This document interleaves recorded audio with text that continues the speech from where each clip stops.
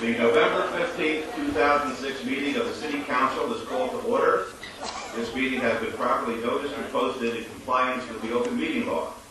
These proceedings are being presented live on KCLV Cable Channel 2 and are closed captioned for our hearing impaired viewers. The council meeting, as well as all other KCLV programming, can be viewed on the city's website at www.kclv.tv.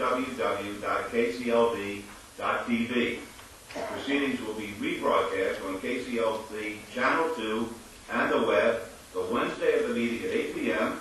and also on Friday at 4 a.m., Saturday at 7 p.m., Sunday at 7 a.m., and the following Monday at 1 p.m. For the past several months, I've been asked to make an announcement, and the only reason we make the announcement is in an abundance of caution. We have no reason to believe that there will ever be a need to put this into effect, but this building is protected by a state-of-the-art fire detection and suppression sprinkler system. So if an alarm should activate during today's meeting, please evacuate using the exits.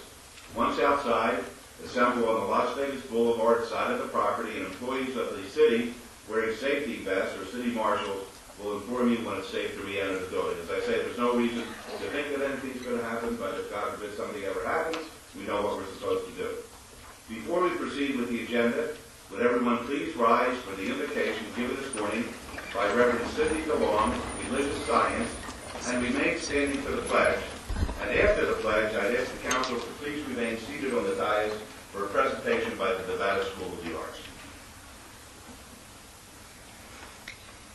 Let us come together in recognition of the one divine higher power that we recognize in so many traditions, called by so many names, in a diversity of languages and practices.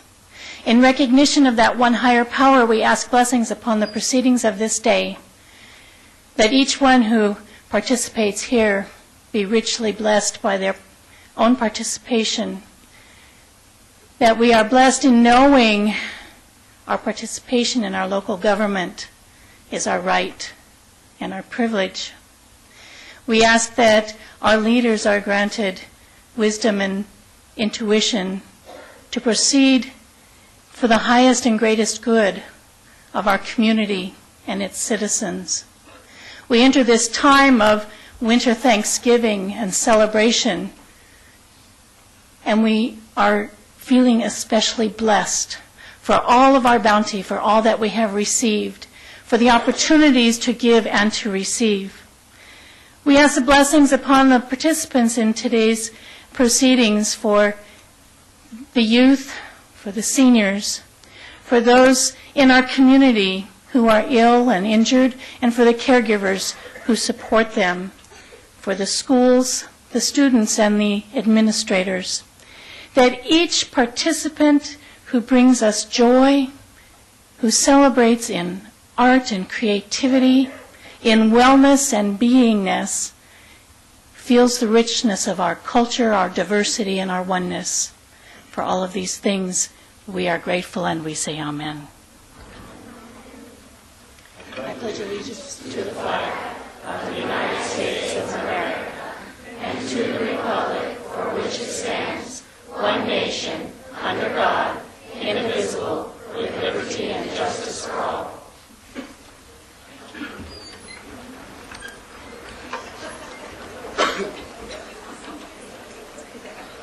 Good morning once again, ladies and gentlemen. This is the ceremonial portion of our agenda, and before the council and myself go down to the podium, we have a very special treat for everyone today.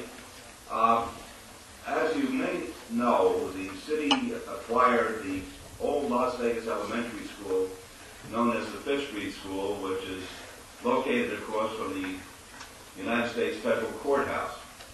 And we're making that school and the Centennial Park, which was built in recognition of our 100th birthday last year, into an intellectual marketplace.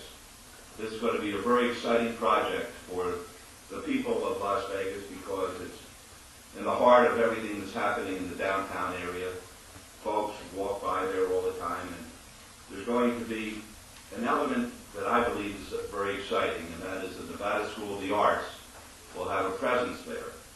And their presence will draw children in from all over the community who will be taking music lessons, they'll be taught, they'll perform in a whole community will be involved in listening to the wonder which will emanate from that facility. Today we're honored by having students from the Nevada School of the Arts and the faculty that will be working with them. Hal Weller is here today, Doug Van Gilder, Mary Stroud, Shaka Gonkazian, and Laurel Andrew, all associated in various positions with the Nevada School of the Arts. We also have the youngsters who will be performing here today, and I had the pleasure a week and a half ago to be honored by their presence and hear them perform. Today, the soloist is Jeremy Reiser. Jeremy standing before us, and he will be followed by a group of youngsters: Sidney Barcelon, Alex Gonzalez, Roxanne Hidalgo, Yubi Kim, Ryan Patton, and Tina Shizuma. I promise you, after you hear their talent, you will be in awe. So Jeremy, go to it.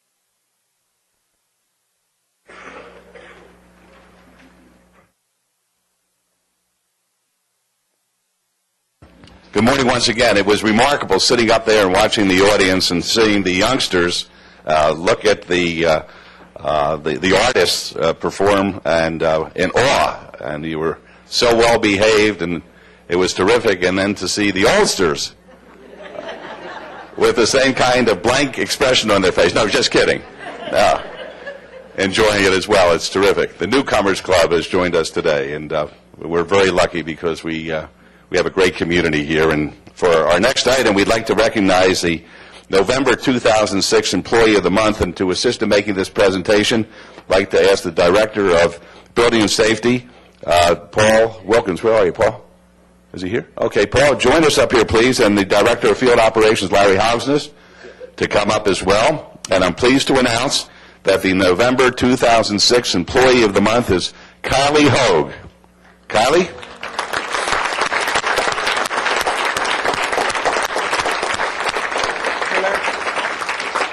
Kylie was recently promoted to the position of building inspector with the Department of Building and Safety and has been nominated and as a city employee since 2002. When Kylie was nominated for the honor, he was an employee with the city's Field Operations Department. He's played a very special role in the city's centennial celebration that I referenced before. He took on the responsibility for creating the Centennial Time Capsule, which is now located in Centennial Plaza next to the Fifth Street Elementary School. Without much time or assistance, Kylie created a design for the time capsule and worked diligently to see it through.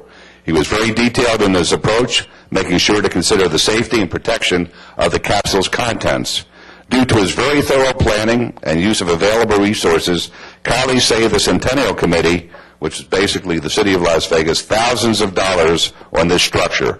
So on behalf of myself and the entire city council, I'd like to congratulate you on this honor.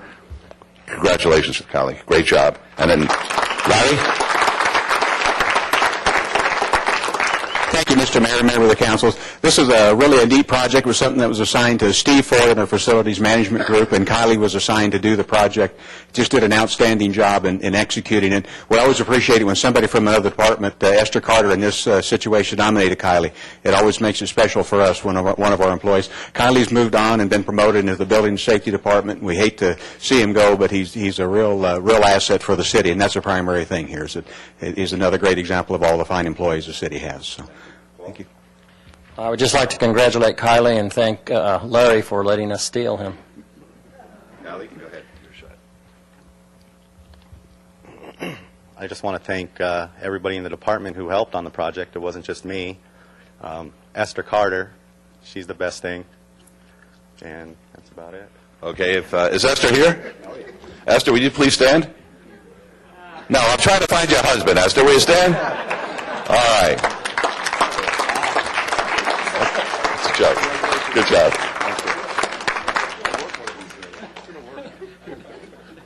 For our next item, Councilman Ross will recognize National Geographic Information Systems Day. Councilman? Thank you, Your Honor. First, I need to put my I Love Geography hat on.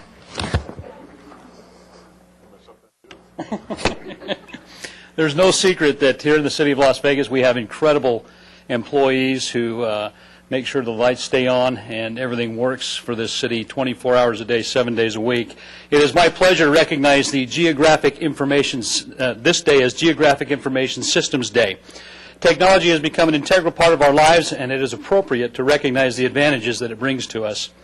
As we look up at the dais, each council member has a computer in front of them, which they can access their meeting agenda and related backup. Many viewers of this meeting today are doing so from their homes. I want to show you this book. This is what our agendas look like, and this is just one book. We usually have about 4 or 5 of these at each meeting. I no longer use these books. I use my computer to access all the backup information, all the aerial maps, and everything I need for the council meetings because of this wonderful department. Technology is helping to make government more efficient and more accessible. Today, the City of Las Vegas is taking part in the 7th Annual GIS Day held around the world to help promote awareness of geographic information systems. As in years past, staff from the City of Las Vegas will be taking the message out to area schools, giving presentations and talking about GIS. This year, they will showcase a presentation of the 5th grade class at Ernest J. May Elementary School and a presentation in both English and Spanish to middle school students at John C. Fremont. I'm happy to say that Ernest J. May is in Ward 6, and the 5th class, the principal there, Jan Musante, is looking forward to having this take place. She's a forward-thinking principal and is introducing our youngsters to technology at a very early age. The students there are looking forward to the GIS presentation at their school. In our council chambers today, we have samples of maps here in the back, and I encourage all of you to take a minute to take a look at those maps and see what GIS is all about.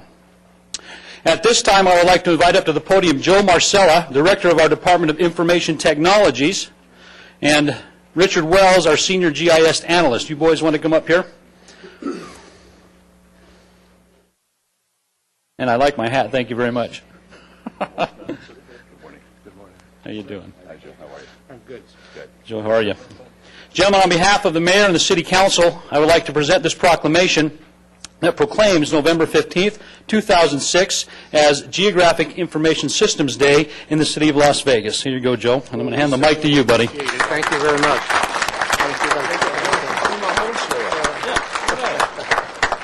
Well, I don't know how I can follow that. I do want to mention one thing. A couple of years ago, like 15, the community got together and decided that this was one valley. And that meant that all of the entities now work off of a single map, a single database. And that means from emergency management right on through to building and construction, we're all looking at the same map. Makes the citizens a lot safer, and it certainly makes for economics and an economy in a growing community. So we thank the technology, and we thank you. Richard? On behalf of all of us here at the city working with this exciting technology, we'd like to thank the Mayor and Council for recognizing GIS Day. Thanks again. All right. Thanks, Councilman. Thank you. For our next 2 items, Councilman Weekly will make the presentations. Councilman? Thank you. Thank you very much, Your Honor. First item I'd like to bring awareness to this morning. Well, let me begin by saying good morning, everybody. Good morning. Well, why, thank you, Student Brown. November, ladies and gentlemen, is declared as National Diabetes Month, and there are about 20.8 million children and adults in the United States who have diabetes. While an estimated 14.6 million have been diagnosed with diabetes, unfortunately, 6.2 million people are unaware that they have the disease.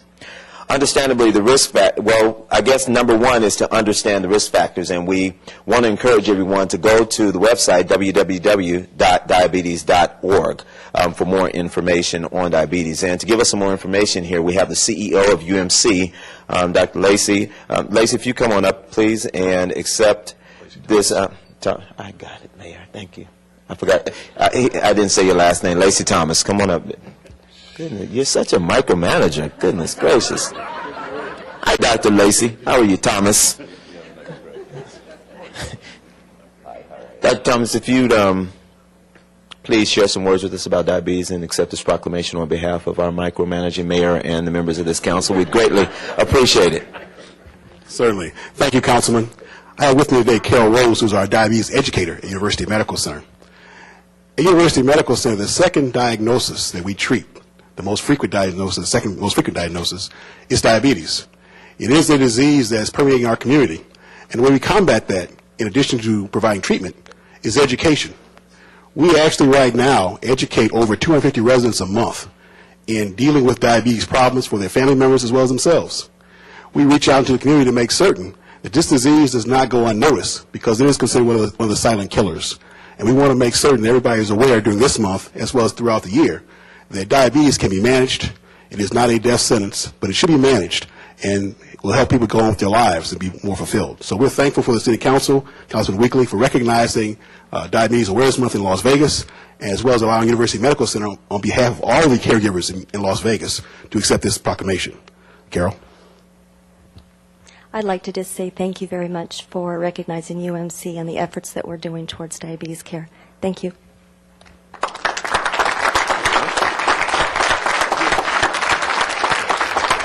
Thank you, Lacey. Thanks, Carol. Thank you very much. My next item, ladies and gentlemen, is today I have the honor and the privilege of introducing two individuals whom I believe have just made a significant contribution not only to themselves, but to their schools, to their community, to their parents, and to the entire village. This is history in our community, and we're really excited about it today. I'd like to bring up and introduce to everyone Candace Boney and her brother, Stan Breland. This is a brother and sister team, ladies and gentlemen, and they both won the state championship in tennis. Let's give them a round of applause.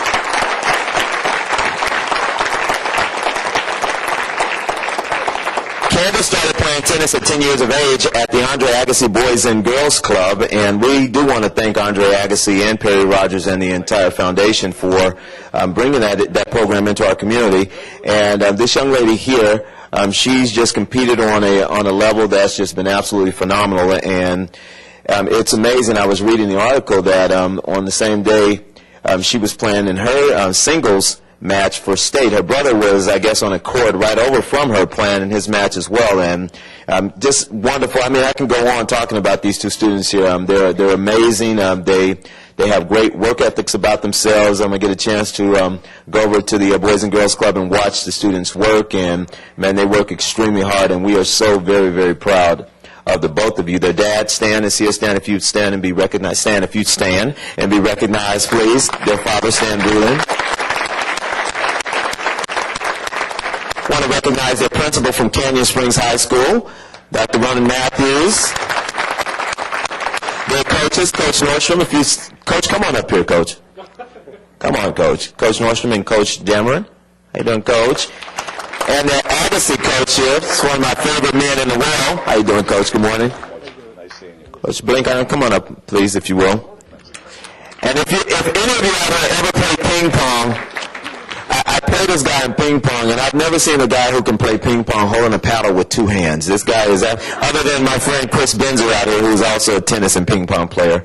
But these are, when we say it takes an entire village to raise a child and work with our youth, this is what it's really all about. And these two students here have aspirations of going on to one day become our nation's best, and they do understand that they are standing on the shoulders of others who have opened up doors of opportunities for them. When we look back in history and we see that we had the Arthur Ashes of the world, the Althea Gibsons and the Venuses and Serena Williams, as well as the James Blakes, we do understand that our future is extremely bright, and we thank you so very much for what you all are doing in our community. When we just had 300 students here the other day talking about how many times young people like yourselves never get recognized for their outstanding contributions. Well, that's what this Mayor and Council is all about. As you can see, we make it our business to show not only Las Vegas, but the entire state of Nevada, that we have young people that are doing the right thing. When so many times we turn on the television and we see young people that are not doing the right thing, we want to let you all know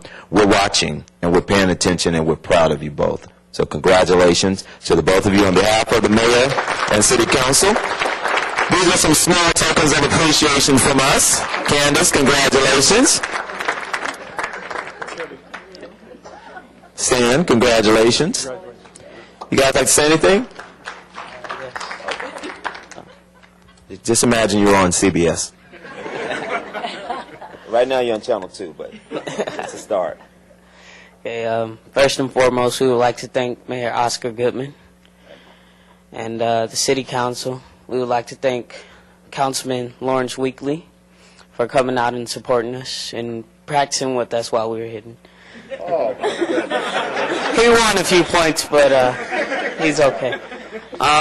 We would like to thank Franklin Simpson for coming out and supporting us throughout the whole state tournament and Absolutely. still coming to support us. The principal, Mr. Dr. Matthews over at Canyon Springs, my counselor, Mr. Ernie Fair, our coaches from Canyon Springs, the Andre Agassi Foundation for making it possible for us to play, and my personal coach, Timothy Blinkhorn, for helping us. I'm very excited for being up here today, and I just hope we can do it again next year. Now, 2006 Girls State Champion, Senior Candace Boney.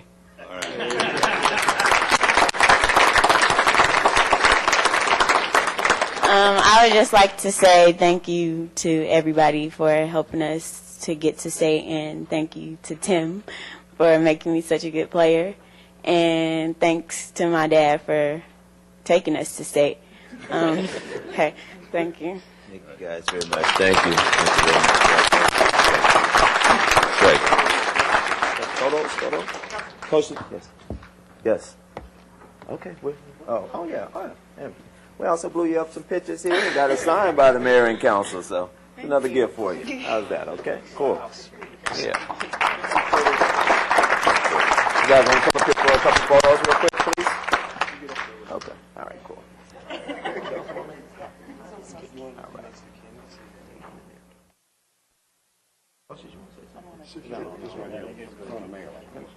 Come on around here.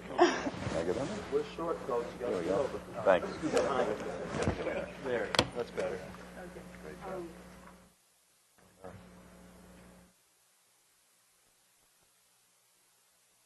Thank you. Guys, congratulations again. Great.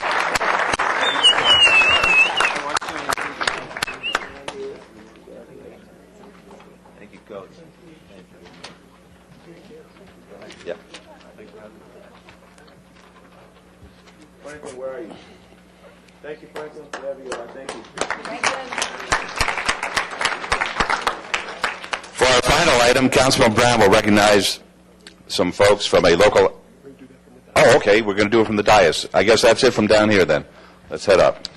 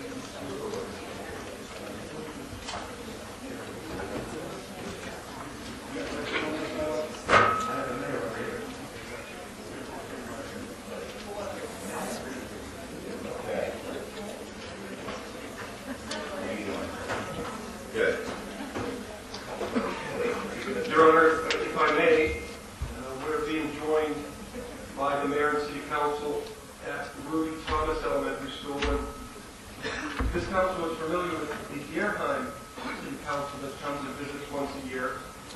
In Gearheim, they have a very special program there, started by their principal, Ms. Francie Summers, who I was speaking to Councilwoman Tarkanian about this. For many, many years, the district initiated some wonderful programs in our elementary school system. None as important from our perspective as teaching the elementary school kids about student government, local government, representation, and it's just a wonderful, wonderful program. Linda Wilrich was the coordinator at Gearheim. She has since moved over and is now the assistant principal at Ruby Thomas, and has brought that program over to the new school, which is wonderful. I'd certainly like to recognize we have many of the students involved in the student council here with us today. If those students could stand and be recognized at Ruby Thomas Elementary School.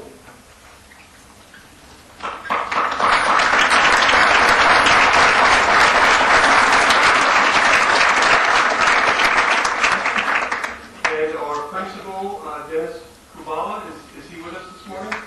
Dennis, thank you.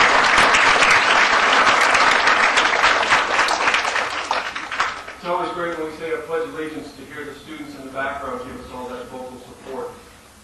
But with us today, Your Honor, we are going to introduce the mayor and city council, and I think each one is going to introduce themselves and maybe say a few words. Is that the plan?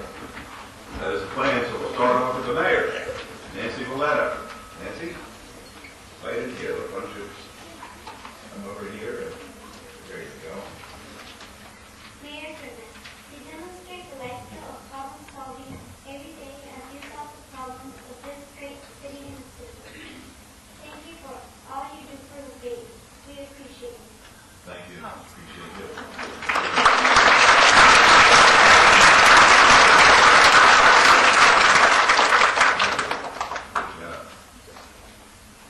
No, Councilman Weekly wants my cake. Poor guy, he's emaciated. I feel sorry. Playing too much tennis instead of working important to get this constituent.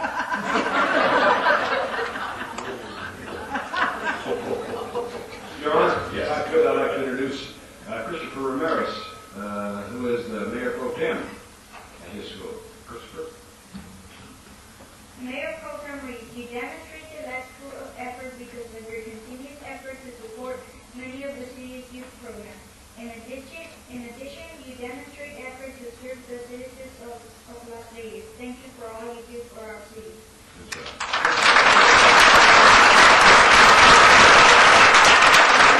And the Mayor would like to present you with one of our city pins to wear.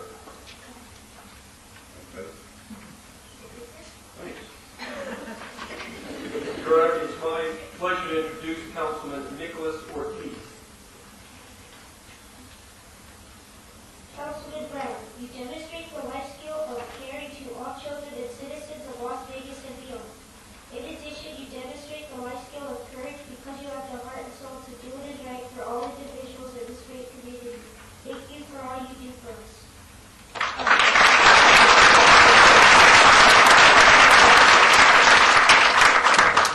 Okay, ladies and gentlemen, I have the pleasure of introducing Councilwoman Priscilla Ibarra. Everybody clap.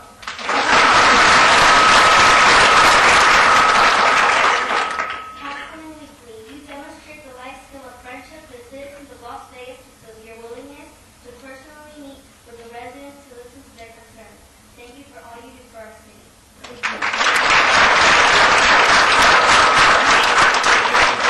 Favorite marble cake. Love this stuff. And here's a pin for you.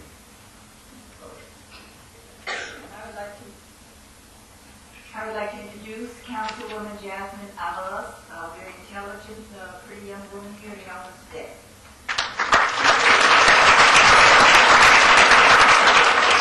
Councilwoman Dr. Tarkanian, you demonstrate the life skill of responsibility in your services as councilwoman, former educator and administrator, and founder of the first private day school for their children. You have numerous noteworthy contributions for all your hard work in education and the community. Thank you for all you do for the citizens of Las Vegas.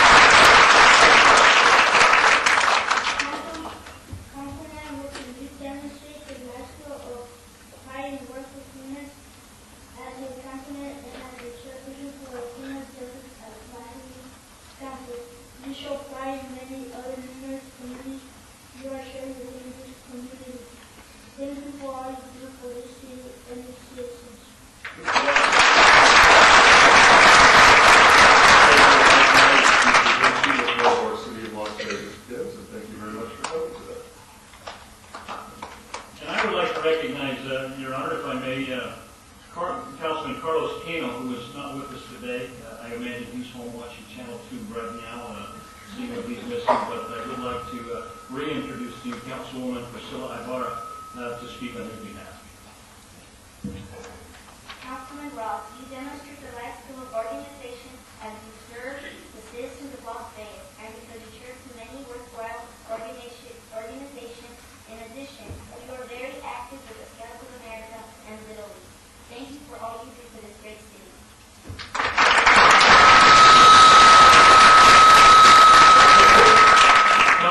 Councilman Wigley shortstopped your cake. Well, he did, Your Honor. I want to make a mention of that. Councilwoman, thank you very much. Please tell Councilman Carlos that I missed him today, and we'll try to catch him next time. Thank you very much for those kind words. You get 2 pins today. Give one to Carlos for me.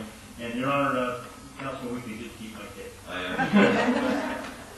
Thank you, Your Honor, and it's great to have the kids join us. Mr. Cabala, thank you so much for adopting the program. Linda, thank you for transitioning the program. And good luck to the entire student body. You have a big responsibility ahead of you now. School has just been raised a couple notches, and we look forward to your representation of the entire school, and certainly led by your mayor and council. We welcome you here to the City Hall chambers today, and thank you so much for attending.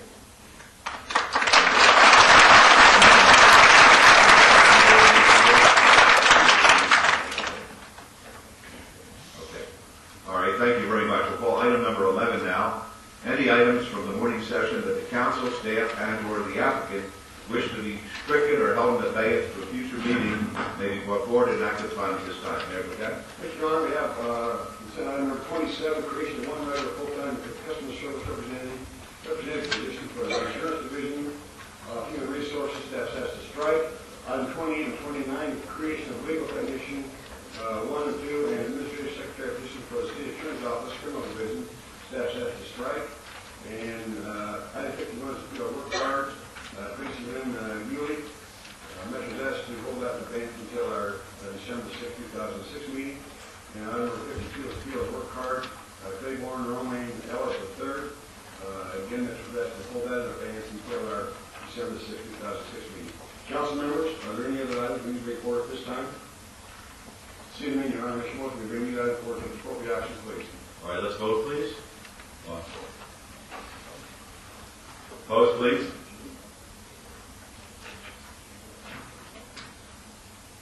Motion carries. Thank you. Item number 12 is approval of the final minutes by reference to the regular city council meeting of October 4th, 2006. Is there a motion to approve that? Yes, Your Honor, no additions or omissions. I make a motion for approval. All right, thank you. Let's vote, please. Opposed?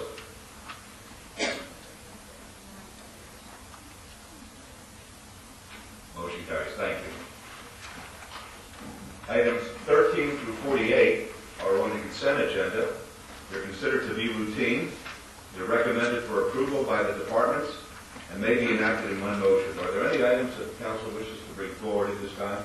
Yes, Your Honor, I feel like bring item 32 forward, please. 32, all right. Any others? All right, we'll bring 32 forward. 32 is approval of a lease agreement between the City of Las Vegas and Family Promise for use of the building located at 320 South 9th Street to operate their nonprofit organization which provides homeless families case management services. This is in Ward 3. Your Honor, I brought this item forward. This item was heard before the City Council a few months ago. And I think it's imperative that we recognize what you do for the City of Las Vegas. I thought at the time you really took a huge responsibility to find them a location in the City of Las Vegas. And I'm really, really proud to say that you found a location in Ward 3. I certainly appreciate it. I appreciate what Terry does for those displaced families in our community. And I just wanted to make sure that we brought this item forward and give you the credit that you deserve of the mayor of the City of Las Vegas. Well, I appreciate that. I have to say this, that I think we have a remarkable city council, and I say that with a great deal of affection for my colleagues here. They really try to do the right thing, and sometimes not everybody agrees with our decisions, but I think that it goes without saying that each and every one of us is trying to live up to the oath that we took to make sure that we take care of the public welfare in our community, we had the issue of Family Promise come before us. And as I said at our last meeting, it was a very tough day for Councilman Weekly because he had to make a decision.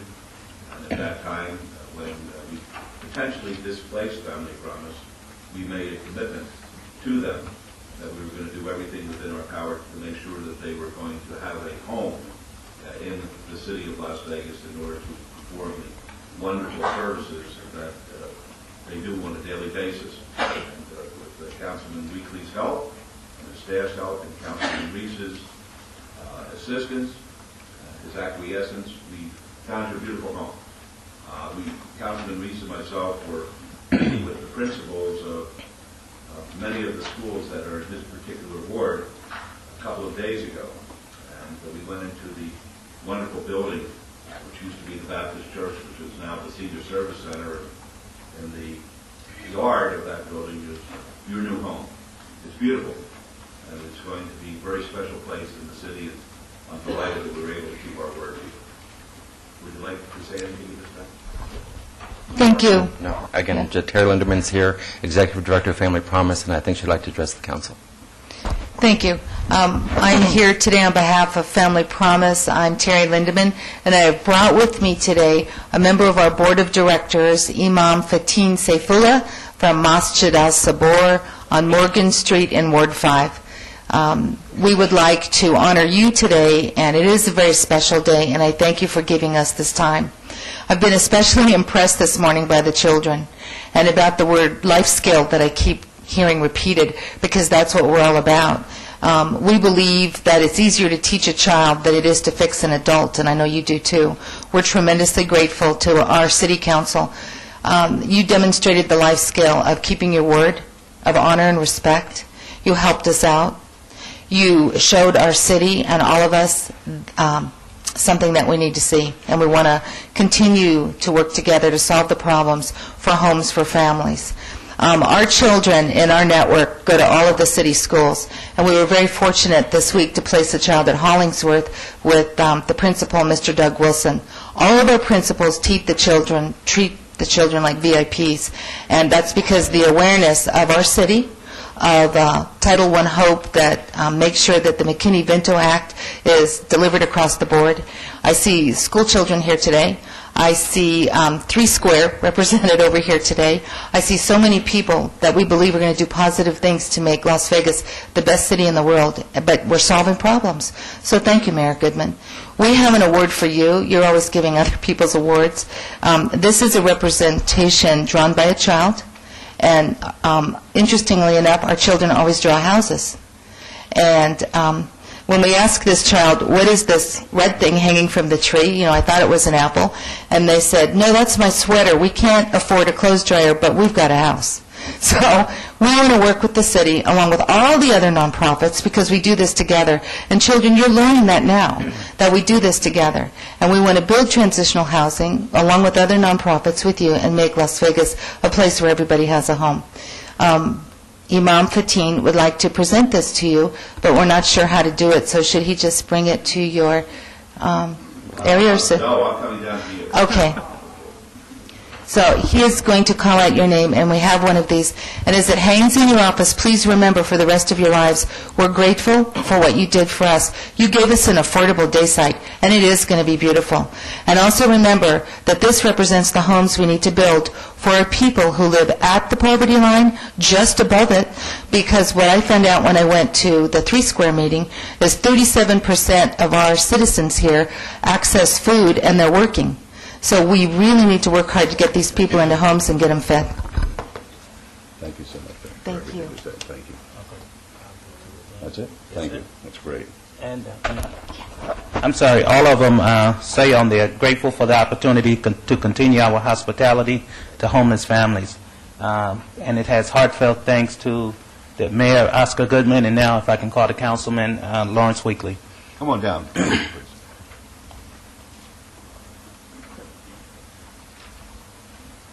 Okay. Can we show it on the overhead? There we go. I could zoom in, please. There we go. Oh, that's nice. That's great. Thank you. Terrific. Thank you. You're welcome. Thank you. Thank you, sir. Appreciate it.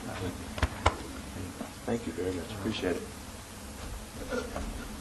And now, Councilman Gary Reese, please.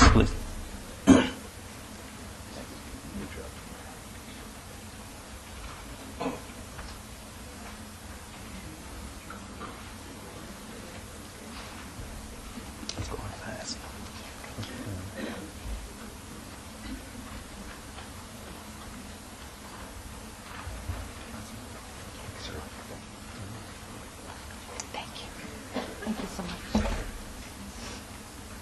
Councilwoman Lois Tarkanian.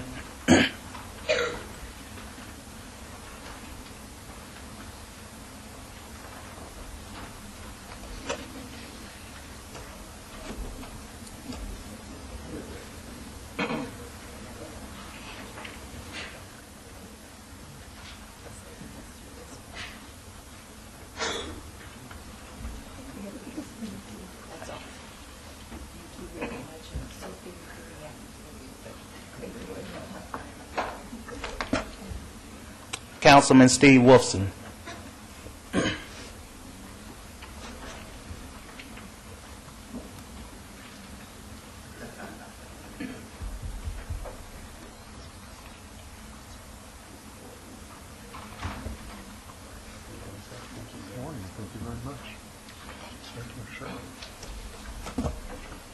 Councilman Larry Brown.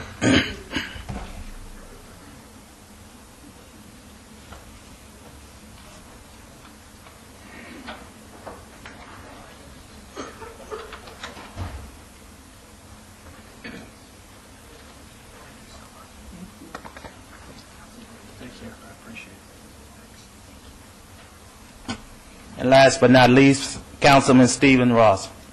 Thank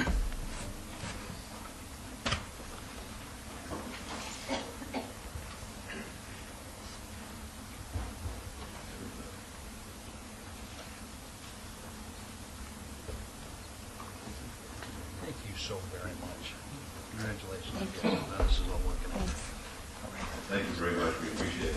Thank you. Thank you, sir. Thanks. Thank you.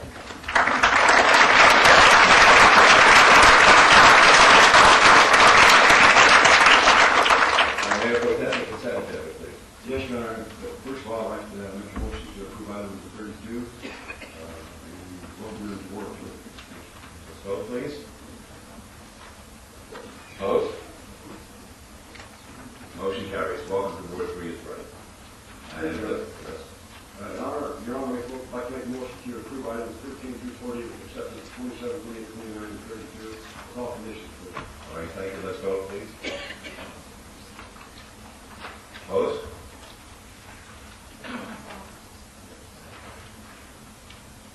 Motion carries. Thank you.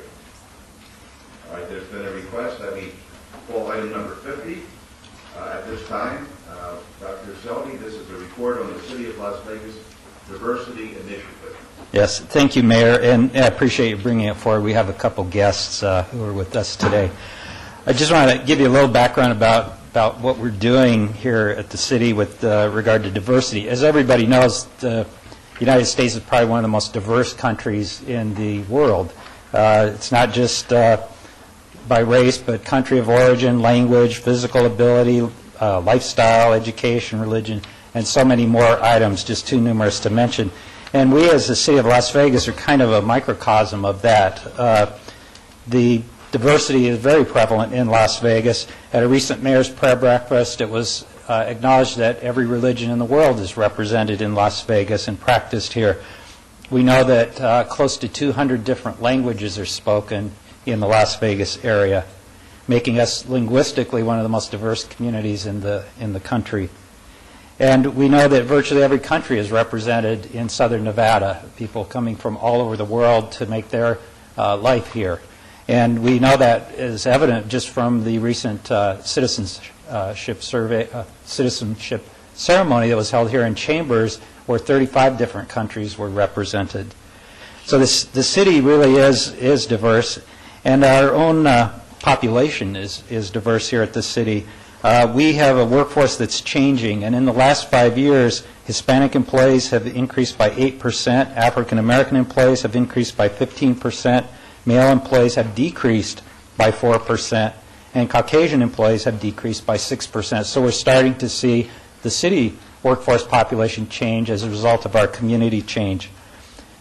We also host people from around the world. Just in the last year, I took a little look at the people that have visited, and I probably don't have everybody here, but we've had delegations, tours, and consular representatives from Bulgaria, China, the United Arab Emirates, Mexico, Great Britain, Australia, Rwanda, Guatemala, Philippines, Peru, Colombia, Sudan, and I'm sure there are others.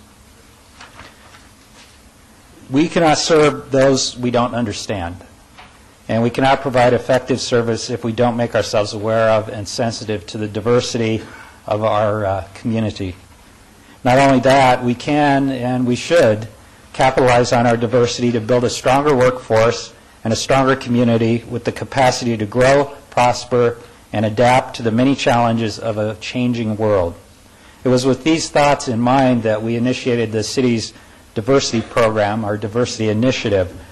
The initiative builds upon, but is different from the many practices that we have in place that are mandated by federal or state law dealing with employment, housing, and contracting.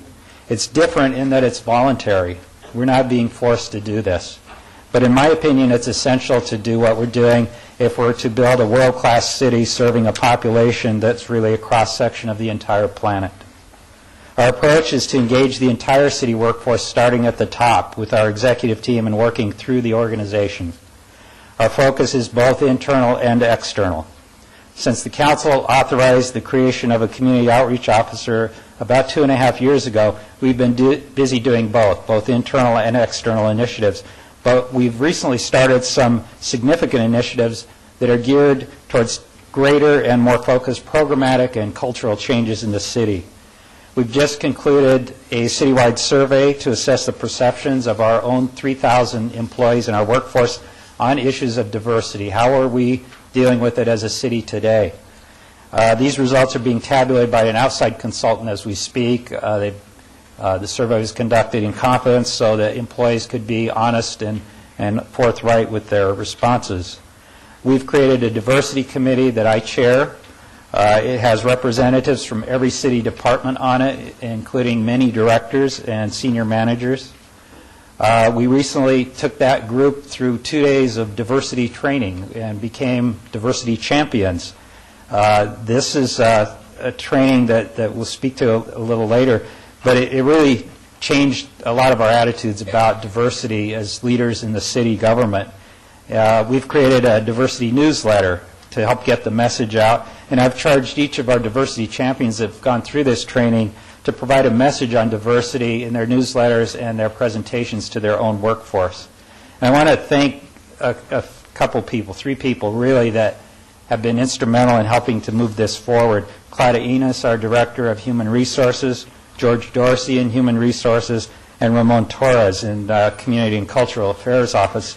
Their efforts and their leadership in this program have really brought it a long way, and I think will continue to guide us in the future. I'd like to introduce 2 guests that we have to address you today on this topic. First, a woman who's already well known to all of you, and certainly for her leadership in many areas of the business community, but most recently as the Senior Vice President for Corporate Diversity and Community Affairs for MGM Mirage, Ms. Poonam Mathur.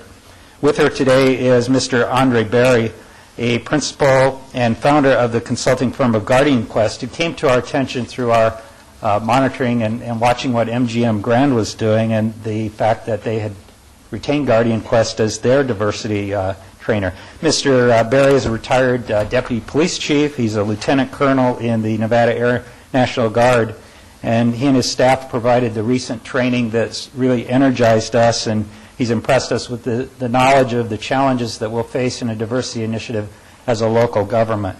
So with that, I'd like to invite them forward to address the City Council. Very good, thank you. Going to say clap? Good morning. Good morning, Your Honor, members of the council. If I may take the privilege, good morning, mayor of Ruby Thomas Elementary and members of that council as well. Someone in a conversation last week pointed out to me that the things that determine your altitude in life are your gratitude and your attitude. And this has been a real privilege to have borne witness this morning to the conversation. We've heard nothing but gratitude and a lot of great attitude. I feel so much better about the future of our community for the experience here this morning, so thank you for that. I've been asked by Dr. Selby to just talk to you a little about the experience of MGM Raj with 23 convenient locations to serve you relative to diversity. And I do so with the following hope. There aren't exact parallels between the life experience of stewarding the city of Las Vegas and running a Fortune 500 company, but there are a lot of common challenges that we face given the world in which we live in today. So I think what I'd like to do is just share some of the learnings, the lessons that we've learned along the way with the hope that it can accelerate your amazing progress. There's another hat I just want to make sure that you know I'm wearing, and that is as of the current chairman of the RBDAC. It's one of those great bureaucratic alphabet soup things, Regional Business Advisory Development Council, created by the legislature a couple of sessions ago. The objective is to promote greater leadership in diversity and greater success in diversity among all of the governmental agencies. And in the 2 years that I've had the privilege of serving on that board, I will tell you, Kathy Rainey represents not just the city of Las Vegas magnificently, she represents herself magnificently as well. And you are clearly trailblazing when it comes to diversity and the leadership of the topic within the governmental entities in Southern Nevada. So the good news is that you start from a foundation of real success and competence and confidence, and from there you can build, which is terrific, much better than trying to remediate or fix or dealing with a consent decree, which a lot of organizations wait for as the impetus to get going. There are three elements that I think we've discovered at MGM Raj, with that 20/20 hindsight being as clear as it always is, that are critical to success. The first is to really define very, very clearly and in a compelling fashion what the mission imperative is relative to diversity. All too often, diversity becomes that moral imperative, the right thing to do. It's just what you need to do. The challenge in not linking it, as I think Dr. Selby just did very well, to the future success of the city of Las Vegas. If you don't make that link, what you end up with is a programme du jour in the minds of the employees and in the minds of the citizens that you're looking to convey and communicate with. I think what you just heard from Dr. Selby is exactly the same way we speak of diversity at MGM Raj, and if you don't mind, I'll just share with you how we define it. We point out that there's two halves to the business imperative. The first half has to do with the biology of the human brain, and the observation is that we only have 9%, at any given time, 9% of our brains are accessible and available to us to use. 9%. That's universally the case. So the advice that my late father, the chemical engineering professor, offered as he shared that science with us was, therefore, when you're making big decisions, you should always have at least 10 other people around the table, because you're worth the whole brain. And when it comes to our workplaces today, as Dr. Selby was just expressing, what we want to, the highest aspiration for all of us as organizations, is to create an internal culture, an environment that sees 100% of the employees that walk in every day, that engages 100% of the employees that walk in each day, so that they can make their full contribution every single day. The maximum performance that is achieved by that is doing right for your citizens by the 3,000 employees that you have. To frame it for you in MGM Raj terms, we are investing, as you know, $7 billion, 699, they tell me, on Project City Center, making it the single largest privately financed project in the history of the United States of America. But every single year, our payroll expenses, all in, are $2.8 billion. And I think for any organization in this country today, the same is true in terms of there is never going to be a larger investment than we make in our people. And therefore, as leaders in our organization, we will never have a higher responsibility, a higher obligation than to create that culture of full and peak performance that I think only implementing diversity values can create. So that's the first half. The second half of the reason, in a publicly traded environment, in the for-profit sector, Doug touched on as well. And that is, the other philosopher I'll cite is Wayne Gretzky, who was once asked by a reporter why he played hockey so much better than anyone who'd ever played. And he simply reflected and then answered by saying, I don't go where the puck is, instead I go where the puck is headed.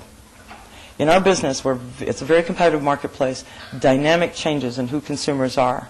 From shareholders, what they're looking for is us to be ahead of the game. They want us to be Wayne Gretzky-like, not clump with the rest of the pack in the middle of the rink. And that's the opportunity, I think, in a city as world-class as this one, with the signature government responsible for the city of Las Vegas, the Wayne Gretzky-like position that you already hold is certainly the one that you want to protect and continue to hold, so that you can be sort of the beacon of possibility to show all other governments how it is that good government can happen. So I think those are the two halves of the business imperative. I offer that to you, again, just to underscore that I didn't say moral imperative. I didn't say affirmative action plus. I didn't refer to any of those things, although there are incredible benefits that are derived to uplift and do right in our society by implementing and taking action in diversity. The fundamental reasons that we should be compelled by in our institutions and our organizations has everything to do with the welfare of the institution and the organization, not the moral imperative. And I think that's what Dr. Selby conveyed. And it's evident to me that that is the way you view it, because that explains the degree of energy and focus that I can perceive out of the city of Las Vegas. Secondly, I think in organizations, anytime you declare a mission imperative, the rest of the employees in the organization look to see if there's a logical alignment in the infrastructure that then gets deployed, in the resources and the assets that you then deploy around that goal. All too often we say, here's what we want to be, but then we don't declare and we don't dedicate the resources that are necessary. And I think it's really important in the business of diversity because it is not something that's easily and fully understood by everybody. That internal infrastructure and the logical alignment of it are two critical features. The Diversity Council that you have put together is critical. The fact that it's broad-based and spans the breadth of the institution is critical. The fact that there's direct leadership on that council by your city manager is critical, and the fact that you then have him stand before you and be accountable for the results of the internal staff is equally critical. Those are the kinds of active leadership roles and the kind of infrastructure that I think is really essential. I know in our organization, I chair that Diversity Council internally. It is the breadth of our organization. We do a strategic planning process every July. We present that strategic plan to our board of directors, akin to the council, every year. And then every 3 months, we have to stand up and be fully accountable for measures on a whole bunch of different gauges that we have put in place. So your active leadership by first requiring that the infrastructure be in place, and then by holding that infrastructure accountable for tangible results over time is a critical ingredient as well. And then finally, diversity is a journey. It isn't a program. It isn't a thing you can plan on a Tuesday and tick off on a Wednesday. It is a journey. And so on any journey, there are, on my dashboard, as there are on everyone's dashboard, gauges. And we monitor the gauges because they give us good and meaningful input about how we're doing in the journey. And so to the extent that you've got gauges that you can monitor, you can, the staff can, the individual employees can, it becomes that much more clearly understood, clearly communicated, and the accountability becomes much more real. So that adequate creation of gauges is a hard thing to do in diversity. I know we still struggle with that at MGM Mirage, but are continuing to find better and new and different gauges by which to measure. So those are the kind of the three critical elements that I would share with you in terms of the lessons that we've learned, some of them brutally the hard way, but we're learning as we go. The other thing I will tell you is that there's one secret thing that we've done that above every other action that we've taken is going to have the most to do with our success and has to date been the largest contributor to our success. And that is another basis that we have in common. The Diversity Champion experience that Dr. Selby just talked to you about is something that sets, I believe, our two organizations apart from the majority of organizations in America. Every organization talks about diversity education, but it's not something that you just engage people cognitively around. It is something that you must transform their core, to engage them as soldiers, to engage and inspire their great and exuberant engagement. That can't be achieved in a 4-hour class or a 2-hour experience. It's got to be something that allows me to do a deep dive, to really examine all the filters, all the stereotypes, all of the belief systems that I bring in, so that I can make active decisions about how I want to reorganize those filter systems to be more effective in the world in which I'm living today. We started that program with the company that we now share in common, Guardian Quest. We looked all over the country to find a trainer that could come in and create an experience so rich that would engage my head, my heart, and my soul. And that was hard. We finally found them in this organization. They started the champion training for us. We do it over 3 days. And it is a full you're all in for 3 days. We also started with our senior-most leadership, and we're cascading it down through the entire organization, which is no small feat considering that there's only 20 to 25 that can complete an experience at a time, and we have 72,000 employees. But I stand here to tell you that today we are at 2,100 diversity champions, and what's essential about that number is that the laws of physics remind us that critical mass is achieved when you trigger 3%. So it is at 3%. Once you trigger 3%, you will create the energy to cause the momentum to effectuate the change. That's the inevitability of physics. So with 70,000 people, we just hit our tipping point. We just hit our critical mass. With 30,000, you've got 90 people to get through, and you're well on your way. But if you can get more, we're not going to stop at 2,100. We're going to keep going through the entire organization. It guarantees you the velocity. That's the one thing that you can get by having greater than critical mass is the velocity.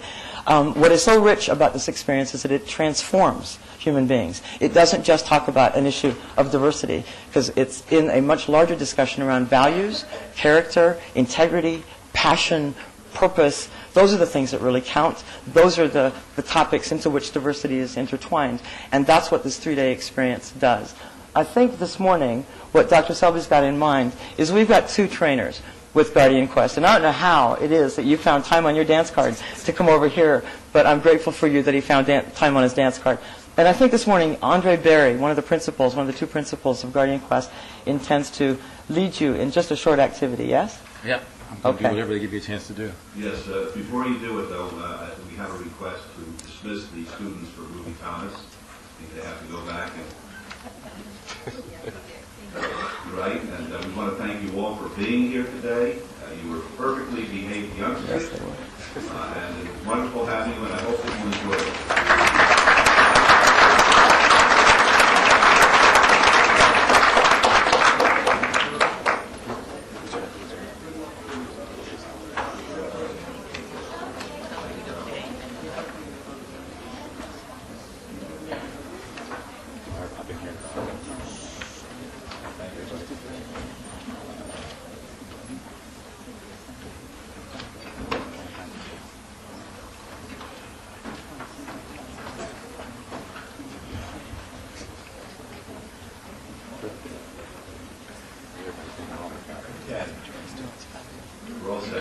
Love to hear from you. Okay. All right. Good morning, members of the council, mayor. And we're going to do a quick little activity here. And I have George Dorsey giving you the mirrors here. And make sure everybody has one. We don't want to leave anybody behind. That is so vitally important as we talk about diversity this morning. How does it feel to be the best council in the world? You guys feel good about that? All right. Because I hear about you everywhere I go. They said, Las Vegas is what's going on. And that is so vital when we talk about the issue of diversity. Our responsibility and our goal as Guardian Quest, when we come in as trainers, is to make sure that we leave people thinking that they're the first and best at what they do. And that is so important. And keep this in mind why that's so vital, because the world comes here, the world watches what happens here, but the world also expects the best here. And so as we get these mirrors out, I just want to talk about diversity just for a few minutes. But first of all, I want to take the time to thank Dr. Selby, because I think he told you that I retired as a police officer in Reno, Nevada, and I was there for 25 years. And I always like to say when I started out, I had an afro, and that tells you what the job did for me. And so, and I have said in many of these meetings, and so I truly understand and applaud with the noble work that you do each and every day. I always like to say this: to whom much is given, much is required.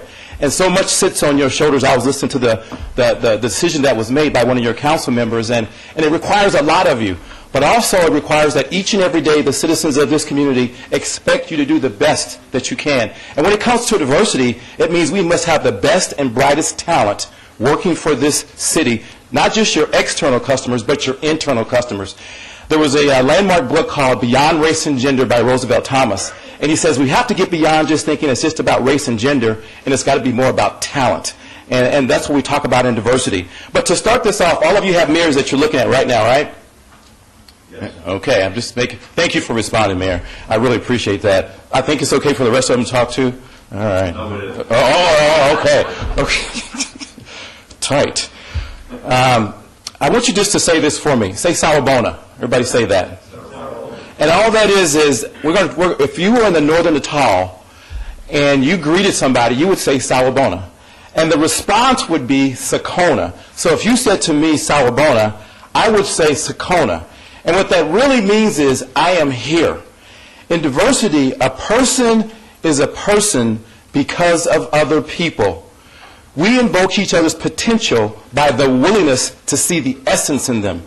And when you think about having 3,000 employees, if you have anybody working in this organization that doesn't feel valued, that's maybe included in the organization but is not engaged in what's going on, then you can't afford to make that allow that to happen. And the diversity is about how do we bring people into existence? And it really comes down to, if I just look at you for your titles, then I'm missing the boat. I got to look at you as being human beings. And diversity wants to create fundamentally good people. That's what you want out of your employees. That's what you ask for each and every day. And so when we look at diversity, I'm just going to talk to you about a few things. First of all, this is how we define it. Diversity is not just a philosophy or just a word.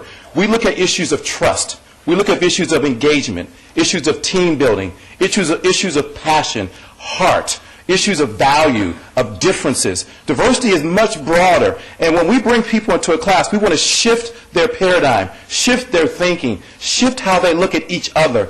Until I understand that I must become an extension of your best self, we will not truly grow and do the best we can as a city. So when we look at that, we also come from a standpoint of principles. There are certain principles, if you violate, there's going to be consequences. The first principle is diversity is about inclusion and engagement and not leaving anybody behind.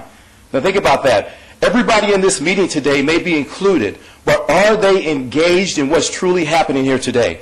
Because if they're not engaged, they're not giving you their best work. And we can't afford that from to the citizens of this community. And as a fairly new resident to this community, that's so vital. There was a recent survey that was done that said 60% of all employees are not engaged. They said another 15% of all employees are engaged, but they said the rest are actively disengaged. Now think about that. I have people, one of the things about working in the civil service system, which I did for 25 years, I had somebody say this to me in a city council meeting one time. Working for a city, you only have to give 51% to survive. And that scared me when I heard that. And I went back and talked to my police officers. I said, on a day-to-day basis, how much work do you truly give? Do you give the best of yourselves? And they said, no. And we took the same survey at the police department, and it was pretty much true. So we had to start looking at strategies and systems to get people more actively engaged. Another principle we talk about is success is the ability to work together. How do I get people to work together? Think about the council. If you don't work together, I like to use this example, and I hope I don't have any Cowboy fans in here. If I do, just hang in there with me. All right. The Cowboys brought in an outstanding player here this year. Anybody know what that player's name was? Terrell Owens. Now, he's talented, right? But does he cause a little bit of disruption? Just a little, not a lot, but just a little. Now, I always say this, teamwork will checkmate talent. And that's what diversity looks at. You can have the most talented person in the world, but if they don't work together as a team, it causes dysfunction. One of the videos that we ask people to watch before they come to the training is Remember the Titans, which is a true story, by the way. Happened at T.C. Williams High School back in Richmond, Virginia. And you had all this talent that came together, but they were dysfunctional, they were fighting, they were at odds. But when they got past their differences, when they became an extension of each other's best self, when they started having dialogue, when they understood to be a high-performing team, it's about winning, which is all diversity is about, that's when they started to work together. So much so that no matter what the race was, that they would fight for their teammates. One of the things I have learned working in the military is I had to give a talk recently to some soldiers that came back from Iraq. And they said, one of the things that we discovered about going over there, I worked with people who I couldn't stand prior to going to Iraq. But when the bullets start flying, I loved them to death. But guess what diversity says? It shouldn't matter about a tragedy or a critical incident. How do we get people to work together on a regular basis? So when you come to this city, you give your best effort each and every day. So that's a fundamental principle. If that doesn't happen, then people won't give their best. Another one is diversity is about dignity and respect. I often say this. People don't quit organizations, they quit bosses. Think about that for a second. People don't give up on the institution of marriage, they may give up on a spouse. And diversity says, how do we get people to understand it's about treating them with dignity and respect so that they know that they matter, that they're valued, that they're brought into existence. That's the fundamental principle. And one of the big ones for us is you don't have to be one of to stand with, which means that I don't have to look like you, have your background, have your orientation, have your accents to stand up for you. When I was growing up as a young man, there was 5 of us in my family, 4 boys, 1 girl. When we walked out of the house, my parents always say this, never let anybody bother anybody in this family. But we fought all the time internally. But when we walked out of the house, we were on the same page. That's what diversity says. No matter who, you got to work together and be tight as a team. If this organization, the City of Las Vegas, is to excel in the future, we must tap each and every person who works in this organization. Let me talk about the benefits of this for a second. There's 3 things we look for in a diversity training. Number 1, you must work on the individual. It starts off with personal leadership. Now, I don't care if a person is working in the sewer department, the streets department, parks and recreation, fire department, marshals, whatever it is, the majority of their day, they're responsible for their job. And if we don't talk about fundamentally teaching them leadership skills, the ability to exercise influence, passion, inspiration, hope, if they don't have leadership skills, the organization will suffer. The second thing we talk about is building a high-performing team. I often say that, and I have been in all 50 states now and in several countries, when you don't have good teams, it costs the organization. And all it takes is the organizational culture is built off of having good teams. And so the second thing we look at is having a good team. And the third thing is how can we add value to the organization? Now, this is the benefits for city departments, city organizations, corporate organizations when it comes to diversity. Number 1, improved organizational performance. What can we do to get the best out of everybody that works for us? Second, something else that we look for, and everybody used to talk to me about this as a police officer, improving morale. I still don't know what the definition of that is, but just improving morale, the environment, so people want to be in the organization. You know, I always tell people this, if you don't believe your job is noble, why not? If you are not adding value to your organization, why not? And diversity works on that. The reason why we have the mirrors in front of people is we want them to look at themselves. I have this saying, the hardest thing to do is to get a person to the point in life in which they think that they're already at. Let me rerun that for you. The hardest thing to do is to get a person to the point in life in which they think that they're already at. I want people to be what they think they are. If you ask me, what kind of father am I? I'm going to say, great. What kind of spouse are you? Outstanding. I should be the spouse of the year. Ask my wife. It's a whole other story. All right, ask my kids. It's a whole other story. If you can get me to where I think I am, it's going to be a pretty good day. Another thing that we look at in terms of looking at the issue of diversity is to create innovation, create people who are willing to bring better ideas to the table. The best ideas sit in the minds of our employees. If the environment is right, it causes them to bring that out. I always ask this question, is there a better way to do something in this city? And if it is, who has the ideas? It's usually the people at that first line level. It's the people who are doing the job every day. And if it can save us some money, if it can save us some time, if it can increase productivity, that's what I look for in there. And that's why we start off with what works best for the government. Another thing that we look for in terms of how we can be better is thinking about how to get people to be better problem solvers. I always look for 3 things in any employee. Are they identifying and solving problems for this organization? Coming from a city where government was so vital to the people who work out there and live in this community each and every day, diversity looks at how can we harness that talent for the purposes of raising the bar here. I started off by saying this. I said that to whom much is given, much is required. First of all, I just want to applaud your city manager because diversity is about the future. And the future is ahead of schedule. And we must have the best strategies and systems in place so that people truly embrace and want to be here. These are careers.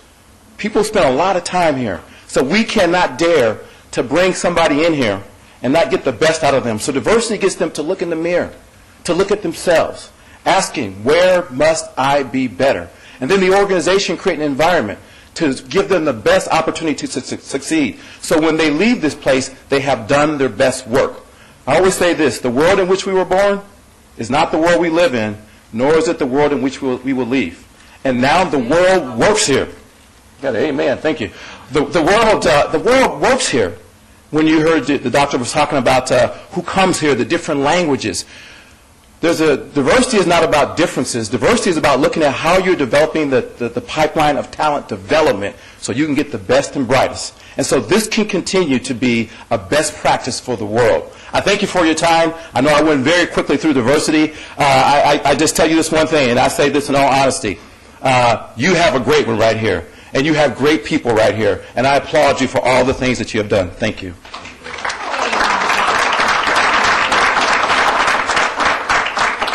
Thank you very much for a wonderful presentation. Dr. Selby? Thank you, Mayor and Council, for hearing what we're doing on diversity, and thanks to Poonam and Andre for spending a little time with us today. We appreciate it. Thank you very much. Thank you. All right, item number 49 is a report from the city manager on emerging issues. Good morning again. We have a number of rather important issues. Foremost among them is the action of the Federal Aviation Administration regarding the so-called right-hand turn. As you're aware, the FAA announced yesterday that they would be implementing the right-hand turn. The history of this issue is opposition by the city of Las Vegas for a number of purposes. But the whole right-hand turn, when implemented, will send a lot of major aircraft over the heart of the city of Las Vegas. The FAA wants to make this effective starting on March 15th. The city's past concern has been refined further by an aviation consultant that we've retained, and that consultant's raised several safety issues that we still think are noteworthy and were overlooked in the analysis that the consultant for the FAA conducted on this issue. Those concerns include air safety and noise, as well as potential conflicts with other airport operations at North Las Vegas and Nellis. As staff, we'll have an item for your consideration at your next council meeting that will allow us to seek a legal remedy through the Ninth Circuit Court of Appeals, and also permit us to continue to work with the outside legal counsel we've already retained to pursue this matter. I kind of open it up for your comments and direction. Already the phones have been burning off the hook. There's no question that this is a situation that is very territorial. Folks who are experiencing the planes flying over them at this point in time are happy that there is a proposal that the right-hand turn go into effect, and much of the traffic will be diverted from over their homes into the homes of the folks who live here in the city of Las Vegas.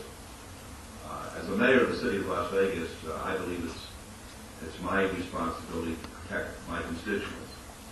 And I am sorely concerned, based on the commentary of the consultant, Williams Aviation, that we retain, that there are serious safety issues that remain unresolved. The quality of life issues, I believe that they're secondary. There are noise issues, I believe that they're secondary, but I believe that it's our responsibility to go forward and to litigate this to the extent that we get a judicial ruling as to whether or not we've done everything as a city to make sure that our constituents remain safe. And that's the reason that I am going to support the lawsuit being pursued in the Ninth Circuit Court of Appeals. For the public's information, this is one of those unusual type of lawsuits. Ordinarily, a case is commenced in the United States District Court, such as the one that we have on Las Vegas Boulevard, the Lloyd D. George Federal Courthouse. But in certain matters, such as the FAA or Yucca Mountain, the case is initially filed in the Court of Appeals. Ordinarily, there will be a three-judge panel that will decide, and I'm going to instruct at the appropriate time that what I want to see explored primarily is the issue of public safety. I want, at the end of the day, for us to feel that as a council, we've done everything within our power to make sure that our community remains safe, and that there's not a NIMBYism. It's not my backyard type concept, but I've received enough information to put me on notice that right now we could not feel comfortable that the flight patterns with Nellis, with North Las Vegas, that with our growth as we have today, that the community will remain safe. And at that time that I believe that we will remain safe, then I'll change my position. But at this point in time, I just don't believe that we can sleep easy with this proposal. Just pretty quick, my mom and dad told me a long time ago, since you go to the doctor, you got to do what the doctor says. And I feel quite confident in supporting what the mayor's talking about. You hire consultants, consultants tell us that there may be safety issues.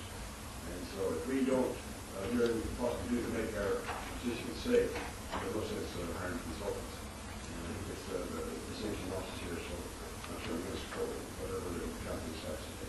Thank you. Yes, Councilor. I certainly agree with what you're saying in concept. For our next council meeting, though, we're going to have an agenda item where we're going to be asked to consider funding what we refer to as a legal team for purposes of going to the next circuit and pressing the issue. What I would like, though, is between now and then, I'd like to be briefed about this legal team or who this lawyer is. I've been told they've got a great track record, but I'd like to receive some information beforehand because we're probably going to be asked to spend potentially a significant amount of taxpayer money for a good reason. And I agree with you. I think the number one concern should be public safety. But I'd like to know about this attorney and their track record, if you will, and perhaps what our options are and the potential costs involved. I've heard some generalities, but has this attorney and the firm handled these kinds of matters before, and to what degrees of success? So if we could be briefed on that before we come to the Okay. Anybody else? Yes, Council. I would like to ask, in the report that was given to us by the FAA in their decision, did they address the questions of safety that we had or put forth before? For example, did they track the Nellis in the North Las Vegas and the helicopter traffic and the sightseeing route traffic, which I understand now is going from Las Vegas to McCarran before it takes off? Their assessment was supposed to be very comprehensive. I can't speak to exactly what was in their environmental document. I personally didn't read the whole thing. Could we get a copy of maybe the safety factors? That's our primary concern. Could we get a copy of the safety factors? Yes. That they address? Yes.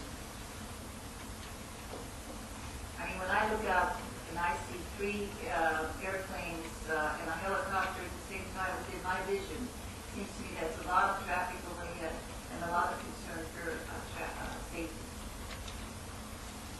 And that was one of the concerns that our independent consultant thought might not have been addressed properly in the environmental impact statement. But we did address it to some extent, so we could enlarge our response now, can't we? You're talking about a legal issue that I'd have to defer to our city attorney. We're going to be limited on appeal to all issues raised on the public record and raised in the finding of no significant impact issue by the FAA yesterday.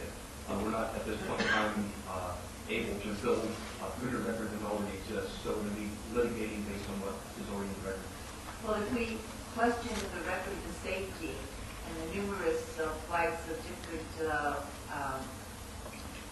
airplanes and helicopters overhead, we can. Are you saying that we can't put anything more forth? Can't we take that and then, if additional information has come forward on it?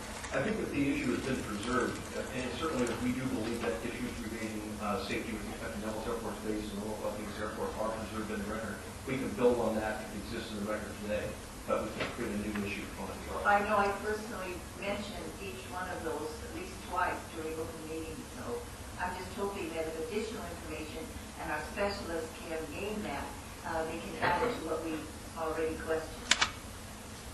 I'll pass those concerns on to our consultant. I think that we will be able to add additional information to those issues that we've already covered. Thank you very much. I believe that, based on my recollection, that the issue is preserved. So rest easy on that one, Council. I think we're in good shape. Okay, thank you. Another important note here is that the cooler weather is upon us, and we're concerned about the homeless population. And, you know, the city's worked hard with the Southern Nevada Homeless Coalition and the Committee on Homelessness to do everything we can to help. The committee is now preparing to do a homeless count to try to get a handle on our population. This will be an important effort to match the resources that we have with the needs out there in the homeless community. There are 2 community meetings concerning the count that will take place on Thursday and Friday, November 16th and 17th.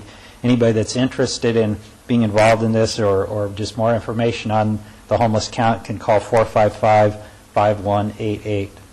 And just last week, the annual stand-down for the homeless took place. This event also is co-sponsored by the city and the Nevada Homeless Alliance. Just some statistics from that stand-down. More than 2,500 homeless people attended and were served at that stand-down at Cashman Field. More than 20 service providers were on hand, providing everything from clothing to substance abuse counseling and treatment. About 400 homeless individuals took advantage of rides to providers, including the Salvation Army and the Las Vegas Rescue Mission, and more than 400 community volunteers helped to make the event a success. So the philosophy with the stand down was to match the homeless with the services they need, and that was a very successful event in our opinion. There's a number of upcoming neighborhood meetings and constituent meetings that are taking place between now and the next council meeting. In the interest of time, just refer constituents to our website, lasvegasnevada.gov, for more information on that. Likewise, the city's long history of supporting the less fortunate and the seniors during the Thanksgiving holiday continues. And again, those are happening all around the city and are hosted by many of you. And we'd refer residents to the council offices at 229-6405 to learn more about those. I'll note also that city council offices, as well as many other governmental offices, will be closed on Thanksgiving and the following day, those dates, November 23rd and November 24th. And a new senior housing project is going to be opening in Ward 3. This will be a 55-unit apartment complex of affordable senior housing at 4180 East Bonanza. And finally, in light of the upcoming holidays, Fremont Street Experience will again be having their holiday tree lighting celebration. That will take place on December 5th at 6 p.m. on the Fremont Street Experience Mall. Thank you very much, Dr. Selby. Are there any questions or comments at this time regarding the manager's report? Mr. Mayor, I just wanted to compliment Dr. Selby and his staff on the positive emphasis they're placing on being ecologically strong within our city. I mean, when you look at what we're doing as far as power is concerned, as far as transportation means is concerned, I think we're ahead of the pack nationally, and I just think you should be complimented on that. Thank you. Thank you. Anybody else? All right, thanks for the report. Okay. Appreciate it. Item 53 is discussion and possible action regarding complaint seeking disciplinary action against Rulageta Bauer, doing business as Oki Discount Market at 1616 Las Vegas Boulevard South, Las Vegas, Clark County, Nevada, for violations of Las Vegas Municipal Code and Nevada Revised Statutes. This is in Ward 3. Mr. Henry. Good morning, Mayor, Councilwoman, Councilman. I am here today with Rex Bell, who represents Mr. Bauer. If you would indulge me for a moment before we get started, we gave Mr. Bauer notice of today's hearing, and I would like to lodge proof of service of that notice with the clerk. All right, it's so lodged. The matter is agendaed today to ask you to consider the complaint for disciplinary action, and I provided each one of you with a copy of it, and determine whether or not you wish to, in the words of the ordinance, approve the complaint and set the matter for hearing within 60 days. The complaint relevantly alleges that he holds a number of licenses at Oki Discount Market, and these include a beer, wine, cooler off-sale license. There are a number of allegations of violations of law having to do with health cards, alcohol awareness cards, maintenance of an employee list. But I think most significantly there's an allegation that he was arrested for sale of narcotics paraphernalia at his store, and 2 weeks later, when he was seeking a special use permit to facilitate selling liquor at another store that he operates, he was asked by a planning commissioner whether or not he'd ever had any trouble with Metro, and he told the planning commissioner no. And so it's the position of the city, as alleged here, that his operation of the store is contrary to city and state law. And for those reasons, we would ask you to approve the complaint and set the matter for hearing. All right, fine. Thank you very much. And Mr. Bell, I don't want you to take this opportunity to argue your case. That will be for a later day, but be happy to hear from you. Well, Honorable Mayor Goodman and members of the council, I'm here on behalf of Mr. Bohr, but before I do that, I would like to tell you how pleased I was as I walked in to hear that Fifth Street Grammar School is going to be a place of the arts. Standing at Fifth Street Grammar School is my 6th grade classroom, my 7th grade, and my 8th grade classroom. The rest of it's gone. And I was really pleased to hear that. I think it's great because I think it's an important part of the history of Las Vegas. Thank you. Additionally, I'd like to apologize to Councilman Reese for failing to show up at an appointment the other morning regarding this case. I thought I was smarter than my secretary, and I went down to Bonanza and Eastern and waited an hour and a half. Went back to the office, couldn't figure out what happened, and then I saw the correct address where I was supposed to go, and that was my fault, Councilman. I'm sorry I wasn't there to speak to you. The only additional thing I'd say about this is one of the serious allegations in this complaint certainly is the fact of the sale of the narcotics paraphernalia. And Mr. Bohr has been charged with that, and he has counsel for that. I'm not the counsel on the criminal case. It would seem to me only that on that type of situation, you're innocent until proven guilty, and that the council might take consideration to let that case come to fruition in whatever form it does, and I have no idea, because it could be that a court will find him not guilty of that. Should it go to trial? I don't know that it's going to go to trial, but I'm just suggesting that. The other portion before the council. Unfortunately, I think statutorily and jurisdictionally, once this is submitted to us for consideration, the 60-day time clock begins to run. Is that correct? It runs upon approval, so. And the only other thing would be that if you are going to consider this, I don't know what 60 days puts us out. That put us in January? Yes. I would ask that at least it be put into January if the council feels they want to hear the arguments on this case, in that I have some heavy commitments in December, mostly due to the rodeo, so that's all I could ask. The mayor pro tem will probably go along with you as long as you get an extra rodeo.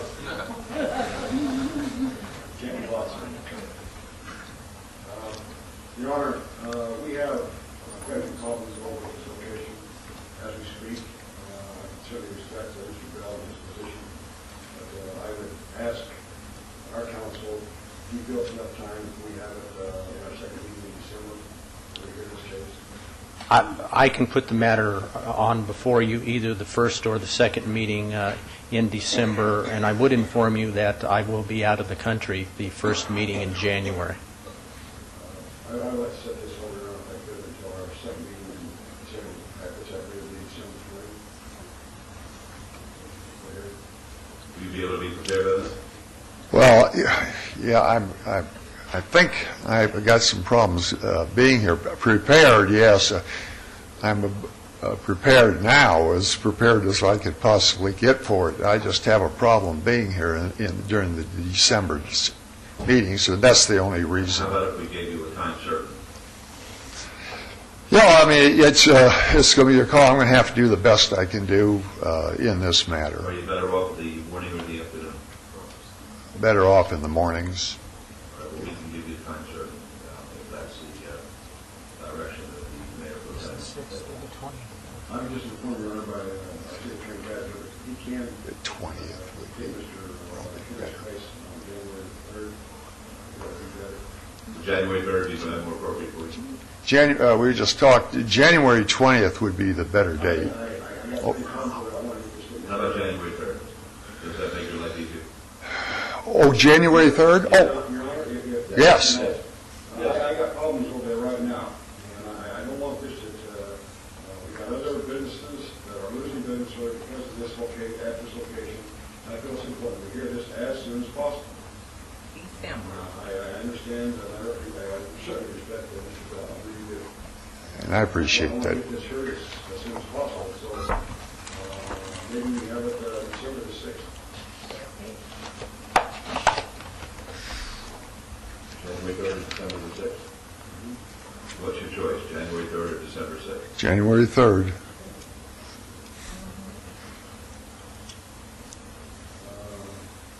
I guess I can look at what we have, we're going to do it right now.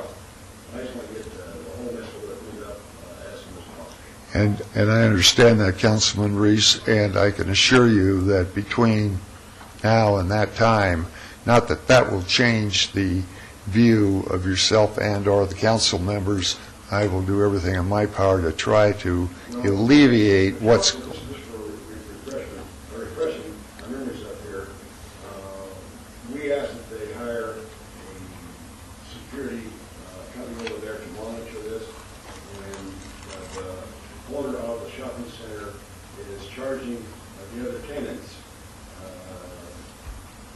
$15, $16, $17 a month to take the security. I don't think that's fair to them. If the owner's not here, I think it's an undue charge that is going out to those other businesses over there that is threatening to put them out of business because one man makes mistakes all the time. I really feel strongly that this needs to be heard as soon as possible, so I feel like that December 6th is fine.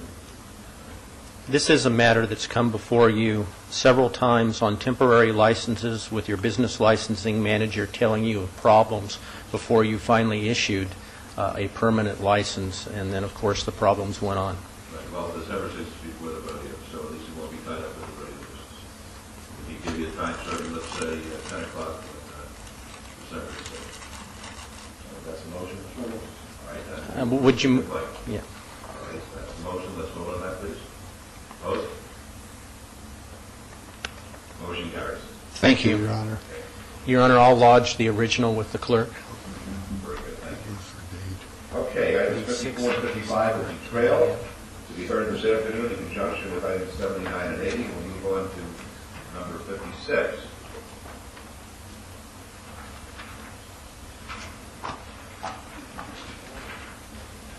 Number 56 is discussion and possible action regarding temporary approval of a new beer, wine cooler on sale license subject to the provisions of the Planning and Fire Code and Health Department regulations for Cafe Cuban Breeze at 342 South Decatur Boulevard in Ward 1.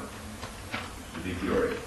Mayor, members of the council, the applicant today does meet the criteria for consideration of temporary approval, and that would be my recommendation, subject to the conditions imposed. All right, was the applicant made aware that this is going to be on the agenda? Yes, he was. All right, very good. Councilwoman, your pleasure. Councilwoman? Yes. Okay, let's see. I'd like to move for approval of item number 56. I also would like to state that we drop by some excellent restaurants, and if anybody's in the area, that do well to eat or once in a while. Move for approval. All right, let's vote, please. Opposed? Motion carries. Thank you. Item 57 will be trailed to be heard this afternoon in conjunction with item 100, and we'll move on to item 58. Item 58 is discussion and possible action regarding temporary approval of change of ownership, change of location, and change of business name for a package license, subject to the Health Department regulations from Long's Drug Store Long's Drug Store 408, non-operational at 7470 West Lake Beach Boulevard, to CREM Corporation, Inc., doing business as Express Mart at 8251 West Charleston Boulevard in Ward 2. Mr. DiFiore. And Mayor, members of the council, the applicant again today does meet the criteria for consideration of temporary approval of this license. I believe the special use permit was heard last month, and there were conditions imposed on that special use permit, and my recommendation would be to grant the temporary approval subject to the conditions within the line item as well as the special use permit conditions, and ask for a 6-month review. Thank you. Are there any questions, Mr. DiFiore? Yes, sir.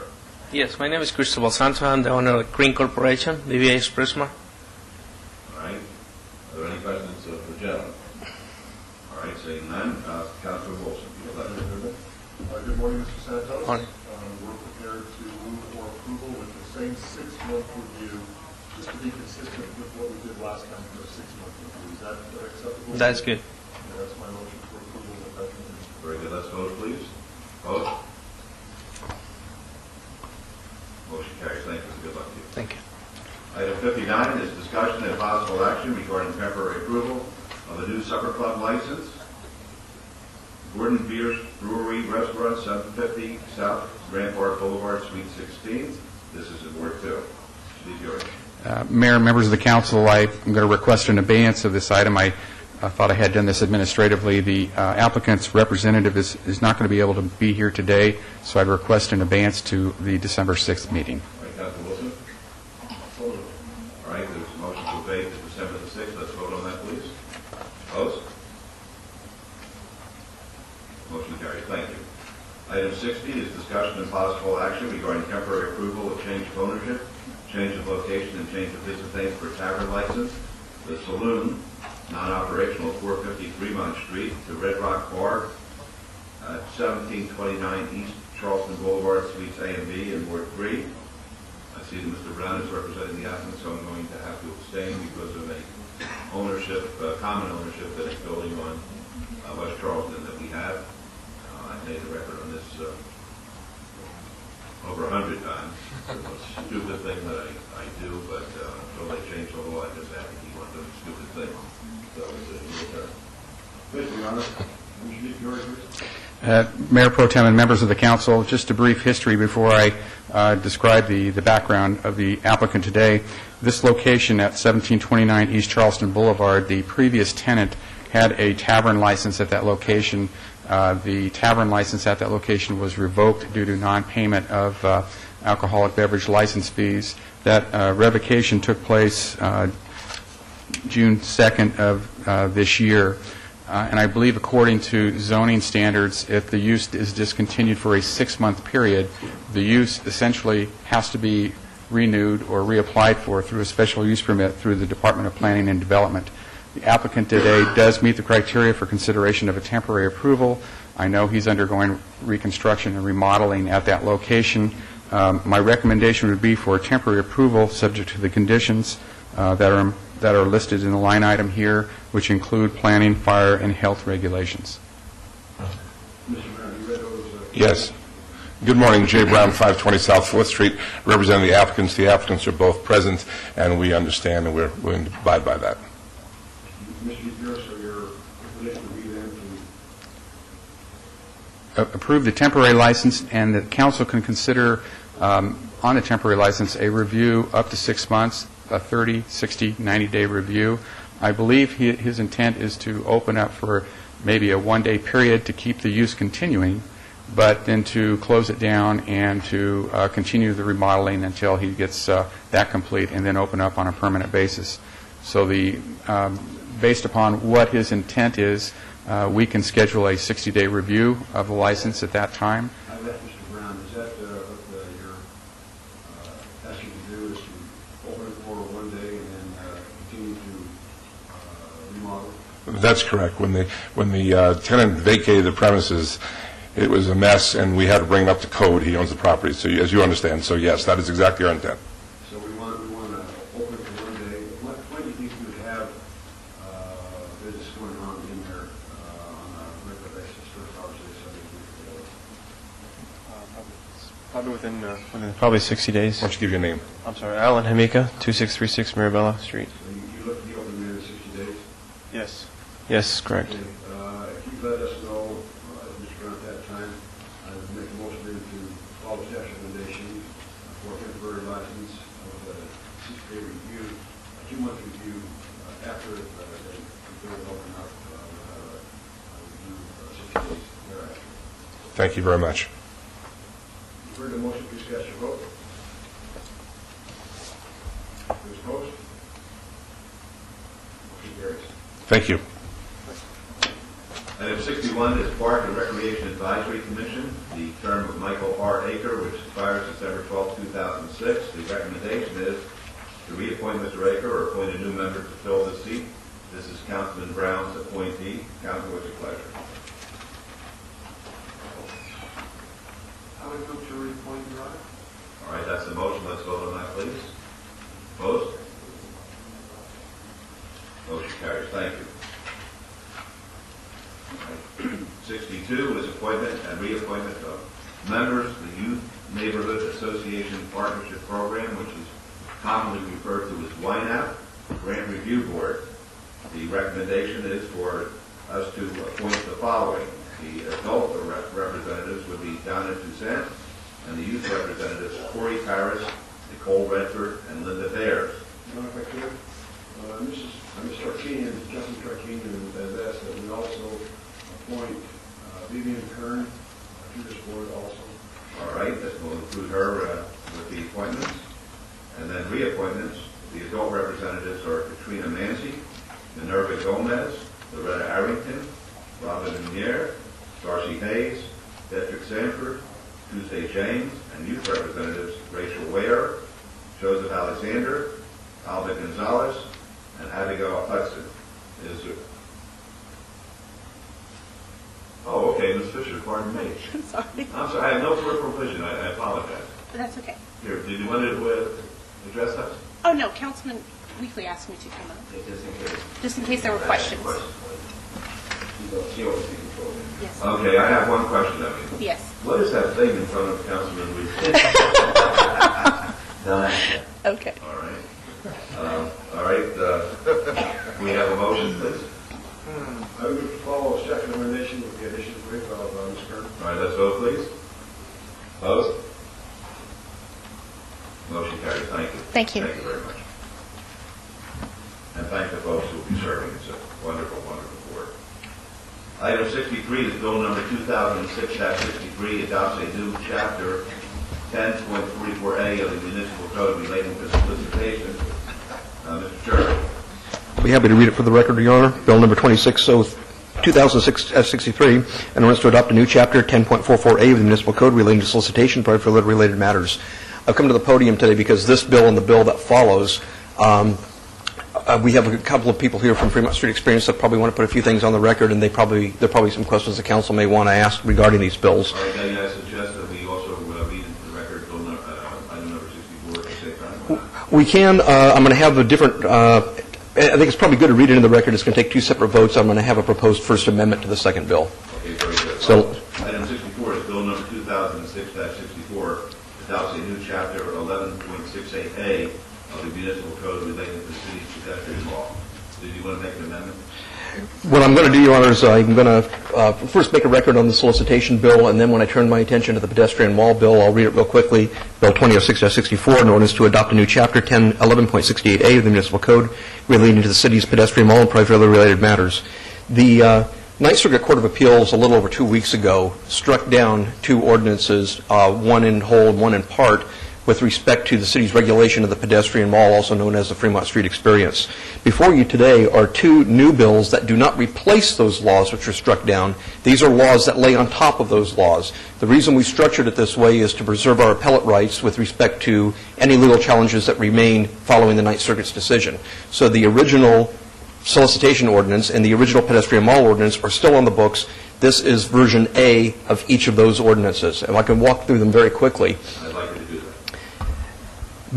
First of all, Bill number 2006-63 is 1044A. That is a new solicitation ordinance for the City of Las Vegas. It contains both a new more limited definition of solicitation, and it removes the prohibition of soliciting in the pedestrian mall from this particular ordinance. It is in 11.68A, the ordinance that follows this ordinance, but it is removed from the solicitation ordinance. I know that a lot of people think that these are maybe some superficial changes, but we have very carefully read the Ninth Circuit decision. We have, I think, paid a lot of respect to what the circuit instructed us in that decision, and so 10.44A now stands alone as a solicitation ordinance that is citywide, that does not have anything to do with the Fremont Street experience. The prohibition against solicitation is now contained in 11.68A, which is the pedestrian mall ordinance. There we made some changes where we eliminated some language, we added some language, and we added the prohibition against solicitation in 11.68-100, subsection K, which is on page 7. What I'd like to do at this point in time is file with the clerk a proposed First Amendment and walk through the changes. They, too, are fairly minor but significant for appellate purposes. First of all, 11.68A010 is the preamble to that new ordinance. And in the preamble, the language was temporarily incorrect. It was language that reflected a record that was made several years ago when the Fremont Street experience was first constructed. We added some language that merely brought it up to date. The second thing we do in 11.68A010 is we incorporate the record from all the other council meetings where these ordinances have been considered in the past, because we're going to need that record if we get a legal challenge to these. With that on the record, Your Honor, I'll be glad to answer any questions. All right. I have a couple of questions.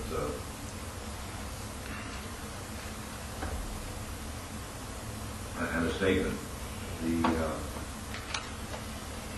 number one complaint that my office receives as the mayor of the city of Las Vegas pertains to the practice that takes place in the unincorporated area of the county, in particular on the Strip, where locals and visitors alike are accosted, assaulted, and sometimes battered by persons who are handing out invitations for salacious acts. And we respond, of course, saying that we have no jurisdiction over this. But it's very bothersome to our constituents as well as to the people who frequent various casinos. I'm a great believer in freedom of speech, freedom of expression, but I'm also a great believer in people's right to be left alone. And if they don't want to be subjected to this kind of assaultive behavior, that they should not be subject to that indignity.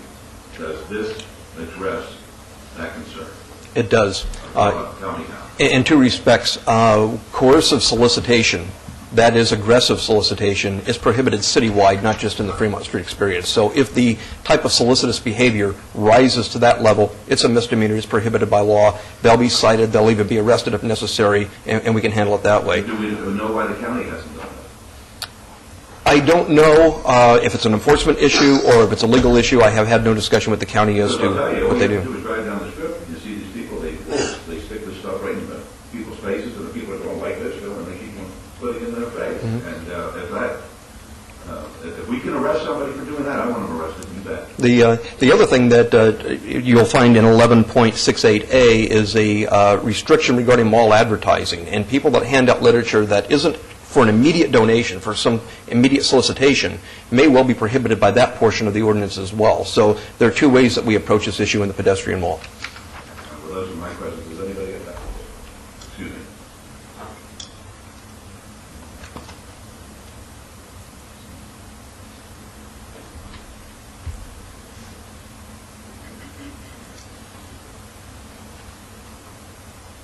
I'm just telling the mayor, my brother-in-law came down here with my old sister to a cement convention 2 years ago.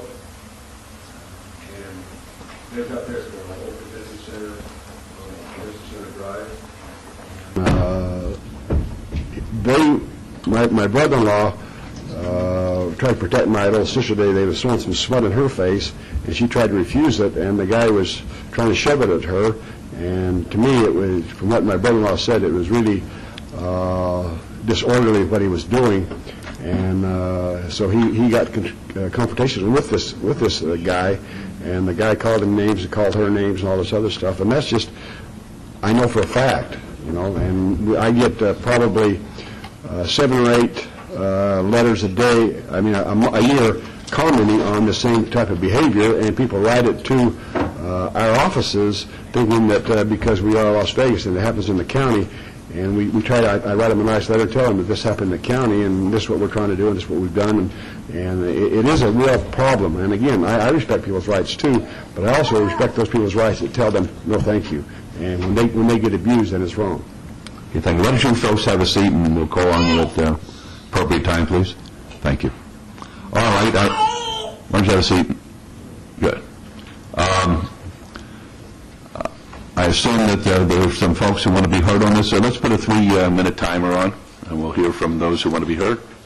If we could, let me introduce Pat Riley, who is a fine lawyer and represents the Fremont Street Experience, and Mr. Jeff Victor, who's the president and CEO of the Fremont Street Experience. Okay, very good. Gentlemen, please identify yourself for the record, and we'd be happy to hear from you. And Bev, let's have a 3-minute clock, please. Yes. Mr. Mayor? Yes. Could I just ask, are we just considering comments on item number 63 now and not 64? Or are we combining the comments? On both, please. We're on both. Yes. Okay, thank you. Mr. Victor. Good morning, Your Honor, and City Council members. My name is Jeff Victor, and I'm the President and General Manager of the Fremont Street Experience Limited Liability Company of 425 Fremont Street. I'm here today on behalf of the company and each of its 10 members, speaking in support of the Ordinance 2006-64. As the Council is aware, the Fremont Street Experience has been in operation since its creation in 1995. It was originally envisioned to be a truly unique, one-of-a-kind destination, intended to attract millions of tourists every year and to help drive capital investment to the heart of downtown Las Vegas. Through the years between, the Fremont Street has delivered on that intent. In fact, the LVCVA reported that the visitation to downtown in 2005 exceeded 17.7 million people. To put that number in perspective, according to the trade publication Amusement Business, the 2 best attended amusement parks in the world in 2005 were Disney's Magic Kingdom in Orlando and Disneyland in Southern California. The publication reported that those 2 parks attracted 16.1 million and 14.5 million visitors, respectively, during the year. Attracting attendance numbers like that doesn't happen by accident. To do so requires enormous capital investment, exceptionally inventive entertainment offerings, ongoing management, constant promotion, and the promise of delivering a clean, safe, and enjoyable environment. In 1995, the City of Las Vegas delegated the authority to manage the Fremont Street Experience to the company I now preside over. Today and every day for the past 11 years, our office has successfully managed security, maintenance, cleanliness, promotion, advertising, live entertainment, light show programming, and special events that continue to define the Fremont Street Experience as one of the greatest tourist destinations available anywhere. The Ninth Circuit's recent decision regarding solicitation threatens to change all of that. It might not be widely understood that the company generates a significant portion of its revenues through the mall's leased retail operations, corporate sponsorships, sale of advertising space, and through hosting private events. The dollars collected through those activities are in turn spent to create free entertainment offerings, to pay for the electric bill, and to pay for the labor and supplies necessary to manage the cleanliness, security, maintenance of the mall. These activities attract visitors who then spend the money through the various points of commerce, thus creating jobs and tax revenues. This rather simple formula works very, very well. But key to that formula is the company's ability to continue to manage the mall environment as it has done for the past 11 years. Solicitation activities left unbridled are fundamentally incompatible with the character and function of the mall. Corporate sponsors will not be associated with an environment where panhandling is allowed to flourish. Advertisers will not pay to do so in an environment where others are allowed to do so for free. No event organizer will pay to hold private function in an environment where their clients will be exposed to intrusions from uncontrolled solicitations. Mr. Victor, I'm going to have to cut you short because I want to have a level playing field here. I want to hold everybody to 3 minutes, and maybe your colleague will be able to pick up where you left off. Thank you. Your Honor, if I could suggest for the record, Mr. Victor's comments have been written down. If he could just submit them in writing. Absolutely. To the clerk. Yep. Oh, absolutely. But I have no problem with the oral expression because I think that it's important for the public to know. I'm handing a copy to the clerk for the record. Very good. Thank you. Mr. Mayor? Yes. I wondered if I could ask Mr. Jervik a question. Sure. If he could come back. Mr. Jervik? Councilwoman has a question. Well, Mr. Jervik, I strongly support the need to preserve the economic viability of the Fremont Street experience, but I am concerned about re-emphasizing some of the information that has been brought to the council's attention and which you addressed yesterday. In recommending committee yesterday afternoon, the Carpenters Union made a presentation regarding the preservation of labor unions' rights to picket and assemble in labor disputes on Fremont Street. And Mr. Jervik, you explained those rights would not be changed. In the previous ordinance, these rights were addressed and the rights would remain. But I wonder if you could just put in the open record today for those who might still be questioning your response and how you address that question. I'll be happy to. First of all, let me state that what we put on the record yesterday at the recommending committee is just the law. The Constitution gives everybody rights in this country, but you can get more rights from state governments, from local governments, from federal governments. And in the case of labor, the National Labor Relations Act has given more rights to labor because of the nature of unions and the way they organize. For example, labor can go onto private property. They can go into break rooms. They can go into common meeting rooms and hand out literature to people to build up membership. They can picket. They can go on private property for other labor-related activities where you and I might be trespassed. That's just the law. That's the National Labor Relations Act. We respect that law. It was acknowledged originally in 11.68. It's no longer in that ordinance as a result of the Ninth Circuit decision, but the law is still the law. And so all labor rights that have always existed on Fremont Street existed under the old law and will continue to exist under the new law. Just clarifying, there's no change in that. Thank you very much. All right, thank you. Yes, sir. Would you like to be heard? No, sir. I'd like to bring Mr. Brandenburg. A lawyer who doesn't want to be heard? Oh, no. If you have questions, I'd be glad to answer them. Okay, fine. I don't want to wind up as a witness. All right, fair enough, Mr. Brandenburg.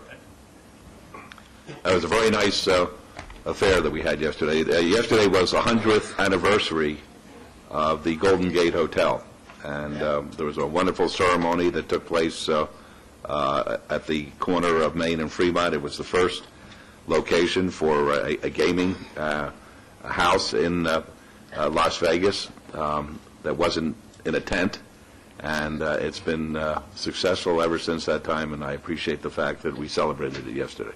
Well, thank you very much, Mr. Mayor, and we certainly appreciate your participation. We're very proud of our heritage and our tradition here in Las Vegas. Very good. Bev, start the clock, please.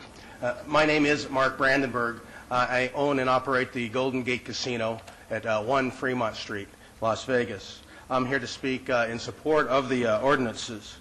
I believe that the question presented to the council, Mr. Mayor and members of the council, is whether Fremont Street is to remain an entertainment and commercial venue or merely be an oversized sidewalk. And I'd like to talk a little bit about what happened in the past. Before the Fremont Street experience, downtown had a very negative image that was due largely to panhandling, soliciting, the type of activity that you were describing earlier, Mr. Mayor.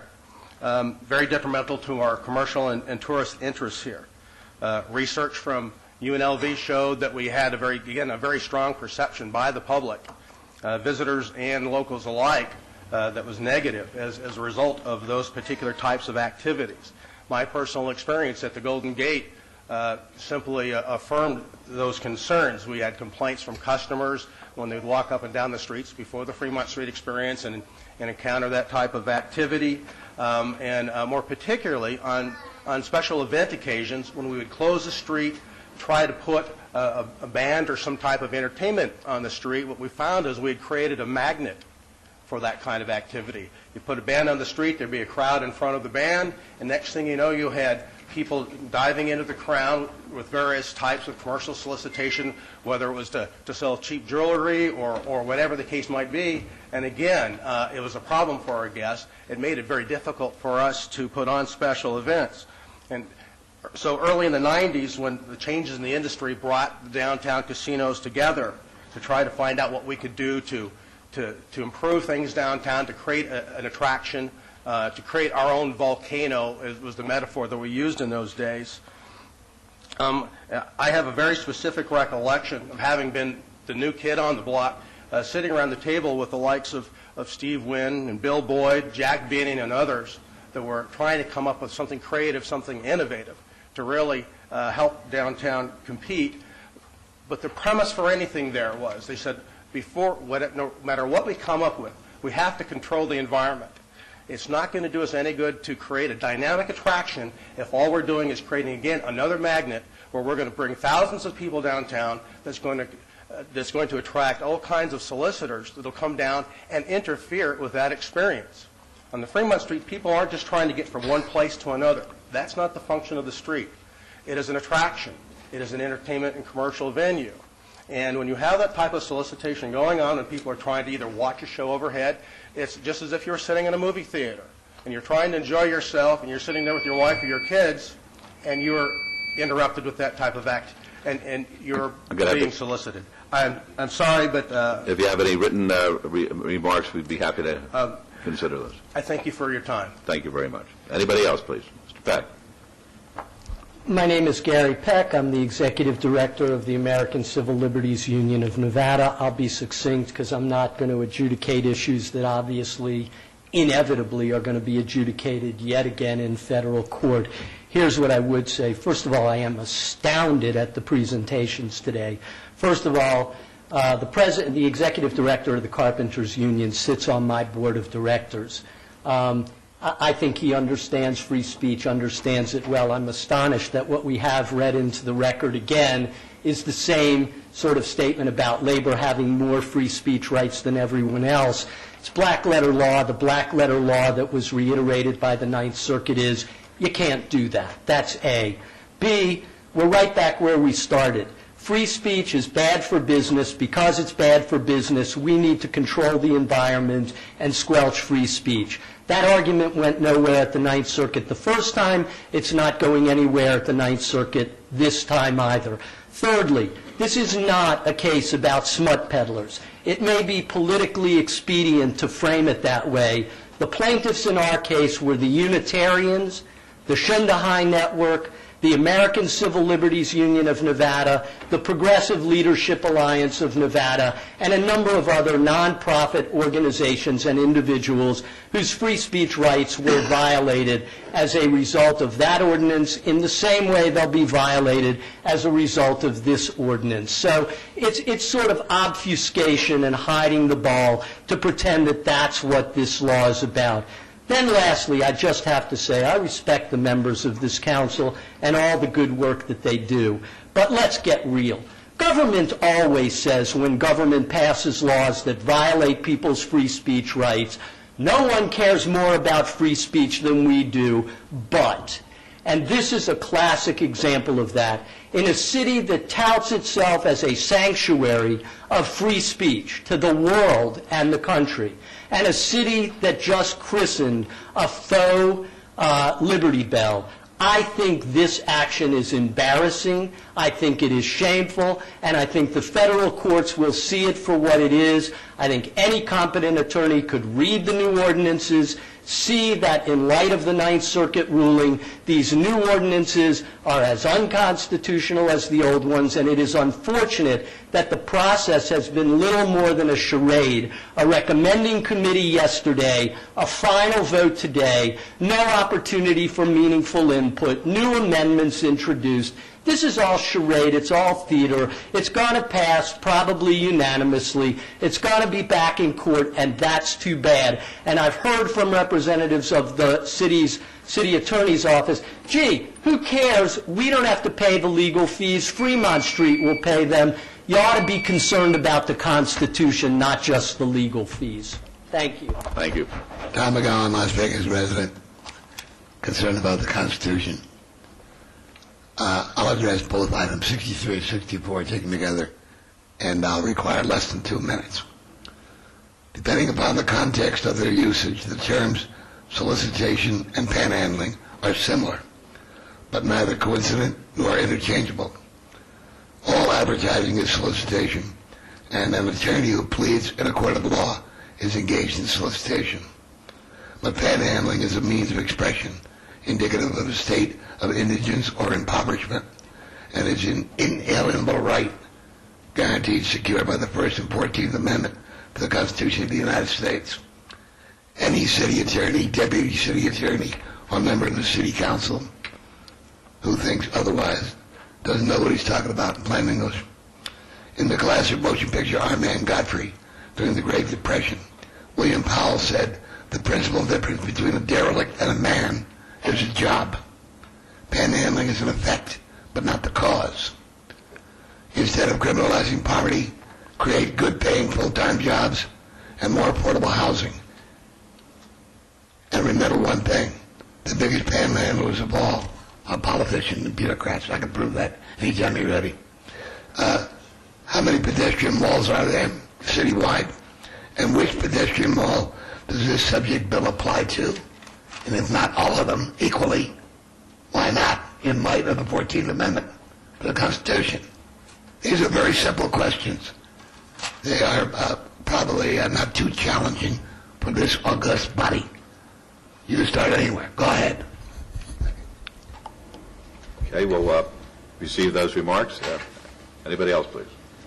Sir.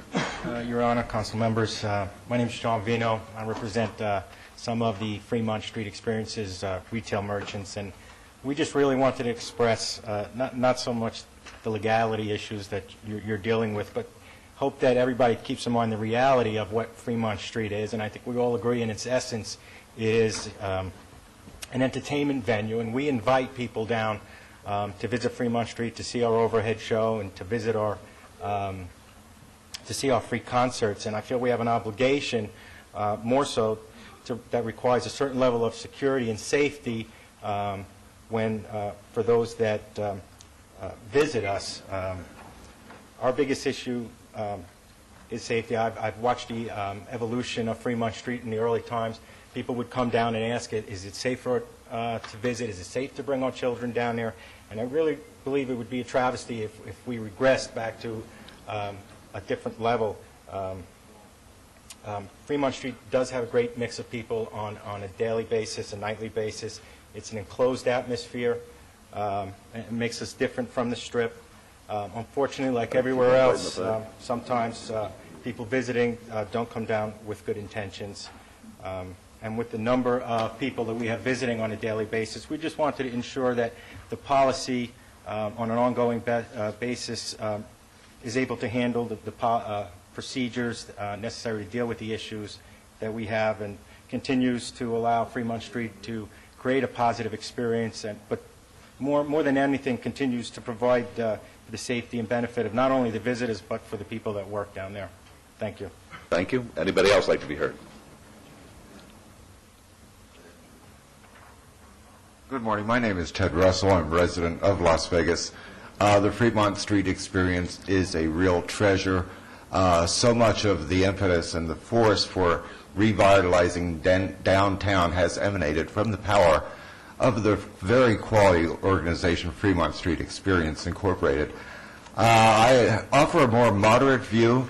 In the LVRJ, they interviewed one of the executives of the Smut Peddlers who was not even sure whether they would even visit the venue. I don't think it's a good potential for business there because it's so family-oriented, so quality, and so wholesome. I also wanted to mention that I'm not fond of panhandling or panhandlers, but if they have the right to ask me to give money to buy Girl Scout cookies, I guess they have a right to ask me to give money so that they can buy food or whatever necessities they deem necessary. And I do regard that as part of the First Amendment.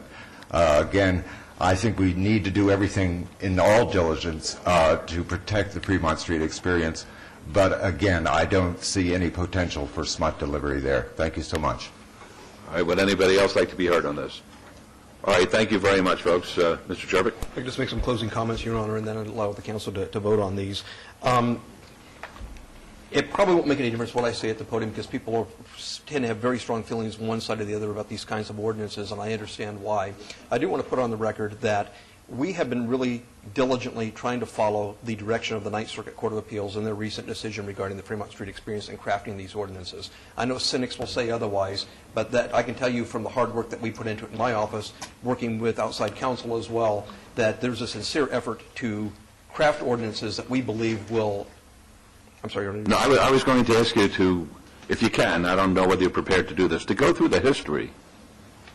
This isn't a situation where we pass an ordinance and it's a silly ordinance. I mean, these are ordinances that are reviewed by fine judicial minds, and judges who are sitting here in Las Vegas rule in our favor.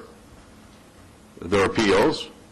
Judges in the Ninth Circuit either affirm the judge or reverse the judge. I mean, this isn't silliness. This is serious business. So why don't you go through with the history, if you can, of these ordinances and assure us at the end of the day that what is proposed before us, and we rely upon your good judgment and your good counsel, will pass constitutional muster. Let me go back to the beginning. The Fremont Street experience was constructed in the mid-1990s, and the original effort of the city was to take what was then a street and sidewalk, convert it into a pedestrian mall, turn it into something that it was never before, and turn it into a commercial entertainment experience. It would be a place where people could come and eat at a cafe outside, where people could come and enjoy vending opportunities on the street. There'd be stages set up for performances would occur. But most importantly, you would have this enormous canopy that would be a 5-block-long light show where people would stand and watch a show several times a night. That environment is got to be controlled in order for people to go there. We made this record almost 10 years ago now. We were hopeful that the mall would create opportunity for the Fremont Street experience, opportunity for businesses to grow downtown, and it worked. Part of the formula for the original Fremont Street experience was that the city and the redevelopment agency would put in 2 bond issues, about $40 million worth of taxpayer money into this project. The downtown casinos put in about another $15 million, and the Las Vegas Convention and Visitors Authority put in about another $6 million. So there's about a $60 million investment in this revitalization effort. One of the things that we hoped at the end of the day would occur was that it would take care of itself with no more taxpayer money. So the way this was designed was that the Fremont Street Experience Limited Liability Company would not only be the mall managers, but they could take advantage of every commercial opportunity in the mall to make money to pay for the maintenance of the mall. I can tell you, standing here 10 years after the fact, not one taxpayer dime has paid for 1 kilowatt of electricity, the replacement of 1 light bulb in that canopy, or 1 bit of cleanup on that street. Fremont Street Experience Limited Liability Company has been wholly responsible for the maintenance of that environment. Now, in that context, that environment needs to be controlled because who would rent a push cart and pay rent to these folks that's used for operation and maintenance if you can set up a table for free and do the exact same thing? Who would come to a light show and stand literally body to body as they do every night, 17 million visitors a year, if somebody is working the crowd asking for money instantly from you? Who would stand in front of a stage and watch a performance if you're being worked by somebody in that crowd? That's what Mr. Victor was trying to state when he gave his statement to the council. This environment needs to be controlled, not in every respect, but it needs to be controlled in some respects in order to maintain its entertainment and commercial viability. The first ordinance that were crafted, we thought, did that. We thought that we had successfully turned the Fremont Street experience into a private-run commercial entertainment experience that was no longer a traditional public forum. The district court in Nevada agreed with us. It went up to the Ninth Circuit. The Ninth Circuit disagreed with the district court judge and said, no, it is still a traditional public forum. You can't change it. You need to justify your ordinances as reasonable time, place, and manner restrictions. We came back to the district court judge, and in large part, again, the district court agreed with just about every part of our ordinance scheme. Went back to the Ninth Circuit. The Ninth Circuit said, no, that's the ruling that brought us here today. Now, as I stand here before you, I can't tell you what a judge is going to do in the future, but this is less restrictive than the ordinances were before. And contrary to what a lot of people think, that we're prohibiting free speech in the mall, we're not. This is a very limited time, place, and manner restriction on a very select type of speech in its delivery. It's a prohibition on just solicitation, which is an immediate asking for something, and it's a prohibition on mall advertising and things like that without Fremont Street Experience's permission. Other free speech rights have been allowed in that mall from the day it opened, and they continue to exist. And I think that's one of the things that a lot of people don't realize about it is we respect the district's decision that it is a traditional public forum. We accept that, and these laws have been crafted acknowledging that. All right, thank you very much. Okay, any questions or comments? Just quickly, Mayor Goodman, and we touched on it briefly, and I just want to make sure that it's clear. Mr. Jervik, what you're attempting to do with these new proposed ordinances is to take what I'll call corrective legislative action, meaning you digested what the Ninth Circuit said, you analyzed what it said, and you basically concluded that this is in line with the directive that the court has given us. So these are new restrictive measures that, in your opinion, are consistent with the order of the Ninth Circuit. That's correct. And not just in my opinion, but the opinion of other attorneys in my office that have reviewed it and outside counsel that employed by Fremont Street that has reviewed it. Then I agree with the mayor. What we do as a body here is we listen to our counsel that has studied, digested, conferred with colleagues, and you make recommendations to us. And if we can't follow, generally speaking, the recommendations of our city attorney, then something's wrong. Mr. Peck, I agree and I disagree with you. I agree that it's going to be a higher court, a Ninth Circuit or whatever, that's going to make the ultimate decision. But I disagree when you said that any competent attorney can see this as unconstitutional. Personally, I find that offensive because you talk about a charade and you talk about all that. That's what you were doing just then. Mr. Jervik's extremely competent, and then I'll end with this. Reasonable minds can differ. I'm fairly certain you got the same advice from counsel the last time you drafted an ordinance. You're getting the same advice again.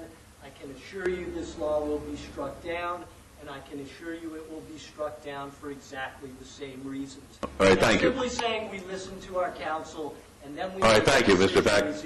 Thank you, Mr. Peck. I would state for the record that we gave similar advice years ago, and a fellow with a lot more legal education and experience than I have, wearing a black robe in federal court, agreed with us on just about 99% of what was on the books. It was the circuit that disagreed with him that brought us back here today. So you even have disagreement among courts on these sorts of things. So for anybody to paint this as black and white, it just isn't. And this is a very evolving area of law, but I think that we've done our best. We've done our diligence in crafting these, and we wouldn't bring them before you today unless we felt comfortable. Thank you. All right, can we have a motion, please, on 63?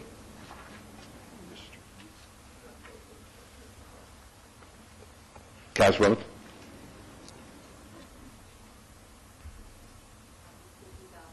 All right, that's on 63. Let's vote, please.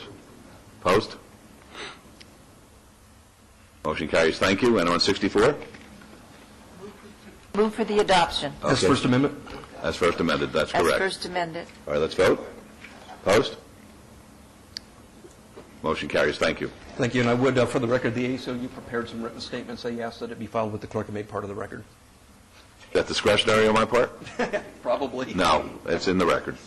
Okay, items 65 through 68, which are bills 2006-59 through 2006-62, are eligible for adoption at a later meeting, so we'll move on to the new bills. The new bill, item 69, bill 2006-65, will be heard at the recommending committee meeting on Tuesday, December 19, 2006. Would the city attorney be kind enough to read the bill? Thank you. There's only one. It's bill number 2006-65, an ordinance to update the description of the city ward boundaries to reflect changes in precinct numbers and descriptions made by the Clark County Election Department as a result of annexations or otherwise to provide for the related matters. All right, thank you. Councilwoman, will you be available on December the 19th? Yes, Mr. Mayor, I will. Good, thank you. And Councilman Ross, will you be available? Yes, Chair, I will. Very good, I appreciate that. We'll assign the bill to you for your review, and the council meeting is in recess, so we'll move on to our redevelopment agency meeting. If you bear with us one moment, Mr. Adams, we'll get a second book out here.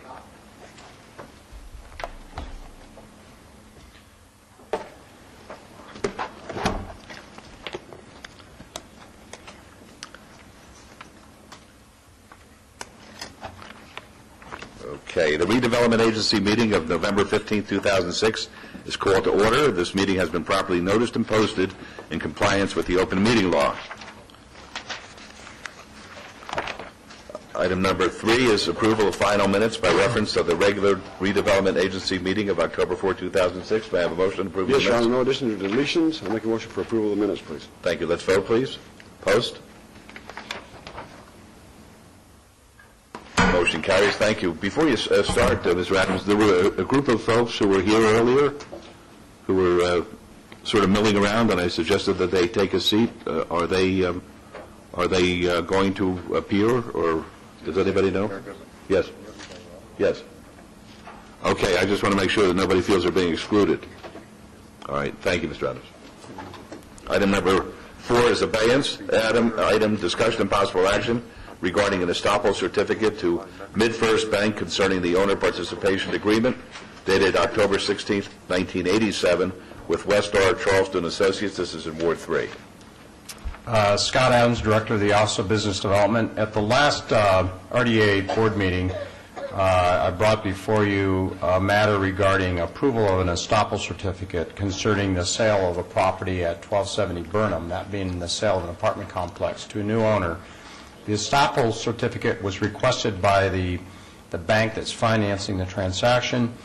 At that meeting, our RDA board member Reese expressed concern about there was maybe some concern about the project going from a senior housing project to a conventional apartment project. We've researched the matter, and we've been able to find that in both the regulatory entitlements that were granted to this site, that in order for the new owner to transfer the site to something other than senior housing, they would have to go through a rezoning, a site development review process. And then we've even looked into the old owner participation agreement, which we're really basically stopping here. That agreement contains a use covenant restricting use of the apartments to senior housing through the year 2026. I'm very comfortable that we have the restrictions in place that would maintain it as senior housing, and then should they want to change it to other than senior housing, they would have to come back through us at a couple places for approval. I would recommend that we move forward with approval of the estoppel, and maybe a condition added to that, that I transmit with the estoppel a letter simply pointing out to the lender that use covenant exists within the agreement, and we expect that to continue through the year 2026. All right, thank you. Are there any questions of Mr. Adams? Comment, please. Yes. I feel very comfortable, doing what you ask, but I don't feel very comfortable without having talked to these people at all, any way, shape, or form. I would like to talk to them before we do this, and just ask them what are their plans, okay, so I can feel comfortable in doing what they're asking. I think it should have been imperative that they at least contact the city and tell us what they'd like to do with this project. Okay. Just buying it, transferring it over to them, and I've had many calls.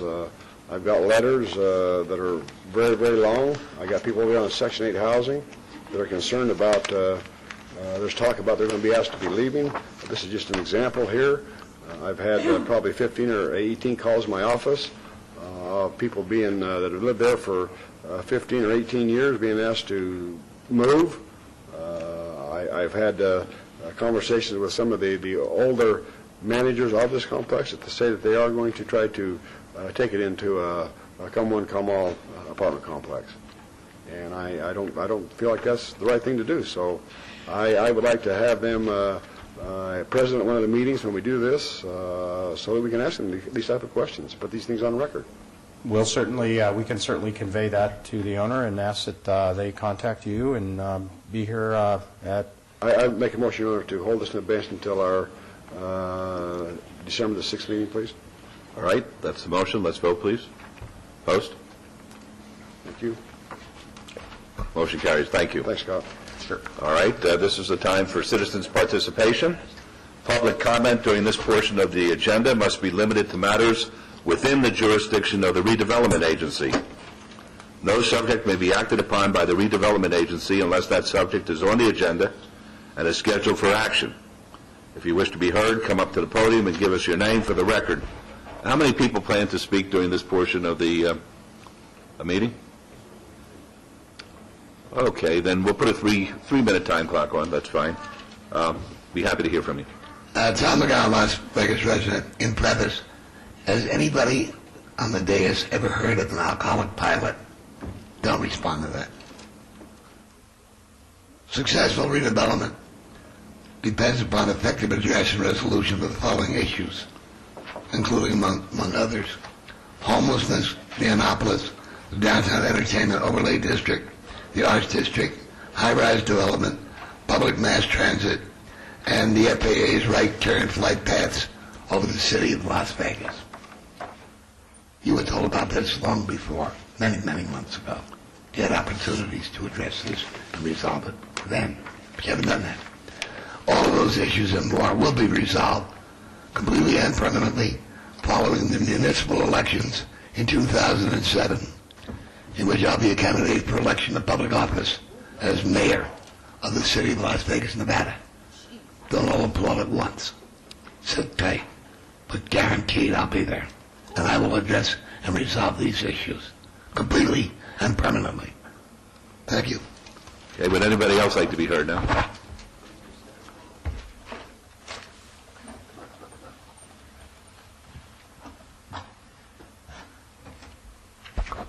Beatrice Turner, West Las Vegas, and I would like to speak on Councilman Reese. You're building 55 senior units in your area. I'm saying building those senior units, I hope that those senior units, them bathrooms, are fixed where seniors can use them, with bars in the bathrooms, with the adjustable shower heads. The biggest fear a senior have is falling in the bathroom. So if they're going to make this a senior complex, they make sure that those bathrooms are where handicapped people can use them, seniors who done had strokes. It ain't going to cost them much to put them adjustable shower heads and them bars in those bathrooms. So not the overhead at this point. This is not applicable. So who did that? Use your head. So can you please make sure those bathrooms are set up? The next thing that I have to say to the Honorable Mayor, you know, we don't have the brightest president in the world, but, you know, for a whole month he was saying Rumsucker wasn't going nowhere. Then the day after the election, he said, well, it's time you go, Rumsucker. I'm going to bring in somebody else. So now you need to take heed of that. The election is over. It's time that you step to the plate and say what's right when it comes to that Housing Authority Board. So you need to do like our president did when it came to Rumsucker. So you do what's right when it comes to that Housing Authority Board. Because look, I don't have anything to do but take care of elderly people and show up down here at the city council meeting. So now I know you don't be want to see me because I don't be want to see you too often. So please handle that so I won't have to take out of my time and take my quarters and spend $10 to park to come down here. So you handle that, okay, Oscar? And you, Councilman Reese, you please make sure those senior apartments, them bathrooms, are set up for seniors. When they have nurses that come in and have to take care of them, that is already in there. It ain't going to cost them that much to put it in there. So they need to take care of that and handle that. I appreciate that because I might have to end up going work with a senior in that area. And also, my son told me that he came to tow a car for you, and he told you that he was my son. Now, do believe that the children don't act like their mama, so I want you to know that they don't act nothing like their mama, except the daughter. Thank you. And she's speaking next. Yes, ma'am? Yes, my name is Roxanne Lewis, and I'm coming down here to present pictures of a beating by Metro. Let me ask you this, ma'am. Where did the beating take place? Spring Point. Where's Spring Point? It's off of Walnut and Cheyenne. Is that in the redevelopment area? Yes. I don't think it's in the redevelopment area. It's in North Las Vegas. It's not in our city. No, it's Las Vegas, 89115. Yeah, it's not in our city, ma'am, and it's not in the redevelopment area, so it would be beyond the open meeting law for us to allow this to take place at this time. Now, we do have public comment on matters that are not limited to redevelopment at the end of our afternoon session, and we hear from people at that point in time, but I would be shirking my responsibility if I allowed you to talk about this at this point. Your Honor, my name is James Myers. Yes. I'm a civil rights attorney. Yes, sir. And I understand your concern with regard to the timing of this speaking.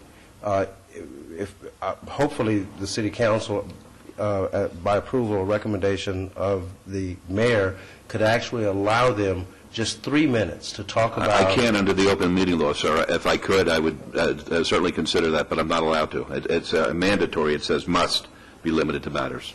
Okay. Well, I understand that, but, Your Honor, I hope that, the Mayor, that at least y'all can get a copy of these pictures to see. I'm happy. If you want to hand them up to me, I'm happy to accept those. There's no problem The only with point that. I'm trying to make is that I have written you specifically with regard to Metro's killing, murdering, and executing people in the city of Las Vegas. I've also had an opportunity to speak with Councilman Weekly about it. We recognize that the city only finances Metro with Clark County. However, you remember during the Republican regime it said follow the money. We're hoping that this city takes note of the murdering that's going on and to deal with it. Councilman Weekly, we'd just like to ask your public help in connection with this issue. We're always happy to hear from our constituents. We're happy to hear from our constituents in our office. Yes. I have coffee with the mayor every third Friday. It's coming up this time. I meet with anybody who wants to meet with me. I will meet with folks down here in the council chamber. Can we get an appointment to talk with you about it? I'm telling you right now what the schedule is. Okay. You're more than welcome to come here at I believe, 10 o'clock on Friday. It's the third Friday. I open up the council chambers here. We have staff here. You're more than happy to talk to me at that time. That's a way that I make myself available to the public because, believe it or not, I do work a little bit, and I do have a schedule that I have to maintain. But if people want to see me, they could always see me either at Coffee with the Mayor, and that this week it's going to be 7:30 in the morning on Friday up at Oki and Rainbow at the Starbucks, I think. Councilman, can we ask you to help set up a meeting with the mayor? At 10 o'clock right here. Okay. Okay. I'm asking Councilman Weekly if we can get... No, that's not the time to ask him. Ask him afterwards, please, because I have to comply with the open meeting law. I don't want to go beyond it, please. Thank you very much, sir. Thank you. Yes, sir. And I'm happy to receive the pictures. If you want to give me those pictures, I'm happy to see them. Yes, sir. My name is Jerry M. Neal, and I am the president of the Marble Manor Resident Council, a development housing authority. I have two reasons for being here today, and one, I would like to start off thanking Mr. Ross for, I know he's done some things to help make things right over at the Housing Authority. I'm not sure if he did everything, but I believe that he has done some things. And Mayor Goodman, I would like to thank you also. I'm quite sure you probably have allowed and probably lent some assistance there.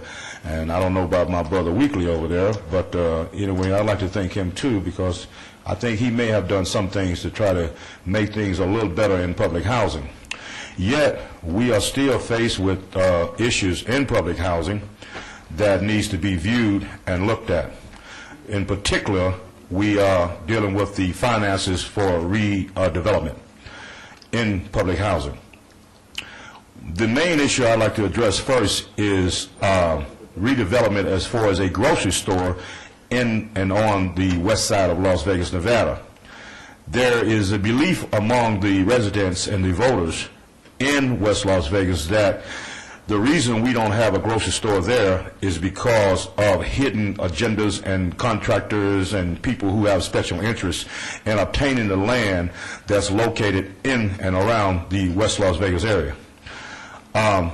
We need a grocery store on our side of town just like every other community has to promote economic development and to give us a chance to be able to grow and become a self-sufficient neighborhood. We have the highest prices, and we suffer from the lack of jobs there too. I have no problem with my Mexican brothers, but I do have a problem if these Mexican brothers of mine began to take jobs from us who are illegal, and we have to be left trying to do the best we can without a potato. In other words, we have a lot of people that's coming through the legal systems for selling drugs and trying to pay light bill, gas bill, and there is no telling what else our peoples in our neighborhood have to do in order to be able to try to survive and pay these light bill, gas bill, doctor bill, child care, and all these different things, trying to stay above water to keep from drowning. So that is the main reason that I'm here today. And I would pray that you all take heed and pay attention. And I would like to thank Mr. Councilman Wolfson for the time that he took out to come and look at the issue. And I would advise each of you to do the same. Thank you very much. Would anybody else like to be heard now? All right, seeing none, the redevelopment agency meeting is adjourned, and let's get back here at 1 o'clock. We might be able to have a reasonably early adjournment this afternoon.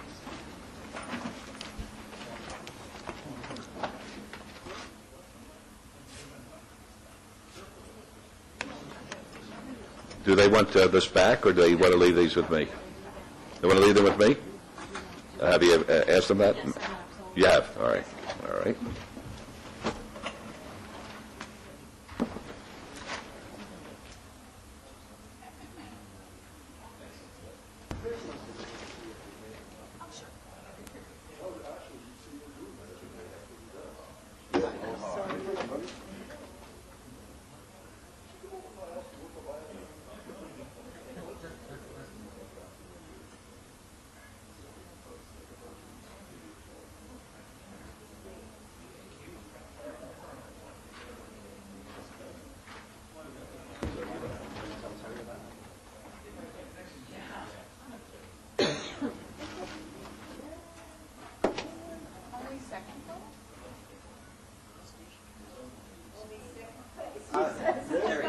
So happy to make the finals. I was invited.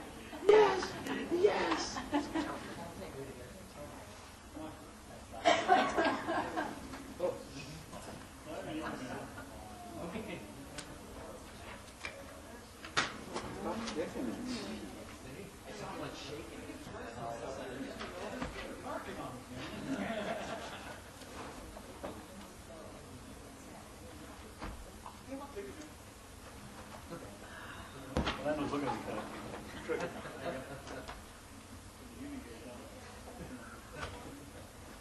Looks good, doesn't it?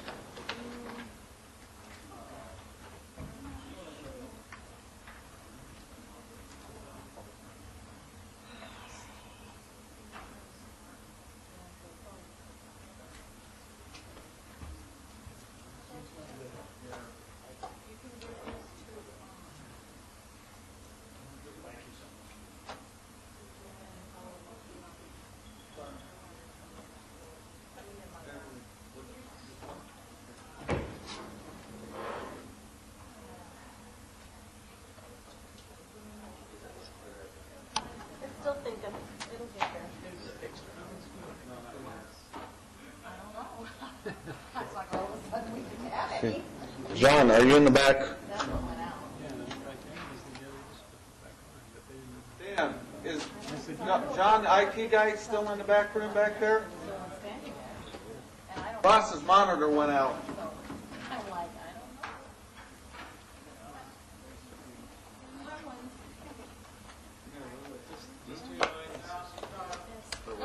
You know, I didn't. Took off?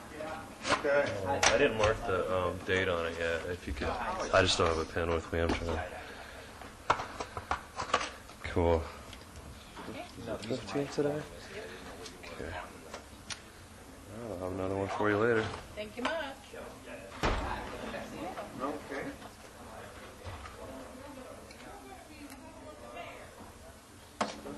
No, well, I was.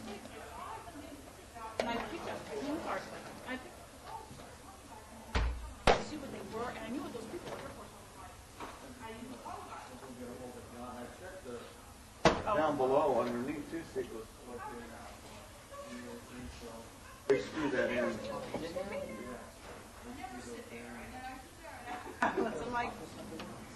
Yeah, I'm gonna have to.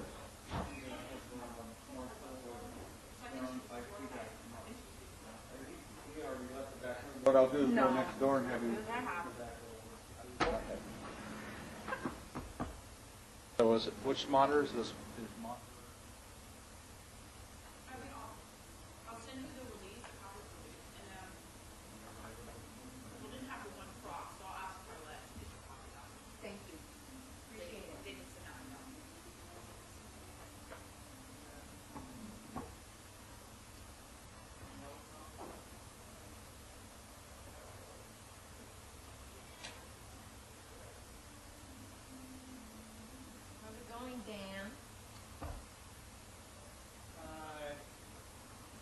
Let me go see if John's next door. Okay. Swap it out. And Marshall's not back there either, is he? What happened? No. It just died? They left 12 o'clock, you know.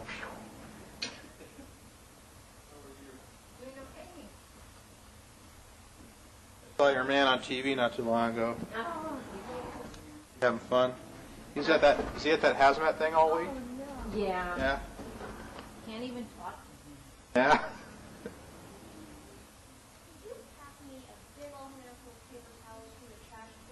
The cart, please. Trash bin next to the park.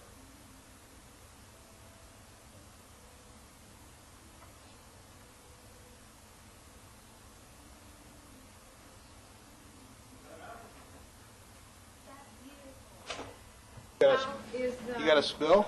Yeah, it's still behind the monitor. Thank you. How's Mr. Willett doing? Oh, he seems to be. They're keeping him very busy. I don't get to see him as much. I asked him, I sent him an email to request a copy of, you know, that presentation that was done on the TV public campus. And for the fire department, municipal court, Metro, he put together this great, video, whatever. And I sent him an email. He just sent me the DVD and then he was smiling. I think I'm hopping pretty. Because he's the one man dancing on the floor. Oh, I think He's doing everything. by himself? Yeah. And he's doing all the shooting and editing. But he loves it. Oh, yeah. That's the good thing. Nothing over with us, so. Send you a Appreciate it. Oh, appreciate it more. Yeah. I'm sure fire does. Hey, a short timer anyway, right? Yeah. Down the line like this guy. He's not a short timer like this guy, but. Everybody wants me. What? No, we don't want you to leave. I keep Who's going to do all this stuff, man? At least once a week. I'll probably have to do this stuff if you leave. You probably would. You're that kind of a guy. You just step I up. guess we just think he must be Right. still here. Well, Christian from IT was telling me he was talking to a friend. There's a guy up at Area 51 that's worked up there for 60 years. Oh my God. He's like 90. It's like, Oh, really? what? We used to have a guy like that in the fire department when I was with fire. He was in their radio department. He was with them for like 35. So bad. He couldn't even, he was getting in car wrecks all the time because he couldn't see. So old. Finally, I think he just finally either retired or they told him to, like, Yeah. you gotta go. Or they retired. Oh, they were, yeah. It's like, Yeah. But yeah, Jerry Chris was telling me Savadino. that this guy's up at the tip for 60 years. Uh-oh. Clearing it Yeah, out. sure will. Thank you. make her clean up her own soda. Huh? Clean up her own soda. You know, I would, but I'm afraid it'll damage the component. Oh, that's true, yeah. Because coal is really caustic. Yes. So, And then the sugar is even worse. yeah, so I'm afraid, I would let it sit, but I'm just afraid it'll damage stuff. Yes, please.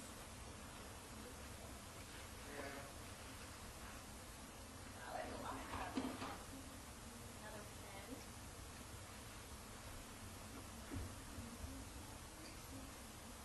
You don't know if these belong to anything, do you? That it holds it'll hold a microphone. What's it doing back there? I don't know.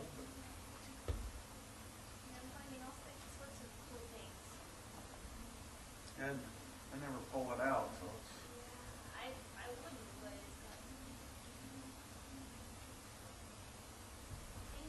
You're welcome. Thanks for putting it up.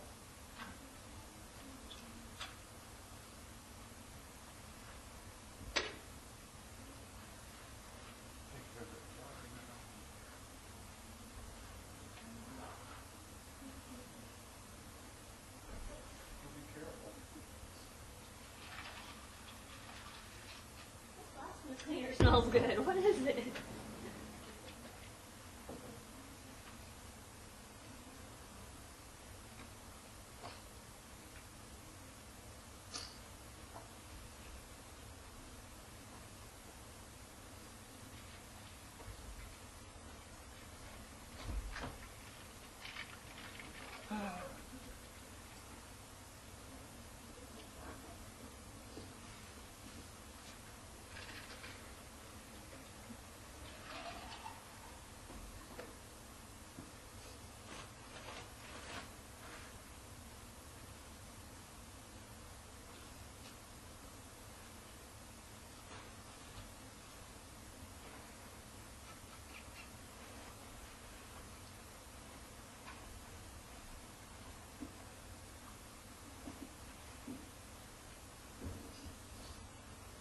Gary, can you bring anything over?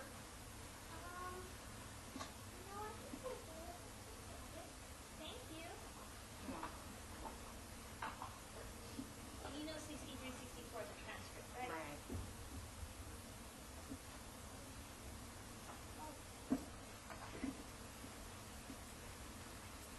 You getting it all right? Yeah, actually, it didn't actually go in any of the components. Good.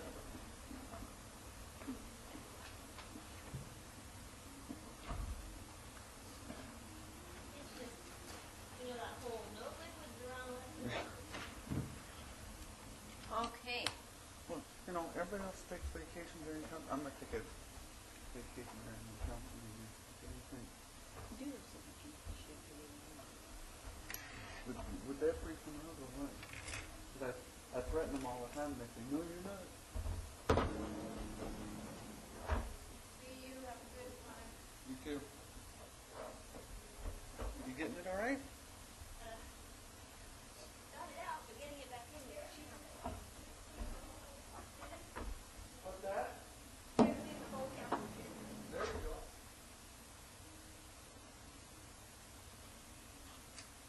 Oh, I just turned it off.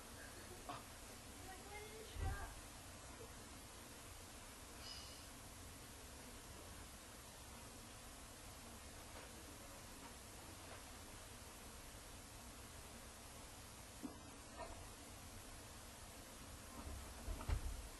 Got turned off.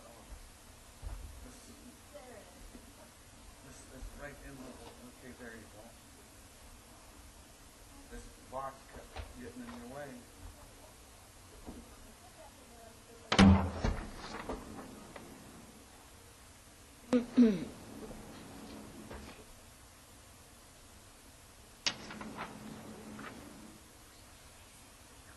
She spelled it and told you to clean it up, huh? Actually, she forgot.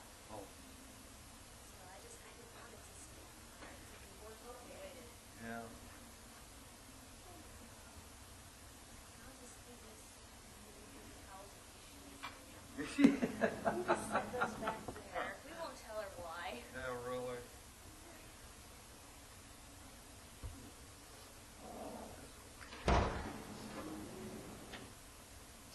Well, thank you.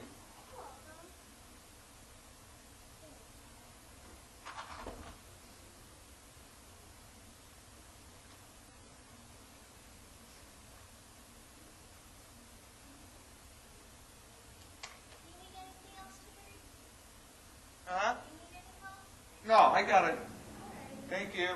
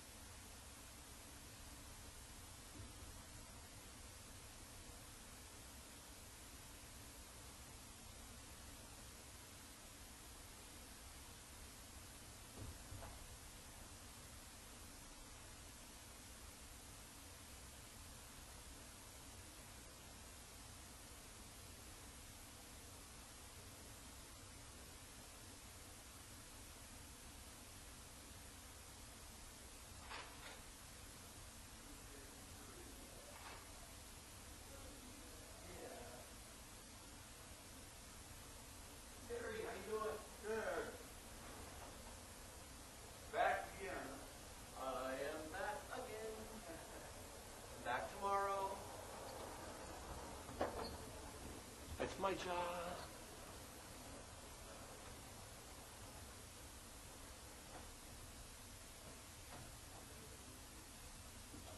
Beautiful, beautiful.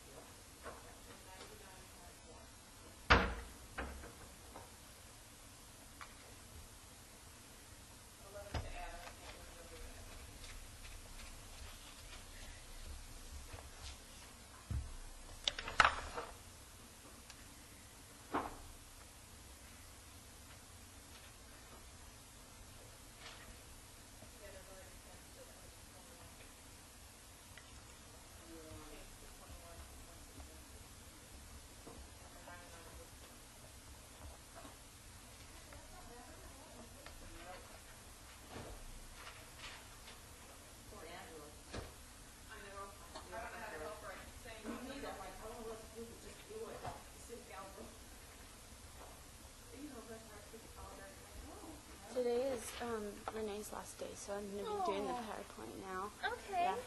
How So, are you? I'm good. Carrie. Hi, Venetia. Venetia? That's pretty. Thanks. Hi, Venetia. This question, you bring the abated items, right? That's correct, and I'm Okay, doing them right you just now. bring them to the guy in the back? Yeah. Okay. Would you like a copy as well? Sure. Do you guys have an Whenever extra you're done. notes now?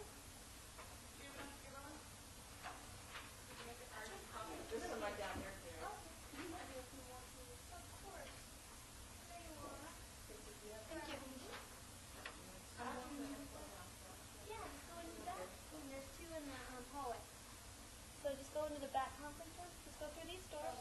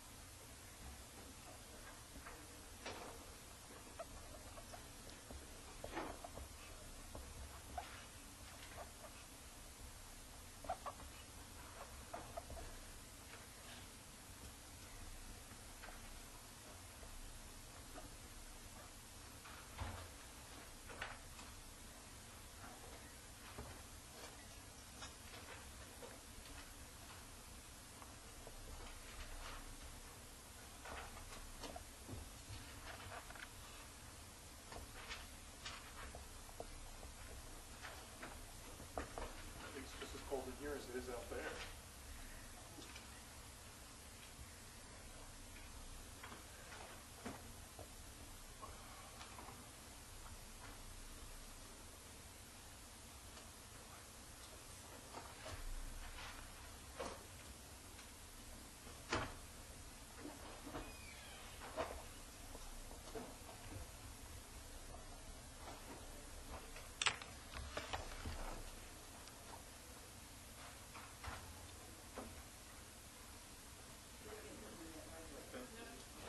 I know you won't need it.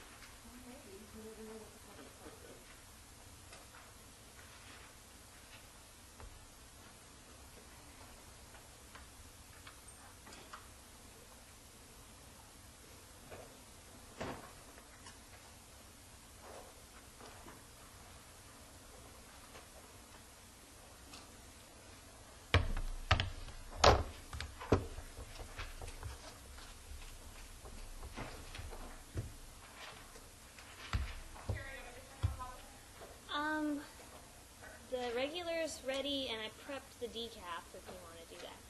Thank you.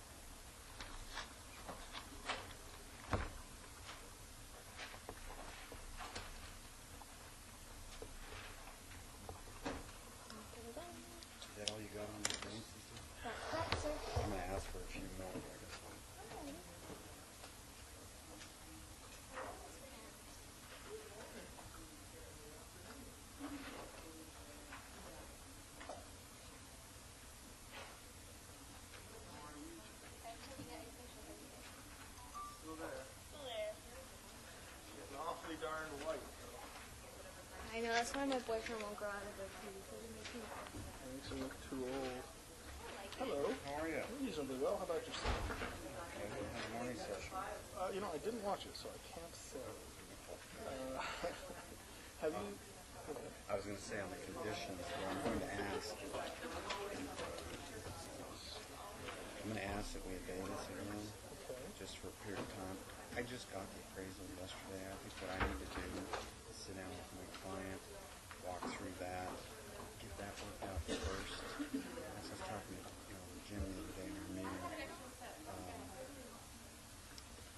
obviously the council's pleasure and whatever input you provide, whatever's easiest for you guys. We're comfortable on the right-of-way issue. It's just the valuation. And I'm waiting on new legal. I just talked to PBS yesterday, and they said it's going to take 18 months just to get revised legal. And the conditions as, yeah. Are you okay with that? Or? I'm okay with the advance. It's okay with me. Okay. I just feel uncomfortable moving this forward because, just like I said, I just got the appraisal yesterday, and it seems to be pretty thorough, and they've done a pretty good job. I just haven't even had a chance to sit down and go through it, see whether we can. But we can't really even accept it now because it's going to change. Well, that's right. Now, what's on today is just dedication, which is not subject to purchase. It would be the stuff beyond this. Right, and that's what I'm trying to figure out exactly. When I see the legal, then we'll have. So if they'll.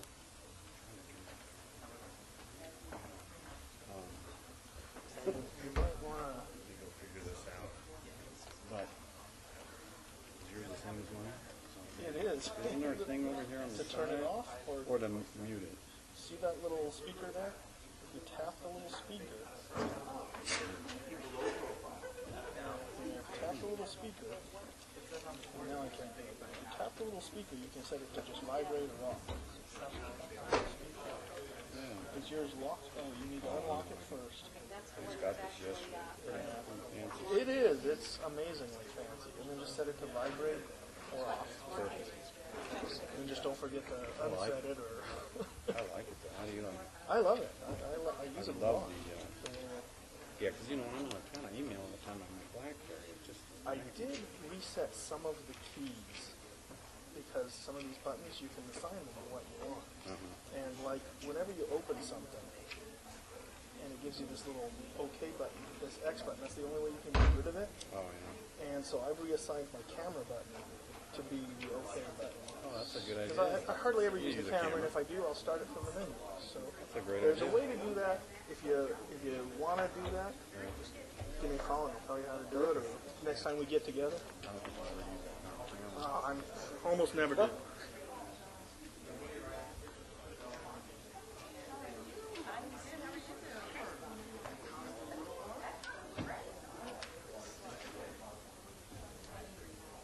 These are revised?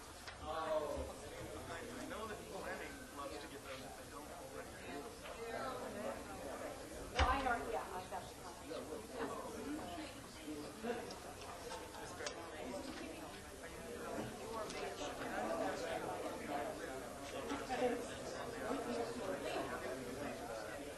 Thank you.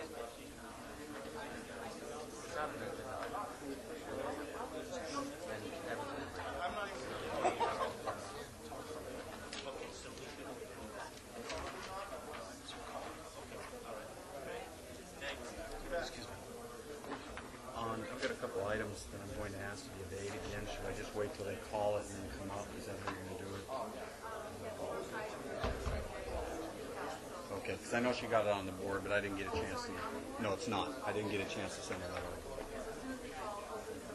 Perfect. Thank you. 85 through 89. Well, that's what I want to talk about. We obeyed it last time just to the next meeting. I think we're going to need about 90 days because we've got a companion item on. Yeah, if they'll let me do it, great. Thanks.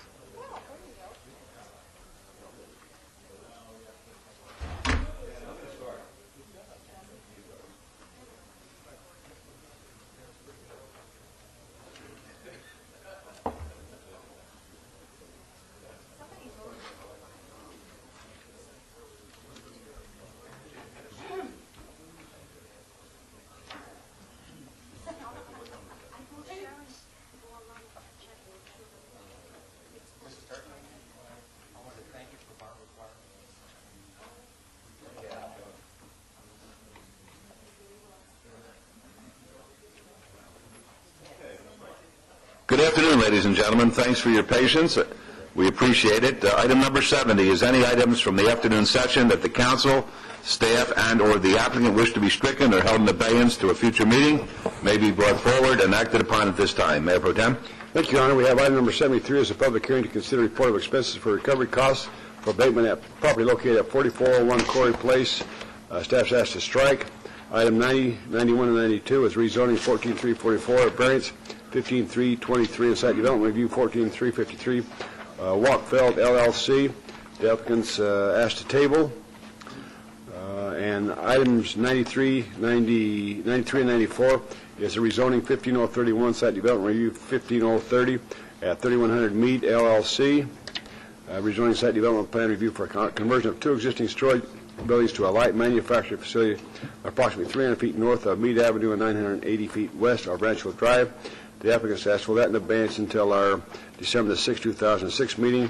Item 101 is a special use permit 15347 Sunloan Company, Plaza Los Arcos LLC, special use permit for a proposed financial institution at 7591 Washington Avenue, Suites 140 and 150. The applicants asked for that in advance until our December 6, 2006 meeting.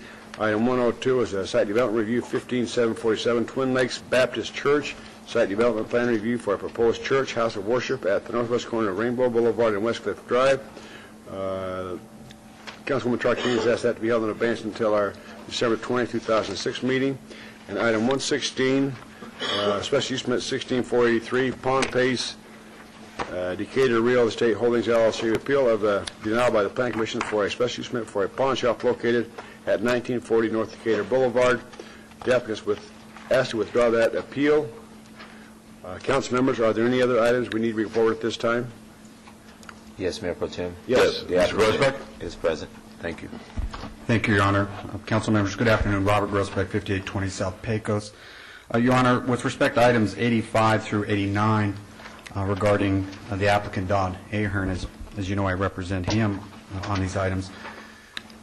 Your Honor, if I may briefly, we're at the point where I think we've got this resolved. We had a very productive meeting with staff Monday of this week, and I think we've resolved the right-of-way issue, or at least the size of the right-of-way. There are just a couple of issues that I think we need to get resolved before we go through and ask for your permission or approval on these items, and that has to do with the taking component of this. And staff, in fact, just last Thursday was apprised of the offer that the city's made. I got the appraisal in my hands yesterday. We simply not had an opportunity to review it. I've talked to your right-of-way folks, your consultants. They're going to need at least several weeks, according to them, to get new legal descriptions out and a new description of the dedication versus the takings issues. And again, I think it would serve everyone's interest to get that issue resolved before we come back to you for approval on these items. And I'd ask for, just to be safe, I know we continue this to the next meeting. I think in this case maybe 60 days would be reasonable if we could. And if staff thinks they can get it done in 30, I'm amenable to coming back then. What do you have to say, 30 or 60? 30 or 60? Then I'd vote for 60. All right, then you got 60. January 17th, fine. Okay, and we got items 85 is the rezoning 13896 abeyance item. Applicant Don Ahern, owner at DFA LLC, rezoning from RE Residence Estates to C2 General Commercial. Item 86 is a variance 13900. Same applicant for a branch will allow a front yard setback of 10 feet where 220 feet is required, a corner side yard setback of 10 feet where 15 feet is required, and a rear yard setback of 11 inches where 20 feet is required. And item 87 is a special use permit, same applicant, a special use permit for a proposed helipad and a waiver to allow a helipad as an accessory use to a facility other than a hospital, medical facility, or a medical office. And item 88 is a special use permit, same applicant, for a proposed 274-foot tall building in the North Las Vegas Airport Overlay District. And 89 is a site development review, same applicant, for a commercial development consisting of a 3,000 square foot, 1,500 square foot, and a 4,500 square foot retail pad, a 20-story building consisting of 3,700 square feet of restaurant space, 10,000 square feet of retail space, 150,000 square feet of office space, and a 4,500 square feet child care facility and a waiver of the perimeter landscape requirements. The request is told us in advance until our January the 17th meeting. Council members, are there any other items at this time? Mayor Pro Tem, Brian down here. Yes. Do you know if item 116, is that withdrawn with or without prejudice on 116? All I can read is what's on here. Without. Without prejudice. Without prejudice. And if I may, Mayor Pro Tem, on item 101, as is noted in your agenda, the applicant is Jim Marchese, Czech City, and the owner is Buffalo, Washington 3. I just Fine. want to note that correctly for the record. Thank you. All right, did you want to be heard, sir? Yes, I would like to hear it on that item. All right, come on up, please. I'm the manager of the store. Oh, you have to give us your name first. My name is Alan Rouse. And your address, please. My name is Alan Rouse. I'm the manager of Lone Mart, which is the store in question that's within 1,000 feet, which is actually 95 feet of the supposed building that they want to go into. My address is 7575 West Washington, Suite 10123. I've been there for 5 years. We have done everything we could do for our elderly people that's in Summerlin and stuff and working with them. We have built our company, at least I have, and worked very hard at it. And I would like to, they have abated this twice now, and I would see if there's any way possible we could come to a vote today. I have my district managers here where we could talk also if you would let us. All right, whose ward is this? Mine. All right, what's your pleasure, Council? We're going to hold it, but if you have some concerns, I'd like for you to get with the applicant and speak with them about whatever concerns you may have about this application here. Okay, we I mean, can do because that. this has a lot to do with just the possibility of the MLK widening, and we just want to make sure that everyone's on the same page as it relates to the land dedication that's going to need to be needed. This is on 101. This is I thought we were talking about the 800. No, 101. Yeah, this is 101? Oh, no, 101 is not in my ward. I'm sorry. Let me see. Wait a second. I think that's Councilwoman Laura Sakanian as well. I thought you were talking about the 800 project. Now, 101 is, this is in Ward 1. Councilwoman, what's your pleasure here? He wants you to hear it now. They're asking to obey it. If you want to hear it now, we can. I'm sorry. I had information that was coming into me at that time. And what is it exactly? Well, the Mayor I Pro had to step out of the room. And All right, the Mayor Pro apologize. Tem, he read into the record that there was a request for an abeyance on item 101, which is SUP Remember that. 15347, and this gentleman is saying that he would like to have that heard today. He is not the applicant, he's not the owner, he is a owner of a business which could well be within the perimeter of this business. So he's asking that we go forward, and I'll let it up to you, Councilwoman. We either obey it or we go forward, whatever your pleasure. We need to obey this. I apologize, but it's something that was already promised to the individuals who are making the request. They do know of all the concerns, however, pertaining to this property and pertaining to the business, and I believe they obeyed so that they could get in contact with the applicant himself. The lawyer is in town, but the applicant is not, and when they've heard that we had deep concerns about it, they wanted to get in touch with him. So that's why I agreed with him to obey it. Thank you very much. Thank you very much. Very good. All right, any other items that anybody wants to bring to the attention of the Mayor Pro Tem for abeyance? Or, all right, that's it, Mayor Pro Tem. Oh, there is. My name is David Clark, 4950 Sawyer. We were here to oppose special use permit 16483. We just learned that it's been withdrawn. We were not informed, and we assembled the neighborhood and mobilized the neighborhood over this. And I called the county clerk's office and said it was on. Well, the county clerk, an hour and a half ago. The county clerk doesn't know what we're doing over here. She's in the county. She should know what we're doing. I'm sorry, sir. The city clerk, I'm sorry. Okay, because I want to consolidate and get rid of the county clerk's position.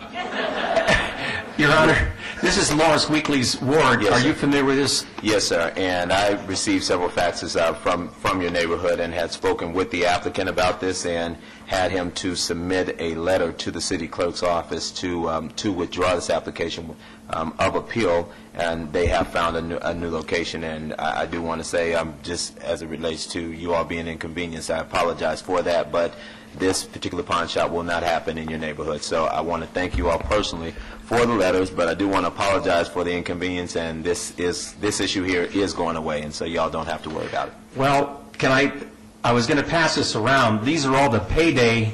Wait, you won. I know, but it's just not that, Your Honor. Oh, but if you keep on talking, we could change our mind. Yeah, North Las Vegas just passed a moratorium, as you know, that will prevent any further building. I want to consolidate them too, so I don't care. I would too. We need the tax revenue. I'm on your side. At any rate, thank you guys so very much. I received all the faxes, and I had long discussions with the applicant and shared all the concerns that you all sent to me, and I appreciate you all being the eyes and ears in that neighborhood. As a matter of fact, I spoke with the councilwoman because there's an educator that lives in your neighborhood also, Barbara, who... That's my wife. Oh, your wife. Okay, I called your wife at school also, too. So thank you guys very much. And again, I do want to apologize for the inconvenience, but this application has been withdrawn, and this is going to go away. So thank you guys so very much. But if you want to leave the cartoon with us, we'll take it. It's all the payday stores. Okay, you probably know that's a problem in Vegas. Why don't you leave that with us, unless you need it? Well, I don't know if he's going to try to reapply. No, he's not. No. He's found another location outside of your neighborhood. The problem we're having is these people are predators, and poor people are these people's legal prey with their 300% and 400% annual percentage rates, and they're proliferating in this town. North Las Vegas has put a stop to it. I'd like to see the city council get a handle on this. Thank you. Well, we do a pretty good job. Well, there's 5 of them right in our area. But not in the last day or so. No, sir. All right. Thank you for your time. One of the things I do want to say, Your Honor, again, not to belabor this, is, we can't stop anyone who wants to go in and make application. That's their right. But we do have an obligation to work with you all, the neighbors, and to share with those applicants if, in fact, we feel like it's not compatible to the neighborhood and that there are provisions and codes in place to preclude which are district requirements that we do have in place. And so we thank you very much for, that looks like that was done at school, so. No, I did. These aren't really cold. I just did That looks like a school board. Leave it with us. You want to leave it? Thank you, man, so very much. And tell Ms. Barbara I said thank you, okay? Yes, sir. All right, thank you very much. Thank you all very much. Thank you, Your Honor. Appreciate you. Okay, I'm not going to ask it whether anybody else wants to do anything right now. All right, Mayor Pro Tem, go for it. Yes, Your Honor, I make a motion to bring these items previously mentioned forward, take the appropriate action, please. Thank you. Let's vote, please. Opposed?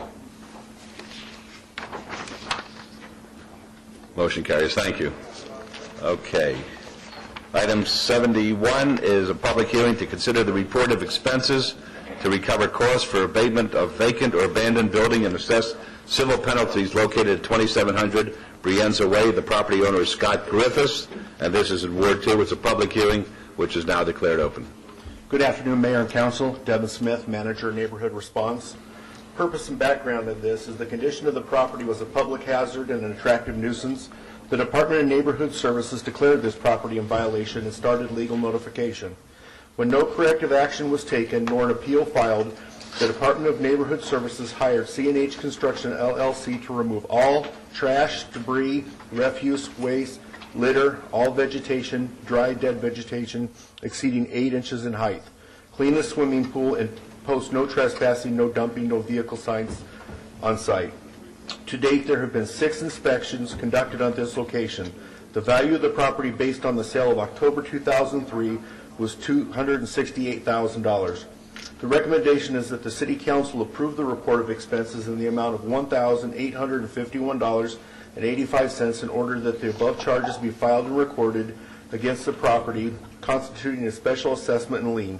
Authorize that the notice of lien and assessment be duly recorded with the county treasurer.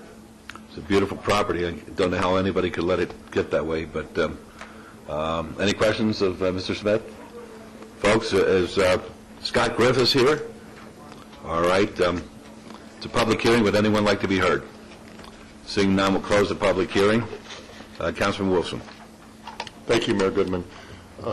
Mr. Smith, let me be the first, if, Mayor, you don't mind, to publicly comment on this memorandum we received, which was at Mayor Goodman's request, I think, to give us some sort of report on how we do with regard to the placing of the liens on properties that fall into the categories such as what we're dealing with, and then the collection.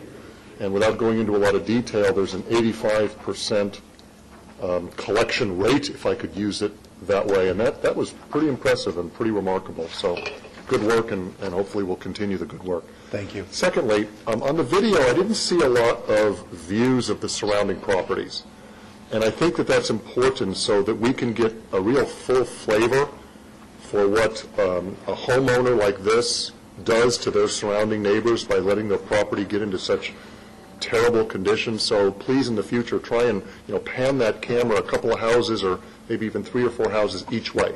That recommendation has been passed on to the officers and staff, so that we will have that for you in the future. Thank you very much. And then finally, this was a pretty quick process on this property. A lot of times it's drawn out over months and months and even a couple of years, but this, from the start to the finish, was just 2 or 3 months. Is that right? Typically, when we have no response back from the property owner, instead of continuing to let the case go on and on, we just take action and get it abated and then place a lien on the property. And on this particular case, we had no response via mail or phone call from the property owner, so we did move quickly on this. And this is not the type of situation where we're looking for any kind of daily penalties, is it, Mr. Smith? As long as the property's clean and abated and we have not had any contact with the owner, we don't know if the owner is going to do anything with the property or what their plan is. But as time goes on, if it continues to be an abandoned building, then it will fall under our abandoned building program, and we will move forward with an abatement and a mitigation plan on the property to continue to keep the the status of the neighborhood in the condition that it's in. Do we have a way of notifying the homeowner of our action today? Do we send a certified letter? Is that what we do? We do. We have actually sent the certified notification. As soon as we start a case on the property, we send the certified notification. We post the property. Then before we go to abatement, once we get bids on the property, we go with the lowest bid generally. We send them a 10-day notice before abatement is certified at that point and let them know that they have 10 days to respond or get this property cleaned and in suitable condition, or we're going to go ahead and move forward with the abatement and place the lien on the property.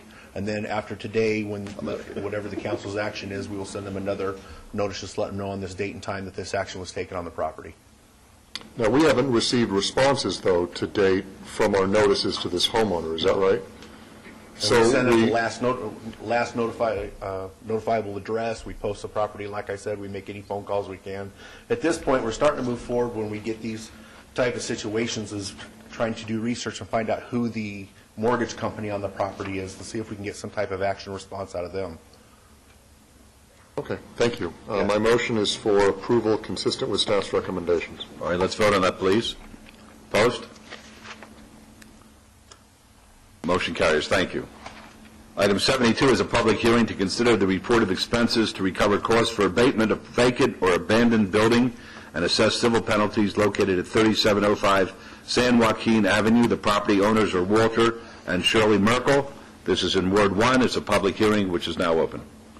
Good afternoon, Mayor and Council. Again, Devin Smith, Manager of Neighborhood Response. The purpose and background of this is the condition of the property was a public hazard and attractive nuisance. The Department of Neighborhood Services declared this property in violation and started legal notification.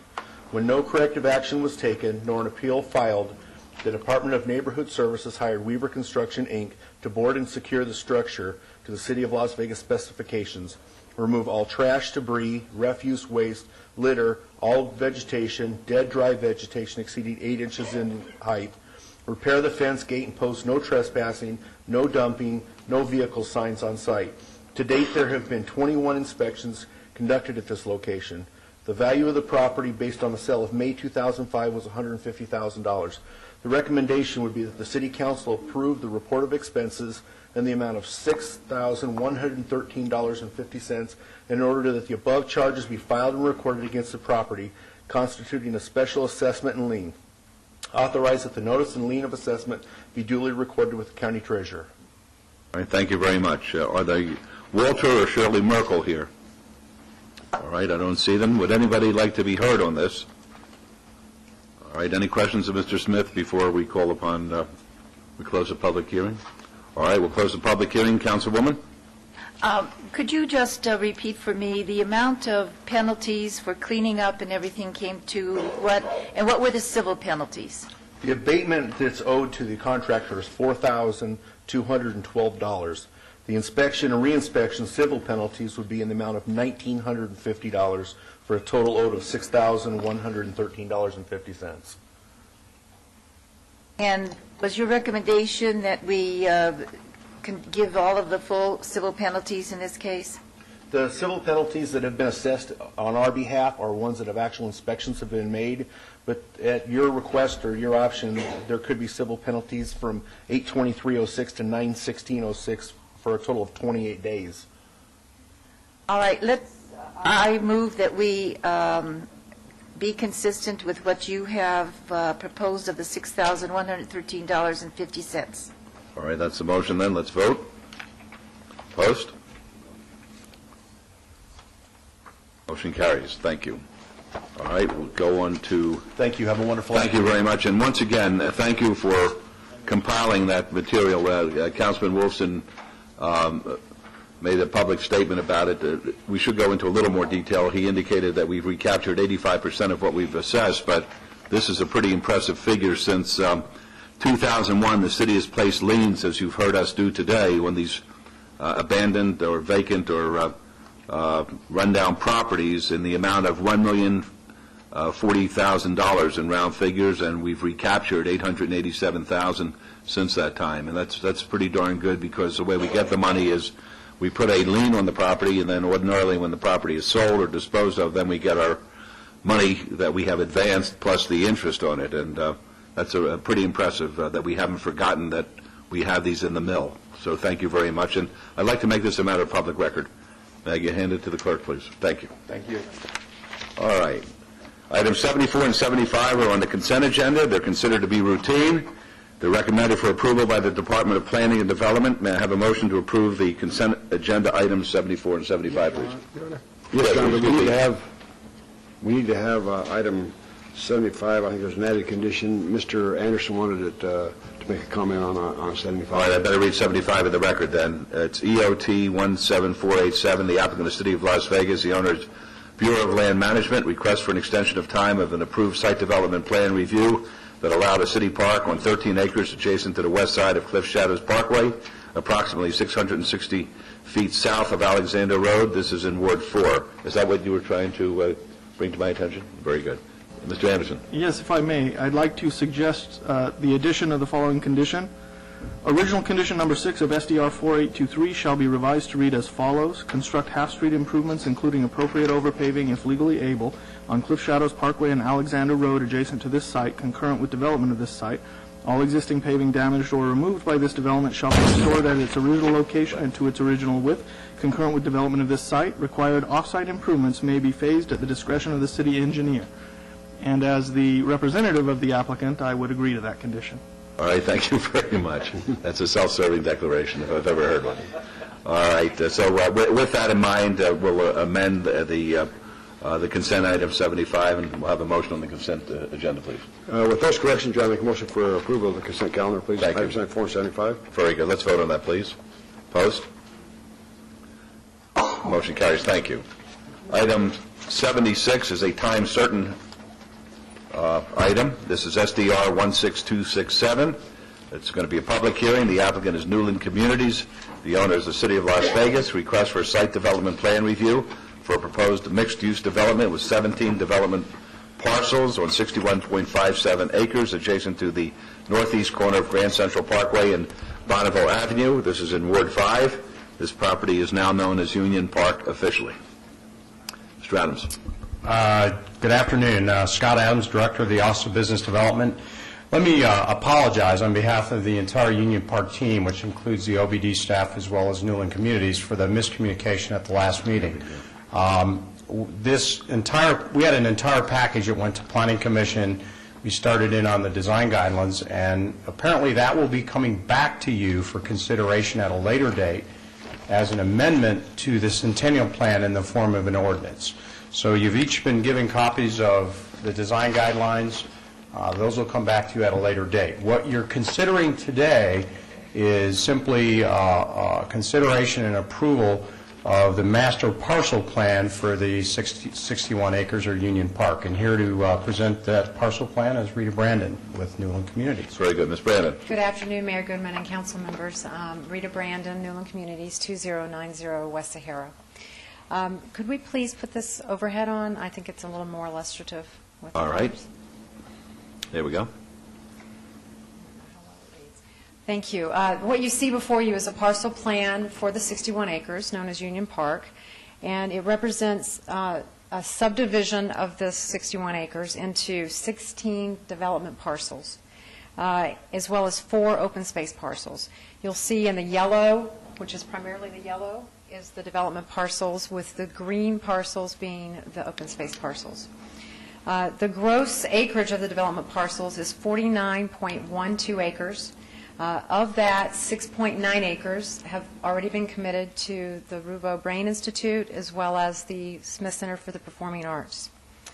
There is also 3.28 acres on the plan represented for the park, which is called Symphony Park, as well as the green edges around the developable parcels, which are also considered open space. The public streets creating the parcels will be public only to back of curb, which means from other side of curb in toward the building, they will be developed by the individual parcel developers. This is to increase the third-party individual developer investment in their parcels and to allow for much larger gross acreage for sale. As Scott mentioned earlier, the design for each one of these parcels will be brought back to you at a later date and represented in the design guidelines, as well as the land use plan that represents the approved land uses for each one of the parcels. So with that, I respectfully ask for your approval, and will answer any questions that you might have. Very good. Are there any questions of either Ms. Brandon or Mr. Adams? Just a comment, and that is the city staff on a weekly basis, every Monday afternoon, spends the afternoon discussing the progress of this particular parcel of property, and we're making terrific strides. Councilman Weekly's staff is involved because it's in his ward. I go down because this is dear to my heart, and it looks like we're really coming along, and we're going to be developing something that is going to last forever as far as the city of Las Vegas is concerned, and be a magnet of intellectual, cultural, and artistic projects in the center of our city, which will be surrounded by residential, retail, mixed use, office. It's going to be something that is going to be absolutely extraordinary. So, Councilman Weekly, with that said, your motion, please. Thank you very much, Your Honor, and I want to thank Mr. Adams very much. We had a conversation about this again on yesterday, and just look at what Newland Communities is bringing to the table. I think, again, it's going to be a huge amenity to this project. Rita, I just saw you featured in a magazine here, and, for those who don't know, Rita is very credible and brings a lot to Southern Nevada as far as development is concerned. And so this is just going to be just a great addition to the 61 acres, a piece of dirt that, when we first came here, no one had any faith in it and never thought that it would amount to anything. And so many great possibilities there, and I think the future looks extremely bright with what's being proposed there, and I know that we'll all be around to see it happen. And so, Your Honor, I'm very pleased to recommend a move for approval to follow staff's recommendation on this item. All right, let's vote, please. Opposed? Motion carries, and if people are smart, the city paid the equivalent of $33 million for the 61 acres. As soon as the first shovel is turned, in about a month and a half from now, I predict that the property at a minimum will go for $8 million an acre, and then it's just a question as to how high it goes. So if anybody is interested in making a lot of money, that's a good place to put it. Okay? Thank you. All right. All right. Item 77 is DIR 15183, water feature exemption. The applicant owner is High Valley One LLC, request to allow the operation of an 88-square-foot water feature at an existing office development on 1.95 acres at 2760 and 2764 Lake Sahara Drive. It's in Ward 2, and the staff recommends approval subject to conditions. Anybody here on behalf of High Valley One? All right, well, Councilman Wilson, what's your pleasure? To go forward, Margot, could I please ask you just to give a quick overview of this item? Oh, is there someone? Is there somebody here from High Valley One? Were you snoozing back there? Okay. I think she's entitled to move a little slower, Margaret. I don't know if she's... all right, it's your ward. She can take as much time as she needs. Thank you. I'm Tina Cameron. I'm MDL Group, and I represent the owner. It is a office park, basically, that's been in existence for probably about 10 to 15 years now. And it had a previous water feature, but because of the restrictions, we've turned it off. We've actually made it probably about 90% smaller than what the existing use used to be, and we'd just like to turn it back on, and it should be about less than 80 square feet for the revised amount for the waterfall feature.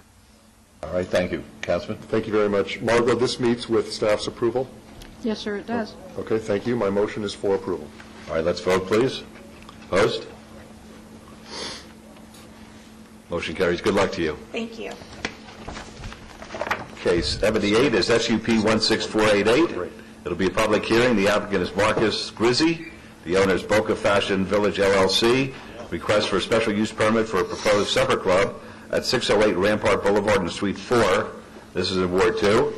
And the correct address is 740 Rampart Boulevard, Suite number 4. The Planning Commission and staff recommend approval, subject to conditions of public hearing, which is now open. Yes, sir.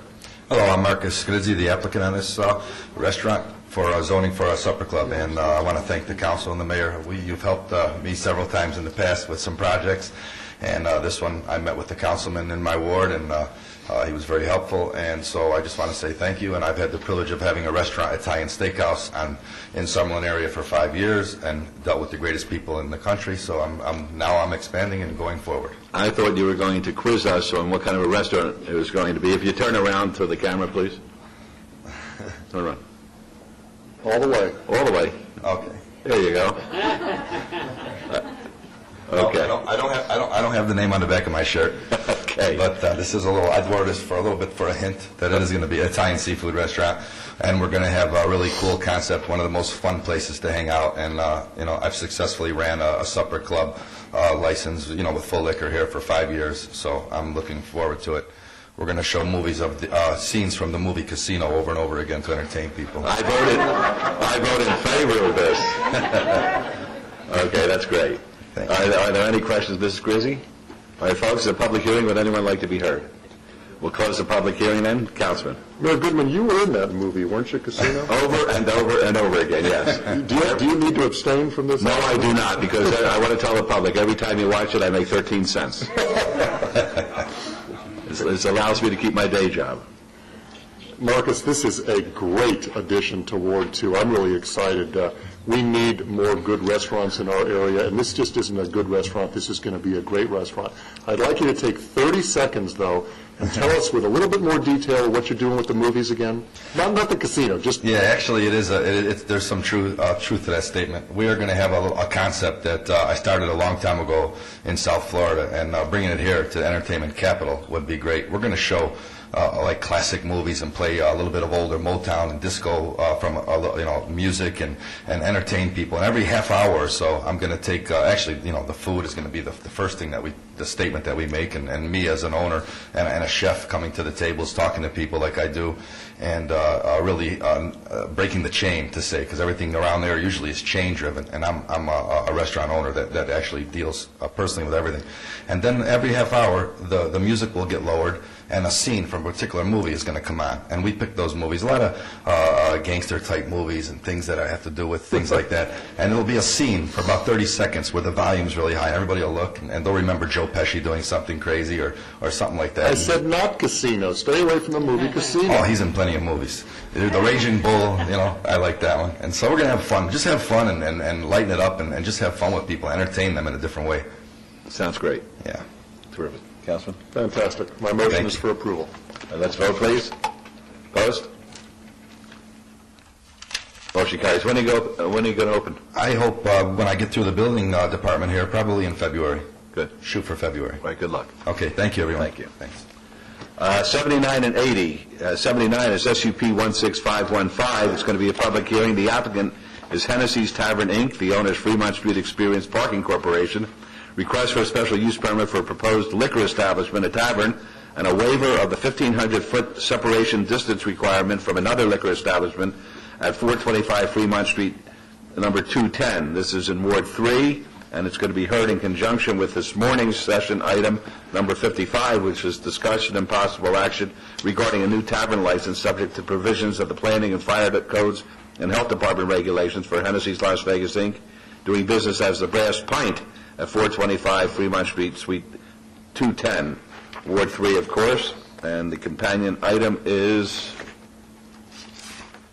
Number 80, SUP 16518, applicant Hennessy's Tavern, the owner of Fremont Street Experience Parking Corporation, requests for a special use permit for a proposed liquor establishment, a tavern, and a waiver of the 1,500-foot separation distance requirement from another liquor establishment at 425 Fremont Street, number 220. And this will be heard in conjunction with this morning's item number 54, which is discussion and possible action regarding a new tavern license, Hennessy's Las Vegas, Inc., doing business as a Brass Nightclub at 425 Fremont, Suite 220. The items are public hearing items, which are now declared open. Is there anybody here on behalf of the applicant, Hennessy's Tavern, Inc.? Mr. Hennessy, how are you? Good afternoon. Paul Hennessy, 425 Fremont. Very good. Any questions of Mr. Hennessy on this, or comments? All right, folks, a public hearing. Would anyone like to be heard? I have a question that has, it's a shame, Mr. Hennessy is always the one who stands up there when I have a question which I really don't know the answer to, and I haven't had an opportunity to speak to the city attorney about it, and if you don't want to give me the answer now, I'll understand it, you may want to research it. But, you know, at this last election, there was a statute, or I'm not sure what it was, a statute pertaining to smoking? It was a statute? As I understand it from some calls that I've gotten to my office from people who own, I don't know, I guess they would be supper clubs, where they're smoking, that they're now having to make a choice as to whether they're going to have food that they're serving or whether they're going to allow smoking and not have any food. And they're very concerned about the folks who may have leases to provide the food to these establishments, and whether or not, if they make the choice to go with smoking, they will have any kind of liability with the lessee, or the lessee who is providing the food. Now, I don't know whether you want some time to check this out, but I have had constituents call me, and I think it's a legitimate concern on their part. Yeah, Mayor, we probably need some time to research that issue, but, you know, occasionally in contracts there is a provision where it says that if the government makes a certain action illegal or you know, you can't do it because there's some prohibition against it. Yeah, sometimes there's a provision in a that's called a force majeure. Correct. And I'm not sure that this, I'm not going to get involved with the legal discussion now, but I'm not sure that's a force majeure when you have a choice that you're making, and I think we have to. I think we owe it to our constituents to research that. I think we also, as a city, have to be concerned about what do we do when we license a supper club, and we've been through this, where you have to have 65%, I believe, food and 35% liquor is allowed. When they make the choice to cut out the food, they then become a bar, and we did not license them as a bar, and those kind of establishments will be in neighborhoods where the people might be up in arms. And Mayor, they would not have that choice. They would not have the ability to cut out the food in that instance. It's only the taverns that would have the ability to cut out food, because a supper club, by definition, requires that you have a food element more so than the alcohol element, whereas a tavern requires you to have more alcohol and not even require you to have food at all. Food is just an accessory to a tavern, but it's not required. And at a supper club, can people smoke? They cannot. Not under this new Question 5 after December 8th. But they can smoke in a supper club if you delete the food. No, a supper club, you're required to have food. I understand what you're saying, but I'm saying if you delete the food in the supper club, you can then have smoking, and they may want to make the choice to keep the smoking. You'd lose your ability to have that operation at all. Okay, what happens? Because you'd have to have the food. I'm not going to argue with you. You're a lawyer. I'm just telling you that I think that we're going to have huge problems. Can I continue? Yes. Can I continue that on the same line? Yep. Okay. The marijuana initiative. And this has, I'm sorry that you have to stand up through this discussion, but... No, I'd actually like to ask, because I don't think everyone understands the law. If you have an outdoor patio, can you allow smoking on the outdoor patio? I believe that's an exempted area from the no smoking rule, because I know that's it. From when this measure was being discussed, I know they said in New York and California that's the way people were doing it, where they had more outdoor area and allowed people to smoke out there. It's only when you go inside where food is being served that you can't smoke. Okay. And on the inside, if you have a gaming area where children can't go into and you don't serve food in that area, can you allow them to smoke in the gaming area. I believe the only exemption from gaming is if you're actually in a casino. And then the restaurants associated with casinos, you can smoke in there, but not within supper club type environments. Mayor Pro Tem? Okay, I will ask our city attorney. The marijuana initiative had to be voted on twice before it become law. This here don't have to be voted on twice by the people? No, I think the marijuana issue was a constitutional amendment, which required a couple run-throughs, whereas this just becomes a law, and it's not, I don't think it's a constitutional amendment to the Nevada Constitution. I just think it's a law which just has to go through once. Okay. If I could make one comment, Certainly. I think a lot of people are overreacting to this. I may be in the minority, but we've gone to this in California where people can't smoke in any of the restaurants, and people adapt pretty easily. The people that want to smoke, that want to game or go to a restaurant, simply tell the bartender to watch their drink. They go outside and have their cigarette and come back in. I was shocked because we obviously fought it in California, and when it was enacted, our liquor sales went up 5%, and I was shocked. And we did a lot of research trying to figure out why, until I was very basically sitting in one of my restaurants one night at the bar, and a woman came up and sat next to me, and she said, "Oh, this is great. I'd love to come in here now. I could never come in here before." And I said, "What were we doing? Was something the matter?" And she said, "No, everyone at the bar was smoking, and I'm allergic to smoke, so I couldn't come in here." So I looked around, and my regular customers were outside smoking. They'd come back in and have their drink, and I realized we didn't lose those people. If there was no place else they'd go, no one could smoke in any of the restaurants. But what we did was gain the people that wouldn't go in there because of the smoke. And I think it will be the same thing with gaming, that there may be a lot of people that would like to go into a place, have lunch, and game, but can't stand the smoke. So it might work the other way. I think a lot of the places are kind of overreacting. I think if they just let it go for a month before they make decisions of ripping their kitchen out, or I know some people that have already let their kitchen staff go and their employees, I think they might be surprised. They ought to just let it take its course. And of course, if you drink enough, you don't even know there's smoke. Exactly. Or you don't see anyone smoking, so you don't have to enforce it, because you can't see anything except for that pink elephant. Okay. All right, Mayor Pro Tem. Mr. Hennessy, thank you very much for your insight. I believe what you're saying. I made my barbershop a non-smoky barbershop about 15 years ago. We never had one complaint, ever had one complaint. I think it's going to be great. Anyhow, on item number 79, SUP 16515, I make a motion for approval following Plan Commission staff's recommendation for approval with all conditions. All right, let's vote, please. Opposed? Motion carries. And item 55, I make a motion for the same motion for approval following staff's recommendation. All right, please vote. Opposed? Motion carries. And item number 80, but Mr. Hennessy, I do want to thank you for coming downtown and making it as vibrant as you are. Thank you very much. I think you're doing a great job down there. Very soon, Las Vegas will be able to boast that they have the largest pint glass in the world and be able to actually go in and party in the pint. There you go. I make a motion for approval of item number 80, SUP 16518, with all conditions, please. All right, let's vote, please. Opposed? Motion carries. And item 54, I make a motion for approval of all staff conditions. Let's vote. Opposed, please. Motion carries. Councilor Brown? He's a pint man. Okay. Good luck to you. Thank you very much. Your Honor, we were going to ask Mr. Hennessy to plug the restaurant a little bit. Oh, okay. Yeah.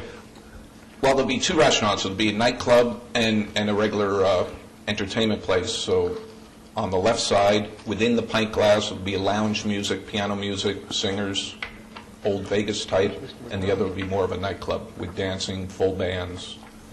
So this will be on the top, the second floor of what Correct. Used to be the old racetrack, on top of your existing Hennessy's and Mickey Finn's. And currently, we're building the pint glass. I don't know whether you can see the steel that's going up there right now, so it should be pretty dramatic. There's a floor plan. Terrific. That's great. Thank you. Thank you. Thank you. Okay, 81 is SDR 16542. This will be a public hearing. The applicant owner is Javidan and Hansa Naran. Request for a site development plan review for a proposed 21,726 square foot professional office building on 1.82 acres at 2496 West Charleston Boulevard. It's in Ward 1. The Planning Commission and staff both recommend approval, subject to conditions. Are either of the Narans here today? Yes, sir. Or representative? Hi, my name is Jai Naran. I'm the son of Javidan Naran. He couldn't be here because of a medical emergency, so I'm here on his behalf. If there was All any right, fine. Are there any questions that anyone would like to ask of Mr. Naran? All right, folks, a public hearing. Would anyone like to be heard on this particular project? Seeing none, we'll close the public hearing then. This is Councilwoman Tarkanian. I want to thank you and the lawyers who represented you for the work you did with the neighborhoods in that area. That's a tough neighborhood. They're protecting their environment very closely, and you worked with them, made the adjustments, and I move for approval. Thank you. All right, let's vote, please. With conditions? With conditions. With all conditions. All right, let's vote. Opposed? Motion carries. Good luck to you. You're welcome. All right, the next three items are 82, 83, and 84. 82 is GPA 14304. Public hearing. The applicant owners Bruce A. and Julie A. Kalizagian. Is that correct? Kalizagian? You're doing fine. All right, request to amend a portion of the Centennial Hill Sector Plan of the Master Plan from R Rural Density Residential to M Medium Density Residential on 3.52 acres at 5300 North Rainbow Boulevard in Ward 6.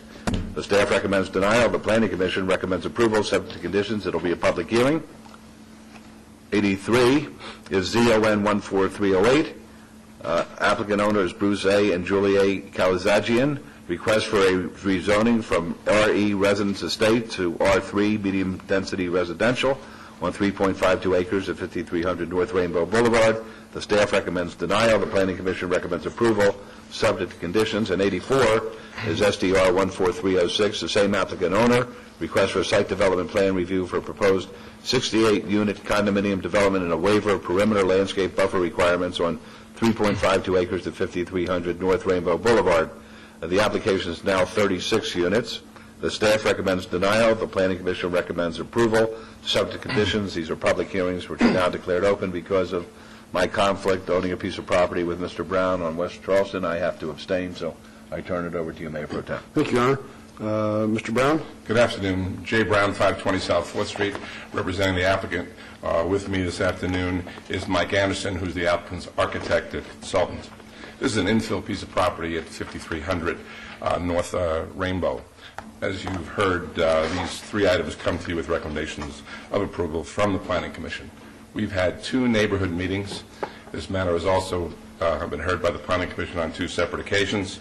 And we started off by asking about 20 units per acre, or a total of 68 units. As you heard, we're now down to 36 units, or 10.2 units per acre.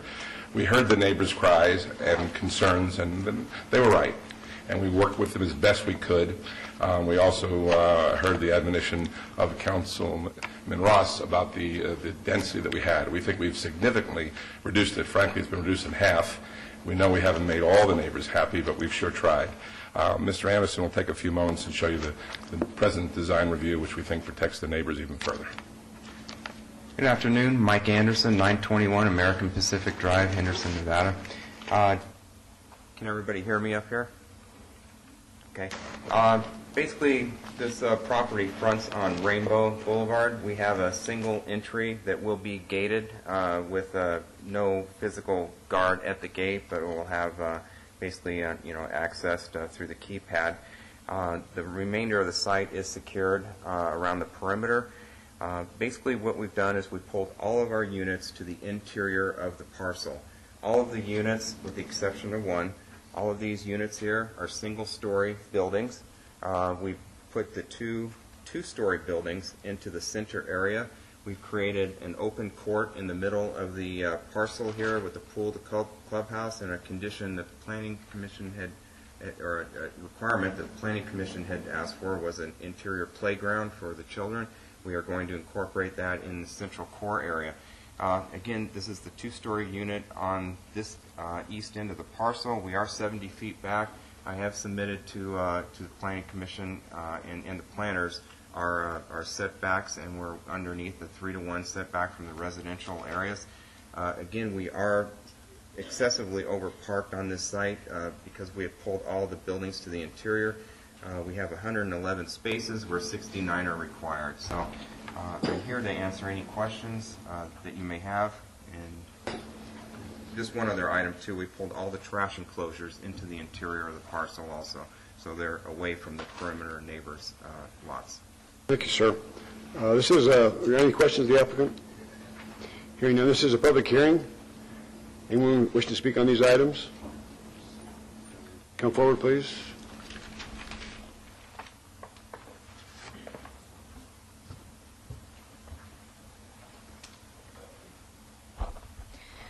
My name is Cheryl Gardella. I reside at 6513 Echo Crest Avenue.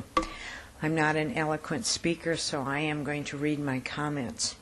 The general plan amendment and rezoning requests are proposed so that a two-story condominium project can be developed on the property. If you take a look at the surrounding property, it is all one-story, single-family residences, except for the one-story daycare center on one corner of the property. The Planning Commission staff recommendation indicates that this is out of character with the area and is deemed inappropriate. The recommendation goes on to say that growth and development factors in the community do not indicate the need for this rezoning, and that this type of development is best suited for a location further away from rural density, single-family residential property. I agree, this does not make any sense to build this in the middle of single-story, single-family residences. We are not opposed to the development of this property as long as it is done within the current master plan and zoning requirements. Pulte Homes was recently approved a density of only 4.11 dwelling units per acre on a site just north of this site. The Planning Commission staff recommendation also indicates that, quote, this proposed condominium complex is located in a rural preservation overlay district. The RPOD permits a maximum of 2 dwelling units per acre. While a portion of the development closest to Rainbow Boulevard is exempt from these requirements, the rear half of the development is not and should be required to meet the 2 units per acre maximum requirement. As this development does not meet the intent of the RPOD and is out of character with the neighborhood, denial of this application is recommended, unquote. I contacted Ernest May Elementary School and was told that their parent-teacher organization is opposed to this project as it will overload their class sizes. The impact on Ernest May Elementary School was not addressed at the Planning Commission meeting. The traffic from this proposed condominium development will have to drive through the Confetti development and the Sportsman Park development to get to the Ernest May Elementary School. The streets in Confetti and Sportsman Park were not designed to take this additional traffic this development will generate. This was pointed out at the Planning Commission meeting, but was misunderstood as the Planning Commission members thought we were talking about the increased traffic on Rainbow, which is a street designed for heavier traffic flow. The Planning Commission focused most of their discussion on this general plan amendment and zoning request on the obligation to provide affordable housing. Is it the obligation of every neighborhood to provide affordable housing? There is already plenty of affordable housing in the neighborhood. In addition, the developer's representative quoted a $200,000 to $250,000 price tag for 1,100 square feet condos. I don't think this could be anyone's definition of affordable housing. I have two campaign flyers of Councilman Ross's, which list some of Councilman Ross's positions to include the following. Steve Ross doesn't work for developers, so he will demand that neighbors be listened to when development can change a neighborhood.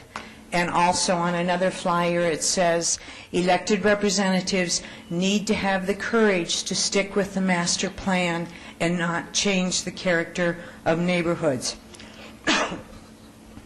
A petition in opposition to this general plan amendment and rezoning request was submitted for your consideration. The petition has 208 signatures of people who live in the immediate surrounding neighborhood who do not want any increase in density given for this condominium project. I would assume from the campaign flyer that Councilman Ross will be listening to the 208 people who signed the petition and will vote for denial of this project. So I hope the rest of the City Council is also listening and will also have the courage to stick to the master plan. The Council is charged with a decision-making process that is for the betterment of the community. How is this condominium project for the betterment of this neighborhood? It is not needed nor wanted. I want to believe in the government process and that the wishes of 200-plus people counts for something in your voting decision. Thank you. Thank you, ma'am. Anyone else like to speak? Yes. Mayor, Council, my name is Bruce Gardello. I live at 6513 Echo Crest. I agree with all of the statements made by the staff for recommending denial on this. I know that our schools are very close to everybody's heart. When we take and increase the density of a neighborhood that already exists with the schools built in there, what we do is we overload our classrooms. I know that we've been trying very hard in this community to be able to get our classroom reduction size down.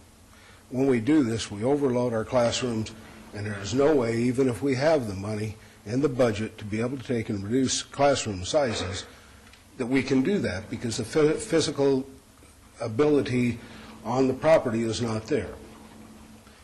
You end up possibly busing kids, and if you have to bus little kids, that's just a horrible thing to do to little kids. They're in the very early stages of learning, and I think that would be very detrimental to that. I hope you would take and consider that. I live, and I don't know how to put this up. Just put right there in front of you, sir. Metal square. Or in this little square right in the middle.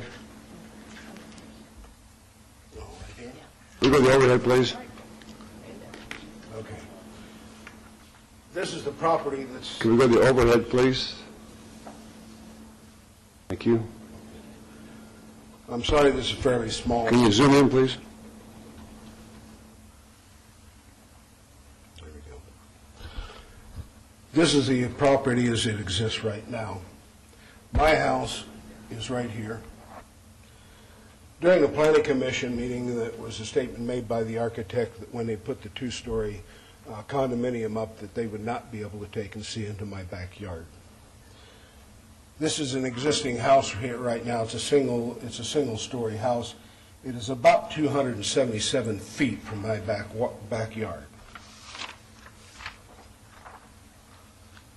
Here's a picture from my pool standing, and you can see the existing house right there, and you can see across there, and you can see below the eaves of that house. That means you can see about 6 foot up on that house. Their proposal has a two-story unit right here that is approximately 70 feet from the back of my house. That's going to put the line of sight from my house clear up here at about this, from that back window of the second story, right about here where that telephone pole is. They will see the entire area of my backyard, which takes away my privacy in my own backyard. Not only will that do that to my backyard, it will do it to all my neighbors and to the child care facility next door. I'm also concerned, quite frankly, about the security on my property. they're going to put parking right up against the back wall there. There's an existing block wall here along this area, and I have kids that come in from these areas over here trying to get over to the school and go to the playground over there. They climb up on that block wall and walk the block wall down to get into the street in front of my house to be able to go over to the school. With no guard here and whatnot, it's easy to follow somebody in here. A car can come down here, park in, jump over that block wall, and be in my backyard in nothing flat, and nobody's going to pay attention to them. I've already been robbed on another house I own with a very similar type of a deal, and I don't care to go through that again. I would hope that goes for the rest of my neighbors too. Our neighborhood is basically a working person's neighborhood. There's a lot of people there. There's a couple of teachers that live there. There's a lot of construction folks that live there. Some people that work for Metro. Different deals. This is not a big high-class thing. You can buy a house in my neighborhood for about $147 a square foot. Anything in my neighborhood will sell for less than $200 a square foot. So this neighborhood is just working people. That's why you don't see many people here right today. I've had 10 of my neighbors that wish they could be here, and I hope the heck you will listen to the objections here. They wish they could be here, but they could not be off work. So there's a few of us here. I hope you will listen. I hope you will take that under consideration. Thank you. Thank you, sir. Anyone else, please? Anyone else wishing to speak on this item? Yes, sir. Anyone else wishing to speak? Would they come down, please? My name's Bill Miller, and I live at 6504 Echo Crest Avenue, right across from the neighbor that was just talking. And what she said, I agree with her on that. And I oppose of what they're trying to do. Okay? Thank you very much. Thank you very much.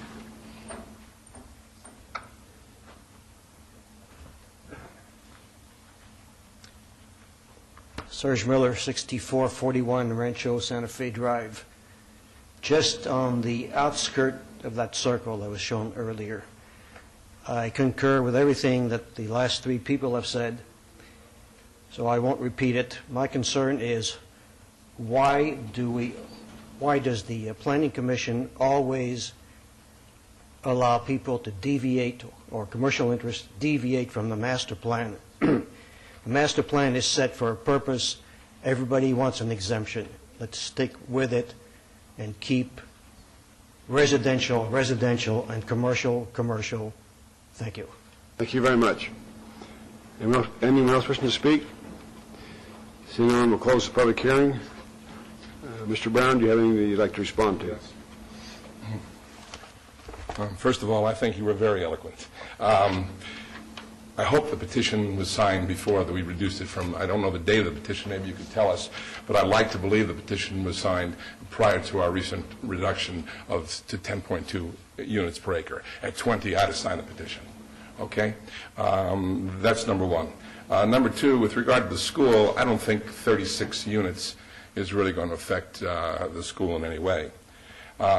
We could build, as the other gentleman stating about the two-story.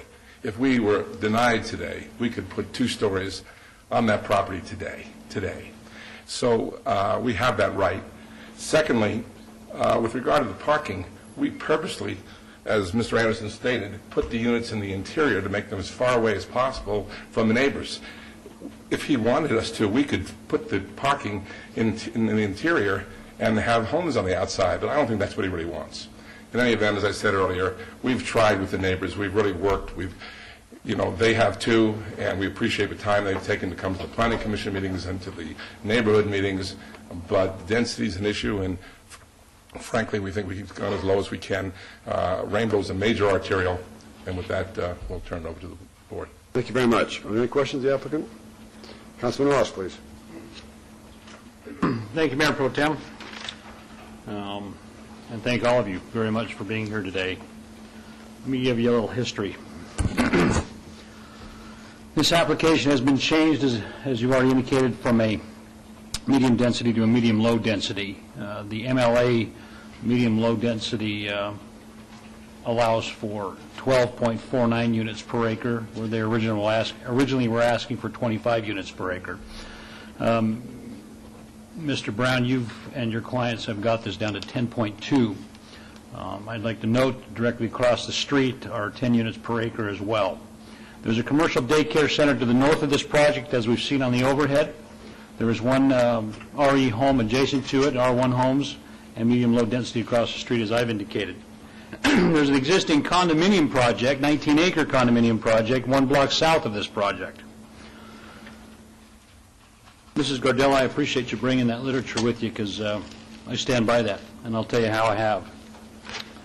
The original meetings with the residents that I'm sure all of you had attended, these are the comments made. The medium density was too intense for this area, as I indicated to you, your client, Mr. Brown. So the applicant has revised this to a medium-low, 10.2 units per acre. Two-story buildings adjacent to residential homes were inappropriate and would impact their privacy. So the applicant has revised their site plan so that single-story buildings are on the outside of the project, with the nearest building being over 50 feet from the wall, as Mr. Anderson has indicated. This project did not have adequate side yard setbacks. Residents felt that 10 feet was not appropriate, so the applicant withdrew the waiver and redesigned to have 50 to 80 feet to the nearest residential walls, as I think has already been indicated. The multifamily project would generate too much traffic with over 68 units, so the applicant revised the project to 36 units, listening to the neighbors. Now this one really bothers me, and this came out of these same neighborhood meetings, and I'm offended by it.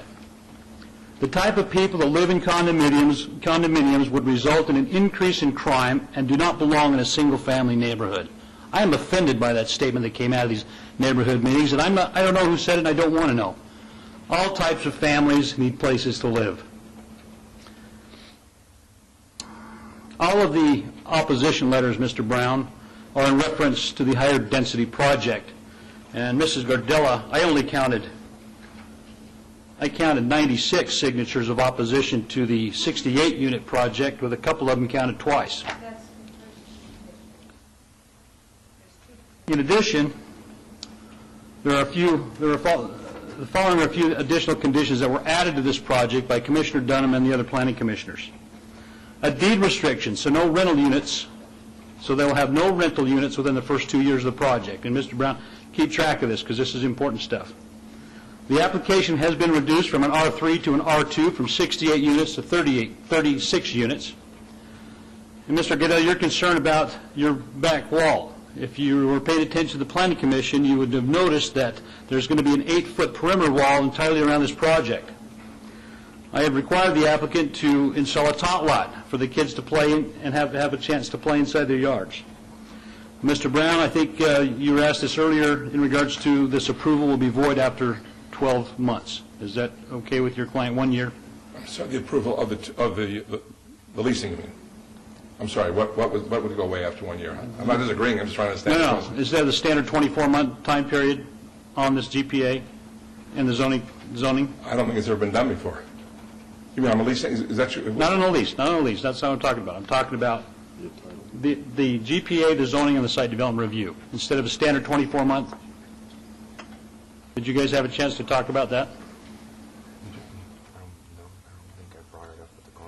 And I hear my legal guys over here whispering to each other. I want to get their take on this. Tell us. I don't remember. I'm not saying no, but I don't remember that being. You'd like the rezoning to have a 1 year instead of a 2 year? Yes. So if they start construction of it within that 2 years, then they're okay, or within that 1 year, they're okay. Yeah, I mean, if it sits there and nothing happens to it, this. Okay, I'm sorry. I don't recall discussing it, but I'm. That's what I want to know. I think with today's days of financing, whatever, I think it should be at least 2 years. But my client really isn't here, and I don't remember being asked that question before. All right, I'll the other things you said were all conditions. I'll go with the 2 years. We'll just leave it as the same. No air conditioning units on the roof, so nobody can see those. The parking lot lights are all downward shoebox lights to keep the lighting located on the property. We've got gated entry. Mr. Brown has already indicated that there'll be no parking on the east side of the property, as per the Planning Commission. The actual 2 stories are only 28 feet high. The side setback is 53 feet, the rear setback is 70 feet, and there was some discussion about the trash enclosure being too close to the homes, which is, the trash enclosure is going to be 50 feet away from any residential homes. Mrs. Gardella, I've never heard of the PTA regulating student populations in our elementary schools. And I have a note in front of me that says that the Clark County School District has reviewed this and that school can handle the population. Mr. Gardella, you had a comment about being able to see these buildings from your house, your backyard. We've required in the conditions that this applicant install 79 24-inch box trees around this property. There's going to be a forest around this. You won't see this. This is a challenging infill parcel that many comments that came out of these neighborhood meetings were, we want half-acre estates on this whole thing. Well, there's not half-acre estates surrounding this whole thing. There's a commercial daycare right next to it. It's hard for me to say, gee, keep it RE. It's hard for me to do that when the applicant has an opportunity to do something different here, fill this piece in, and create some homes for some people to live in. The prices that you indicated, I think we're in line, Mr. Brown. We talked about that. Yes. So, again, thank you, Mrs. Gardella, for bringing those issues up. Mayor Pro Tem, if I may. Yes. Agenda item 82, I would follow Planning Commission's recommendation for approval. That's on the GPA? On the GPA. You've heard the motion. Please cast your vote. Please post. Motion carries. And item 83, please. And, Your Honor, I move to follow Planning Commission's recommendation for approval on agenda item 83 from RE to R2. If I may, Mr. Mayor Yes. and Councilman. Margot? Did you wish to make the change to condition number 2, that the ROI be in effect for 1 year and not 2 years? That's what I was trying to do, but I thought I'd had a chance to concur with Mr. Brown prior to that. Oh. So we said 2 years. 2 years. Okay, so no change then. Thank you. Okay? Thank you. Okay. Those clarifications on the motion. Any questions? Please cast your vote. Please post. Carries. And item 84, please. Thank you, Your Honor. And I want to comment before I make a motion on this. I appreciate the neighborhood meeting with the applicant. And Mr. Brown, I appreciate your doing everything I've asked you to do, listening to the neighbors, trying to make this work for your client. Both of you have done a wonderful job in that. A lot of these projects in Ward 6 are very challenging because of the sensitive issues that surround some of the neighborhoods out there. And this is one of those that it's just not going to go away. So on agenda item number 84, Your Honor, I move to follow Planning Commission's recommendation for approval on SDR 14306 with the reduction to 36 units and all the staff conditions. Any question on the motion? If I may, Mayor Pro Please. Tem and Councilman. The Planning Commission condition is that there shall be no covered parking along the east property line. Based upon the comments that you made, that condition could be changed to say that there shall be no parking along the east property line, and that that area shall be replaced with another row of trees and landscaping, the same as the perimeter. That is correct. I don't want the folks on that, who live on that east side on Echo, that Echo cul-de-sac right there, to have a bunch of cars parked there, and anybody, some comments were made at Planning Commission about kids jumping on cars and then jumping over the wall. I think that 8-foot wall, perimeter wall already is going to slow them down, but thank you, Margot, appreciate that. And you accept those conditions? Yes, we do. And that's my motion, Your Honor. With those corrections, any questions? You've heard the motion. Please cast your vote. Please post. Motion carries. Thank you very much. Thank you. Beverly, are we up to 95? All right, 95, 96, and 97. 95 is ZON 15371. There'll be a public hearing. The applicant is SCA Design. The owner is Hillbilly Acres et al. Request for a rezoning from RE Residence Estates to R3 medium-density residential on 1.69 acres adjacent to the west side of Panaflo Street, approximately 100 feet south of Harris Avenue. It's in Ward 3. The Planning Commission staff recommend approval, subject to conditions. 96 is VAR 15373.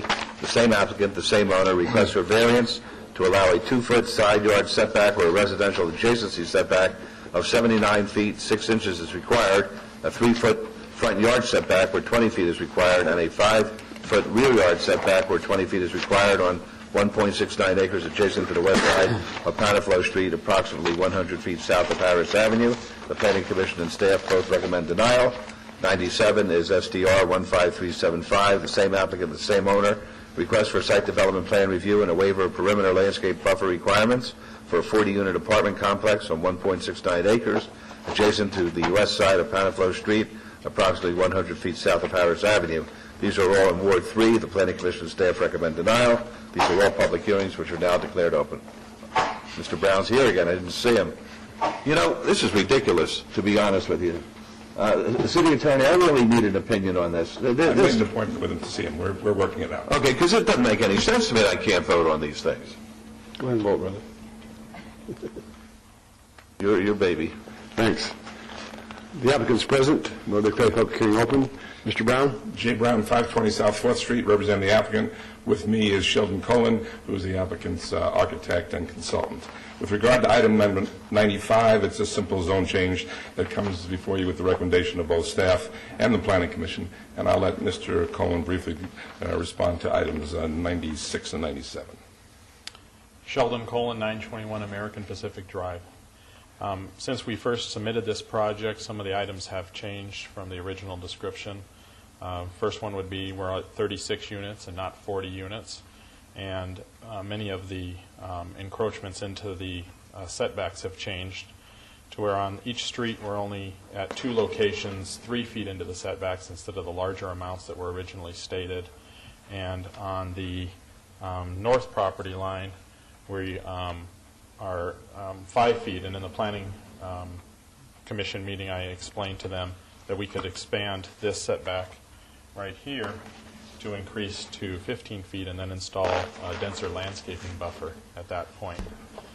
And this project, they're 2-story buildings, 26 feet tall, and as you know, we have provided enough parking as required by the codes, and we have also provided a playground area for the local residents of this project and interior landscaping to help buffer each building from each other.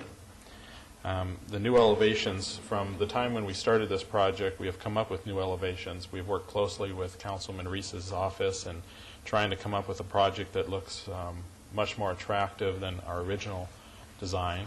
And that's in front of you, and also I have a copy to give for the record.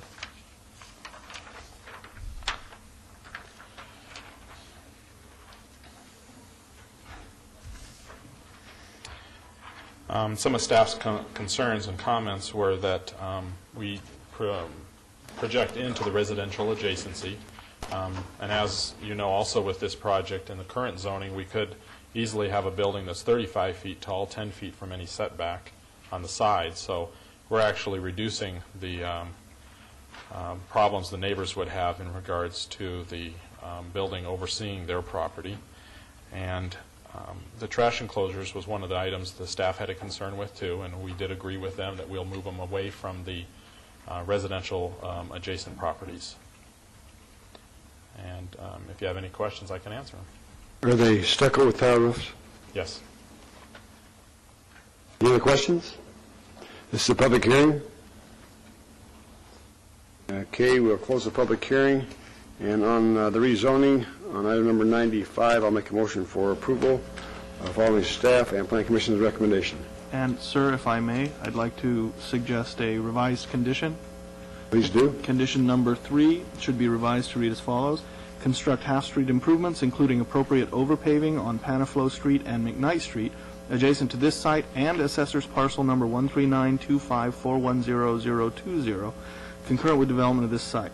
All existing paving damaged or removed by this development shall be restored to its original location and to its original width, concurrent with development of this site. Extend all required underground utilities such as electrical, telephone, etc., located within public rights-of-way past the boundaries of this site prior to construction of hard surfacing, asphalt, or concrete. Thank you. I was going to do that on the site development review. Is this the proper place? You know, in the past, the attorneys have recommended we do it on both. Both? Okay, if I could have staff to put this map on overhead.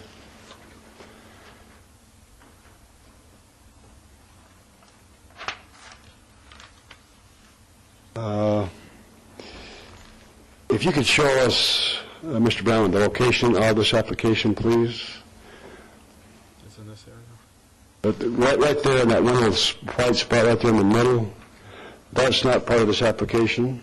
No, it isn't. I believe that's where they're asking for the Yes, street. McKnight Street is the one to the west, and if we put in the correct street, they have a driveway that's within the right-of-way, and we're going to be cutting that driveway off. And so we are going to have a little problem there, I think, but they are in the right-of-way, so we are going to allow that condition, if you would agree to that. Yes, we do. Okay. With those changes, then I make a motion for approval on item number 95. You've heard the motion. Please cast your vote. Please post. Motion carries. And item 96, I would make a motion for approval with all staff conditions as corrected. You've heard the motion. Please cast your vote. Please post. Motion carries. And item number 97, I would make a motion for approval with that condition change that Mr. Anderson read into the record, and all the conditions. If I may? Yes, please. Pro Tem. We need to change the date of the elevations to those submitted dated 11/13/06. And I'm sorry, did you say you had a new site plan? No.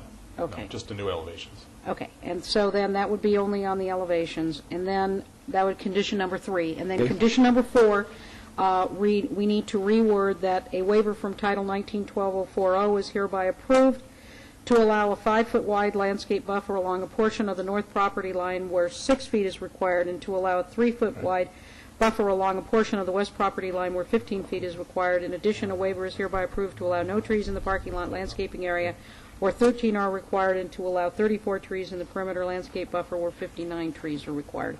That gives us the correct information, sir. Please, thank you. Any questions? With those corrections, I'll make a motion for approval of the site development review. You've heard the motion. Please cast your vote. Please post. Thank you very much. Thank you. All right, 98 is VAR 16165. It's going to be a public hearing. The applicant owner is Young H. Jung.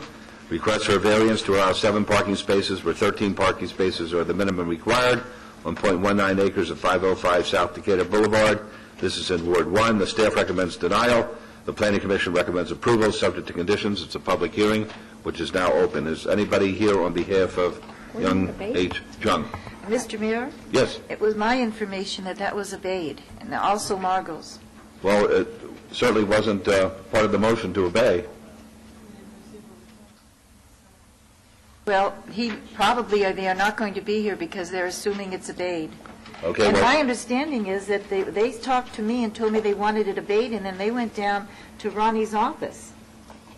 I don't know. I just know that when the Mayor Pro Tem made the motion to obey certain items at the beginning of the afternoon, it was not part of the agenda. So all you have to do is move to obey it for 2 weeks, and we'll re-notify them, and we'll be in action.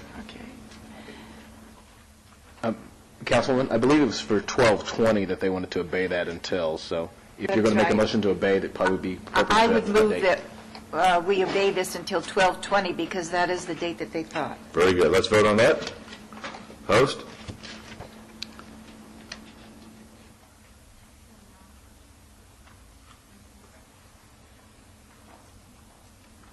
Motion carries. Thank you. Item 99 is SUP 13362.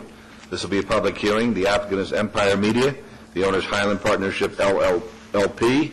Appeal filed by the applicant on a denial by the Planning Commission of a request for a special use permit for a 75-foot tall, 20-foot by 24-foot off-premise advertising billboard sign at 1112 South Martin L.K. Boulevard. This is in Ward 1.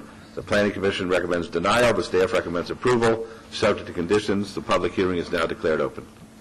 Yes, ma'am. Killeen Coda, 892 Vegas Valley Drive, on behalf of the applicant, and we request that we have met all the conditions.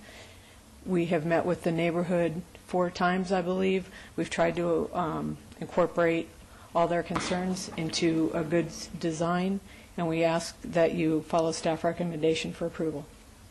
All right, are there any questions of the young lady? All right, it's a public hearing, folks. Anyone want to be heard? Mr. Deegan?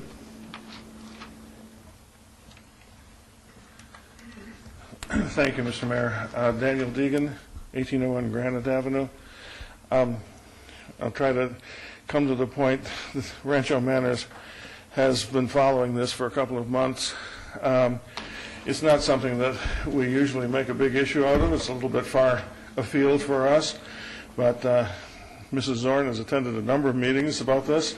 I went to the meeting last night at the First Presbyterian Church that covered this, as well as their billboard application. And it has been discussed in our executive board meetings. We oppose additional billboards in the Rancho Charleston area. We realize that the applicant has commercial property. He doesn't require a general plan amendment or any zoning changes. However, it is a special use permit. It's not an ordinary commercial use that he's asking for. And if there are reasons that the public interest is not served by the billboard, I think it would justify a denial. And I think there may be reasons to do what you ordinarily wouldn't do and turn down this request for an SUP. First of all, this is a critical section of I-15. You know as I do that right-hand lanes disappear into off-ramps. There's interweaving traffic as traffic gets on. This will be a billboard mainly facing the south-flowing traffic, which is the main one there, which faces this interweaving. It may be a traffic hazard, which we might not want to add. It will be fairly close, not only to the Presbyterian Church, but to the neighborhood behind it. It will have to be a brilliantly illuminated sign. There will likely be considerable light pollution in the neighborhood. And finally, it is on land which will be expected to be taken for the expansion of I-15 and Project Neon, giving entitlements which will increase a property owner's land values and stream of income, which will increase his ability to raise condemnation proceeds. I think it has to be questioned. If he has an ordinary use of a property, by all means let him go ahead. But if it's a special use, I don't think that you're obligated to grant him this entitlement. The applicant has told us at the last meeting that they're willing to make some sort of stipulation as to their denial of the future income stream if in fact it's condemned by NDOT. Why not just settle it easily by not putting these structures in the face of likely future public works improvements? Thank you. We would like to have more neighbors from the area speaking out, but we're going to support them in hopes that they support us on issues closer to our home. And we thank you for your consideration. Thank you. Would anybody else like to be heard?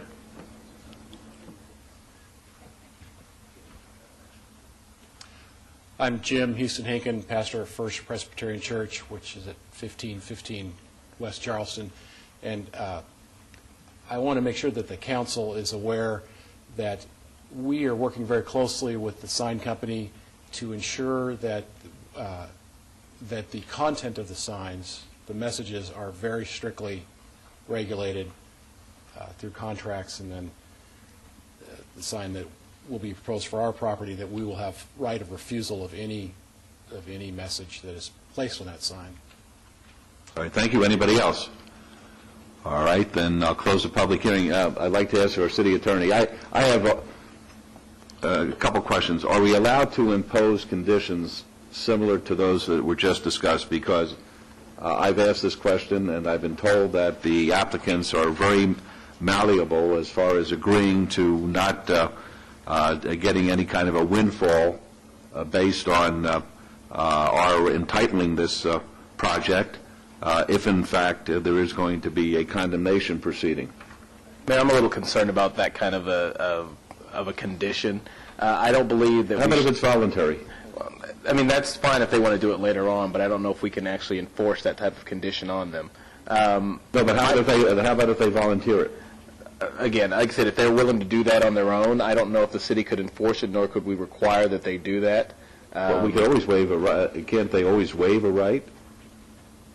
Like I said, I'm just a little concerned about that, just because I don't believe that if this applicant sells the property or something happens where they don't own the property or no longer in control of the property, we'd then be holding someone else who didn't agree to that particular condition.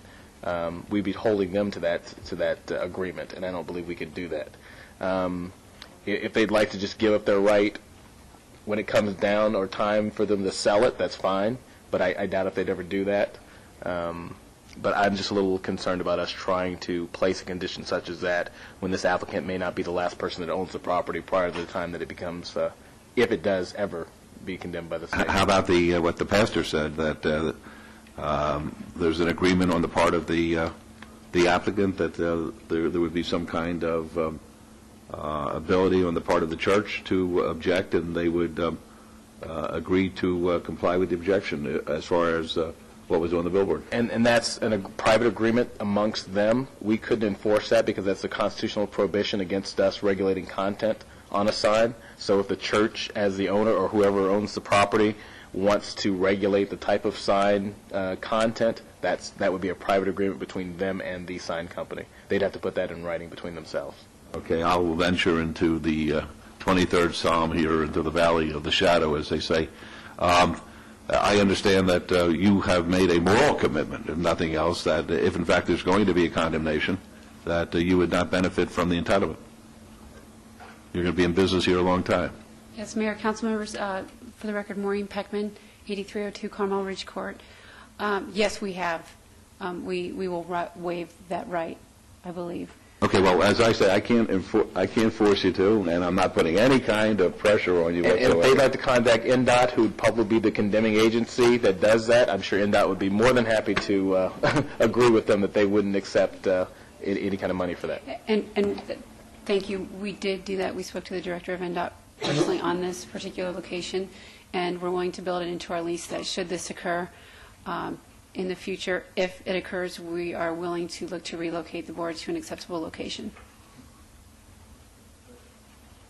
That's a little different, though. Relocation involves us getting involved also, again, because if they relocate it to that same parcel, they have to come back for a special use permit in order for us to relocate the sign. Right. Let me tell you what my concern is. You know what my concern is, that people they're anticipating that the neon project is going to come through, and a lot of people, and I do not, believe me, I'm not casting this aspersion upon you, but a lot of people are going to try to take advantage of that, and I get the feeling, although I have nothing to prove it, that little Java Depot center there, that could be knocked down real fast when a freeway comes by, and yet they're building up a record as to they're making money, and I just don't want the cities to be played for a fool.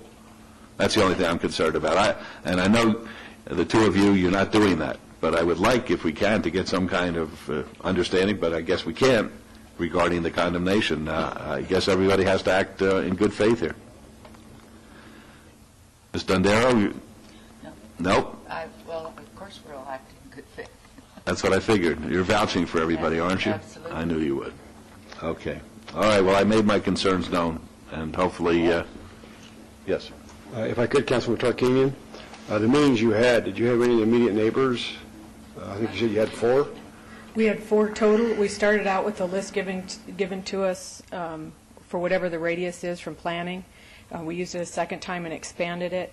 And then the third time, I wasn't involved in that particular meeting, but it went out to another group of people. And then the last time, I believe, Councilwoman Tarkanian's office generated that list, which is just a greater area, a larger area than we would normally notice.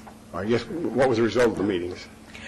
They voiced their concerns. A lot of them were what the gentleman said, Project Neon being an issue, moving the sign being an issue, the content being an issue, the look, the lighting of the sign. The general things that he brought up were pretty much encapsulated everything everybody was covering. A lot of people came out because they thought it was they would get more information on Project Neon. So that was really the If I might address information system. you, Ms. Councilman Reese. First of all, I think one of the reasons why we had 4 meetings is we started out with 4 to 5 signs. 5 signs were mentioned orally to me in my office with staff. 4 signs then came out in written material that we had. So over the period of time, we needed to have these meetings to clarify issues. Secondly, the problem was that we kept getting complaints from people who lived near this area, particularly Scott Jady's people, that they were not noticed. And so I knew the Scott Jady people were active. They've come to all our other meetings and had concerns, so I asked for them again to send out the notices. And what they did was they gave us extra copies of them, which we had placed on people's doors. And that's why I think more people came out, because we still had people who said, and even though I know you mailed, they did not get them. So that was why we had the majority of the people last night were people from the neighborhoods. In fact, I think almost everybody was from the neighborhoods. But that's why we had so many different meetings. It wasn't that we got anything done. The first meeting, we didn't have one single person from the neighborhood there, which was absolutely astonishing to me, knowing the way those people turn out for meetings. And so that's why we had additional meetings, and we did get a good group last night of neighborhood people. We had church people before. That's my response, Councilman Reese. Thank you. All right, Mr. Peckman, did you have something you wanted to say?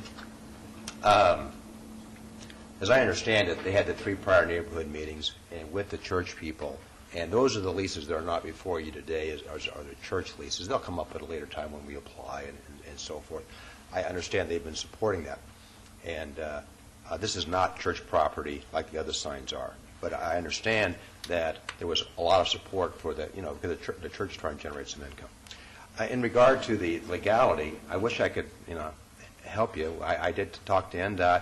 I understand our property that we have under contract, that we are able to move it, which if I could somehow commit in writing, I would agree to find a suitable location and move it. We're not interested, if that property gets condemned and we have to take it down, we're not interested in any money. I guarantee that. You can hang us on that. It's all fine with us. We just want to have a billboard and have it be there. And if NDOT takes it and I can't move it, then that's the way it is. We're not looking for any money. All right. Thank you. Councilman Ross. I find this unique because as I deal with billboards in Ward 6, I don't think I've ever seen staff approval on something. Margot, can you comment on that? I rarely ever see staff approval on a billboard. Mayor and Councilman, if the project meets all of the standards, if it's in an area that is not immediately affecting a number of residential areas, there are a number of conditions on this billboard with regard to no animation, no internal illumination, no changing message boards. So there's a variety of conditions that have been recommended on this sign. And again, its location immediately in the area on a major arterial, and the sign is to be placed perpendicular to the traffic on Martin Luther King. And for those reasons, staff did not make the findings in denial of the application. Your Honor, if I may. Sure. I bring that up, and Councilman, if you'll bear with me for a minute. I bring that up because we'll be dealing with this on a more frequent basis, I think, as in Ward 6, as the major thoroughfares and freeways, get built and more businesses and people are moving out that direction. So I just wanted to clarify that. Thank you, Director. I appreciate that. Thank you, Mayor. Okay, no problem. Thank you. Councilor Wilson? Mayor Goodman, may I ask a few questions, Councilwoman Turkanian? I'm trying to understand what we're doing here, and I know that sounds crazy, but from the backup materials I have here, we have 3 existing billboards to the east, and I'm talking about within the circled radius, and we have no existing billboards to the west, which is where you're proposing your billboard. Is that right? There's one billboard between the I-15 and Valley View. Okay, but that's not in the circle radius. Correct. Okay. In that circle radius, you're correct. And you don't own the properties where these other 3 proposed billboards are designated here, do you? The other ones that were requested? Is that what you're asking me? Yeah, forgive me, I'm looking at this backup document I have. And in the circle radius, if you will, there are 3 existing billboards to the east of I-15. But then in the circle area it says proposed billboards, and I think you've numbered them A, B, C, and D. Yours is D. A, B, and C proposed billboards are not on your property, are they? Well, correct. That's on the church property, and A and B have actually been withdrawn. Okay. So, And I don't own the ones, we don't have any involvement to the ones to the east. So the only one that we have is D at this time, today. and that's the one you're proposing today? Yes, and one of the concerns the residents did have that I forgot about was that the proliferation, can you continue to add?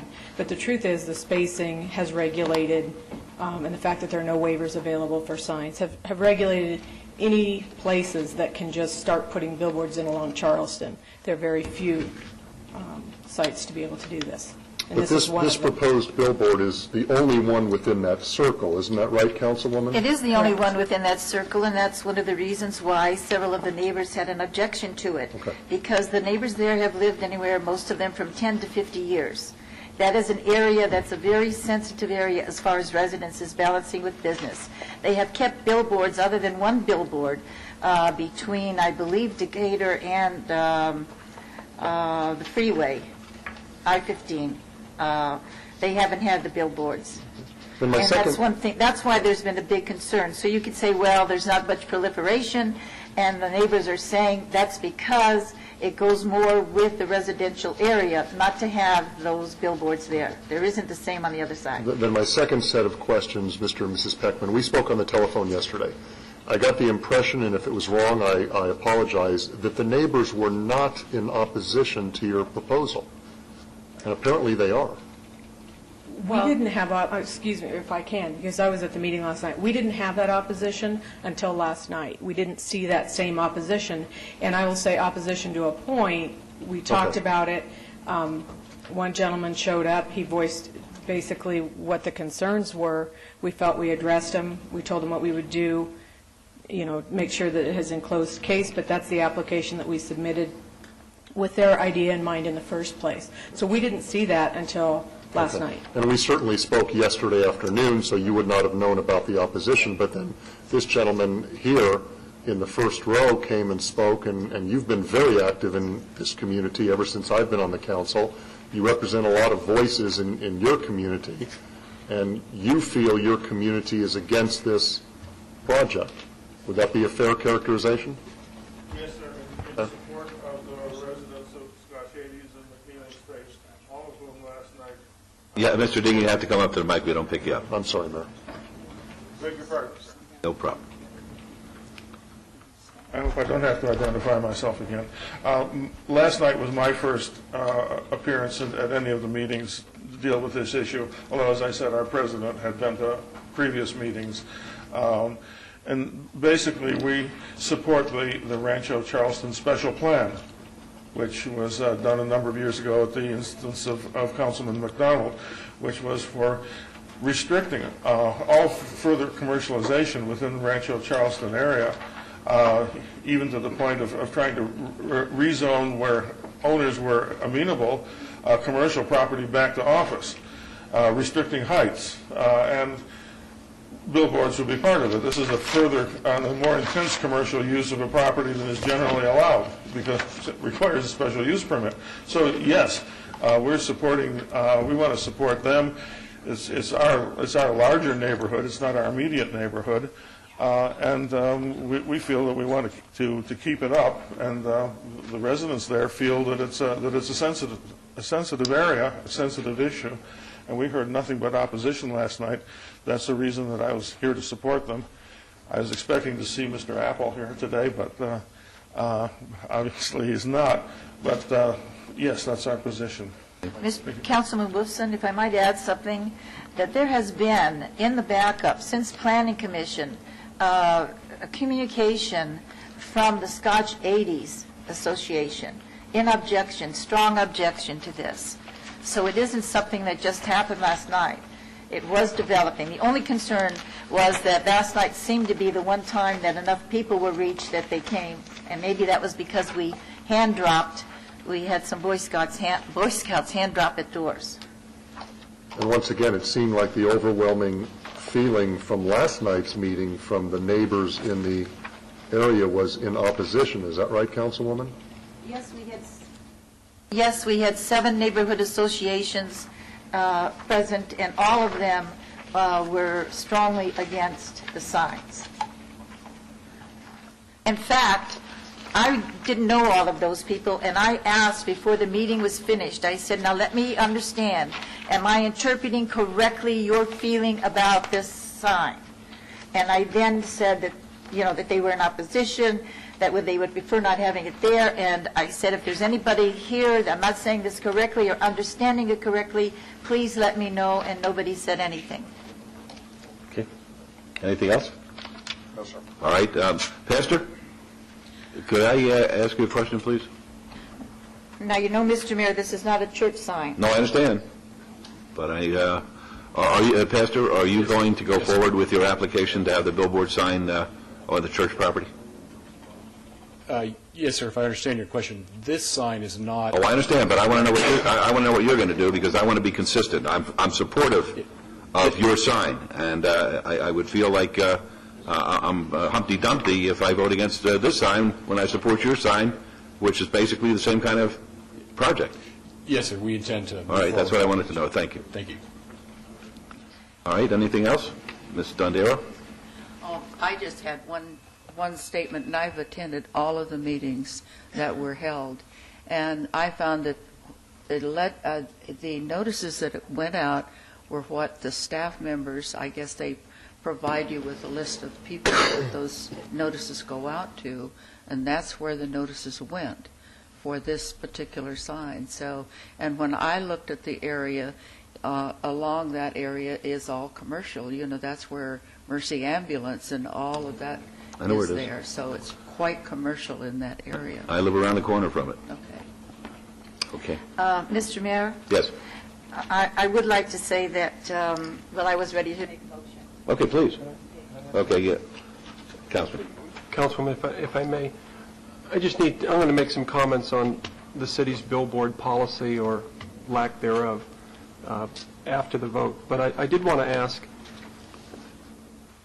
as far as the special use permit, don't all billboards that are new to the city go through a special use permit? Yes, they do, Councilman. Okay. So that's just procedurally what they have to do. Yes. Now, if, at least it's been represented, that under the current city code and criteria for special use permits, billboards, Margot has indicated that they meet those criteria? Yes, the planning is indicating they do meet those criteria.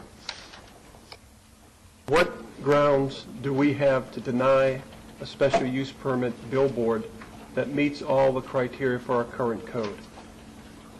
You can still determine whether or not it's compatible and harmonious with the current area. You can determine whether or not there is, maybe if through testimony you find that that the sign is having a significant impact on the surrounding development. Planning just goes with the strict interpretation of the code. They don't look at, or they don't talk to the neighbors prior to the time that they write the report. If you have elicited through testimony or through letters of opposition or anything of that nature that it will affect the surrounding neighborhoods, then you can deny it. If you deem that it's through that testimony that's no longer harmonious and compatible with that area, if it doesn't meet with the general plan for the area, that type of thing, you can determine that it's incompatible and not and you can deny the special use permit. Thank you, Councilwoman. And Mayor, I do want to make some comments after the agenda item is resolved. All right, very good. Councilwoman, your motion, please. First, I want to thank the billboard people for their hard work and their legal counsel and for the generous time you gave in providing for neighborhood meetings. because there was some problems with mailing out, and as we discussed, it wasn't just mailing out for your project. We've had this before in general neighborhood meetings. There seems to be some difficulty in that area, but you are most kind to have the additional meetings. This has been a difficult decision with good people on both sides of the issue. I believe that I know this area very, very well. I believe I know the people very, very well. That's why I was so confused that nobody came out to that first meeting. And in fact, Judge Mosley was the only one there, I believe, or that was a second meeting. He was the only one there. And only because we let him know. He asked us to let him know of the next meetings. So there was some problem there. This sign impact will affect the surrounding residentially zoned parcels to the south. And this was stated last night, and if you remember, a couple of men went out and one came back, and he said he didn't realize until he went out and he looked at it, and we have some very, very strong feelings in Scotch 80s. We've had written input from several residents as well as 7 neighborhood associations, most of whom were present last night. These associations are in opposition to this application for a billboard at this site. This is a sensitive area that's been, as the gentleman said last night, jabbed and jabbed and jabbed again. And as another one said, a slice of bologna here and a slice of bologna there. And the feeling was this application sets a bad precedent because no other billboard signs exist in this area, and they don't exist because of the district that was put forward in Councilman McDonald's time to protect the area from more commercial encroachment. From what I understand from our legal counsel, the applicant bears the burden of proof to establish that approval of this SUP is warranted, and I don't believe they have. I don't know what good it's doing. We have many questions about what will happen. We can say, yes, you make this commitment. The church can say we'll handle content. And as I go back to the legal counsel and ask them, they say we have absolutely no control over that. And in fact, we have no control if somebody sells something and says they're not going to sell it, but then later does. It's just out of our hands after that point. And the residents in this area, I believe, are counting on us. There is also traffic congestion at this location with a lot of different signs from the fast food places. And there is a possibility that I understand from traffic control that there could be a distraction compromising safety. I think we should remember that the Planning Committee denied 7-0 this sign, and I think they took into consideration some of the things which I'm mentioning to you now.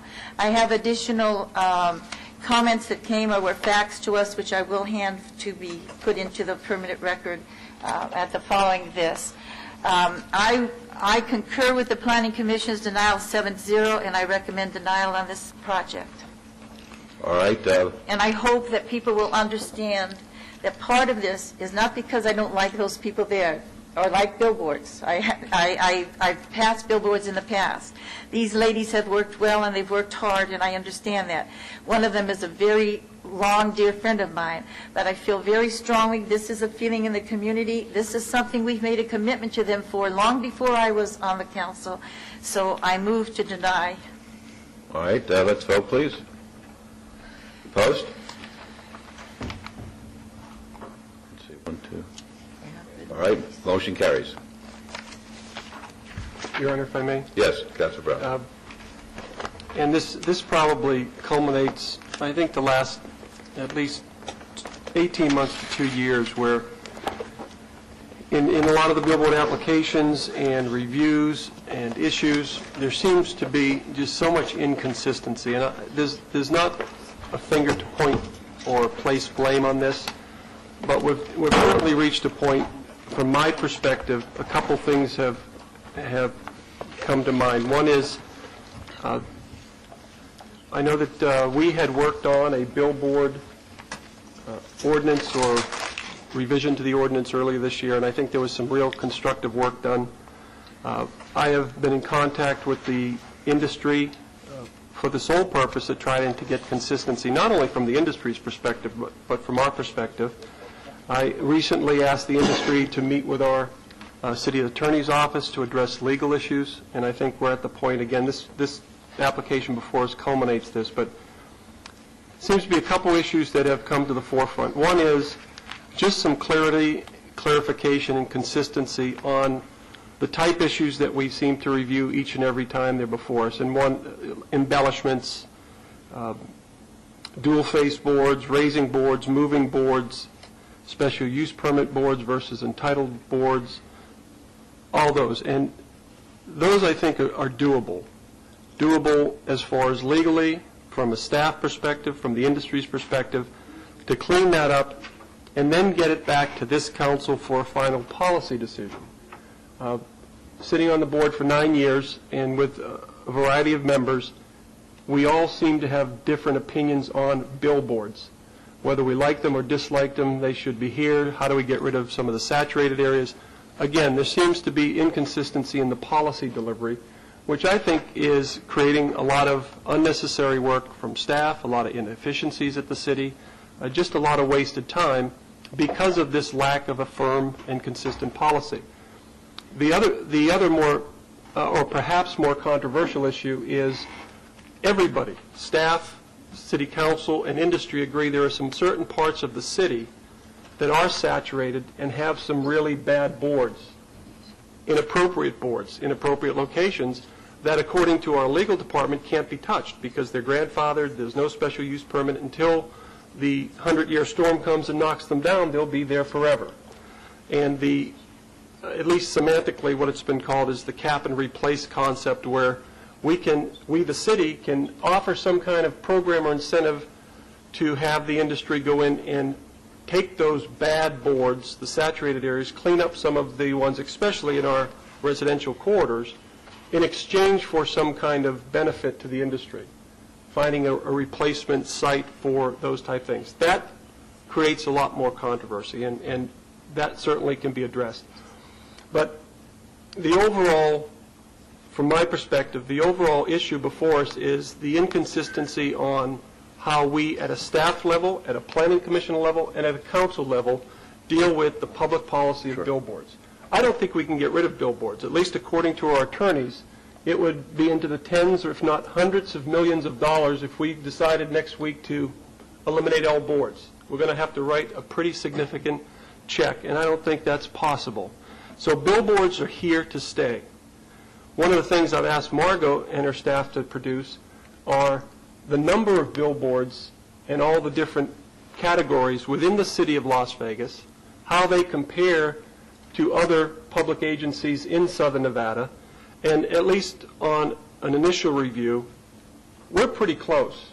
So one of the things I'd ask this council to start thinking about is, are we at a point where we want to say, and I think we are within our legal means, to say enough's enough. Let's cap the number of billboards in our community. And I think we've approached that. There may be some room for growth. If the cap and replace creates opportunity, wonderful. But we need to take a hard look. I think we're wasting a lot of time. Some boards are reviewed 6 months, some 1 year, some 2 years, some 5 years, some are there that we don't even know about.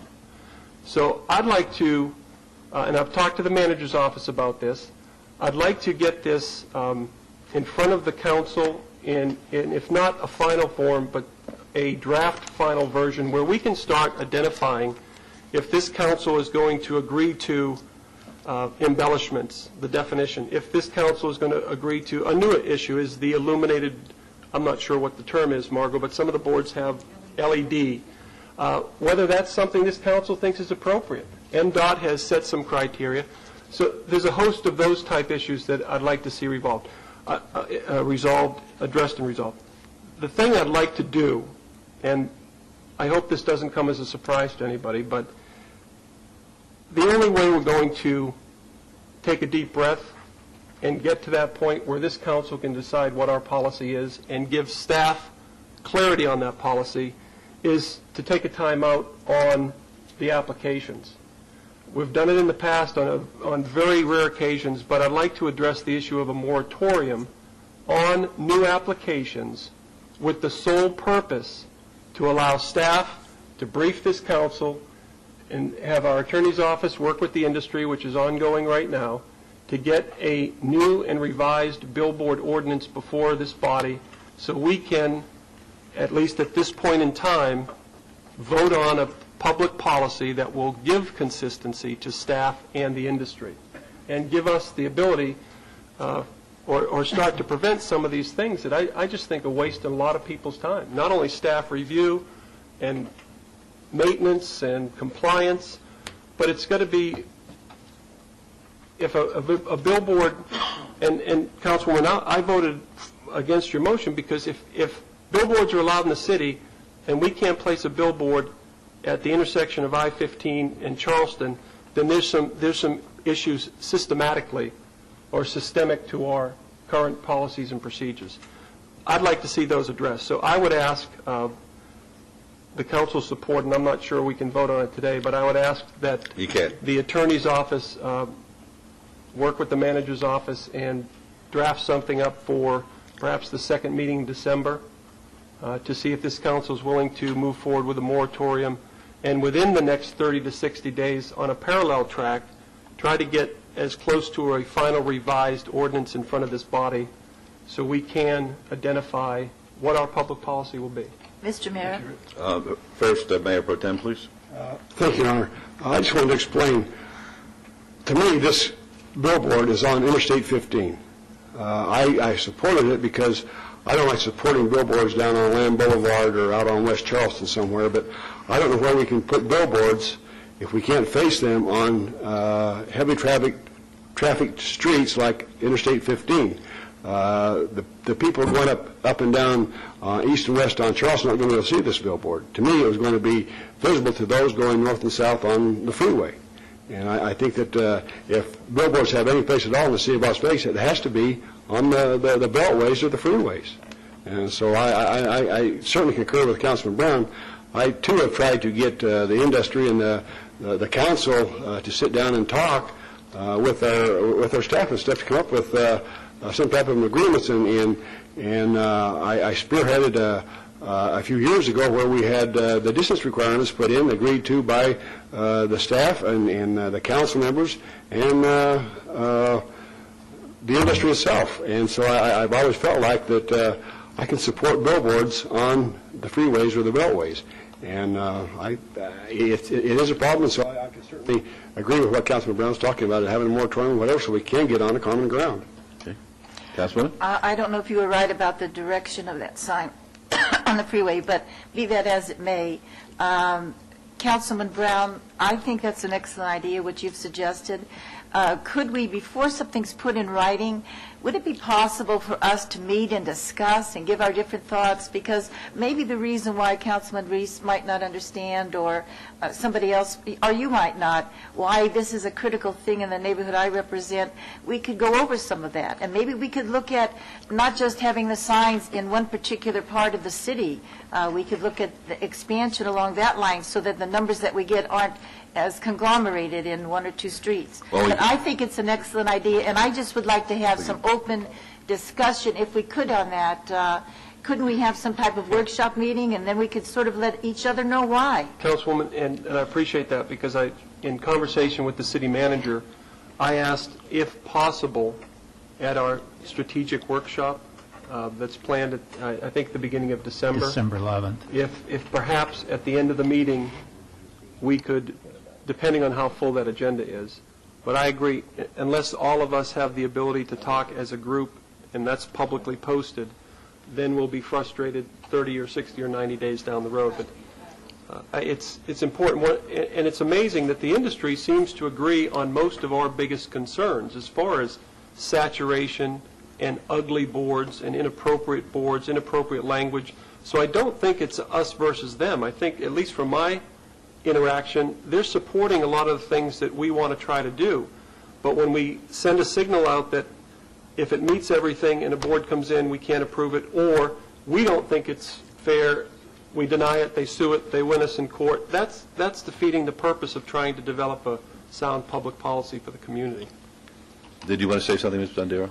Yes. I mean, we're way beyond the open meeting law. Two things. Yes. I just wondered if after you get through with the new ordinance and everything, if we can reapply. Is that a possibility? I don't know the answer. That's up to the city attorney. Are they allowed to reapply, and what time limitation do they have?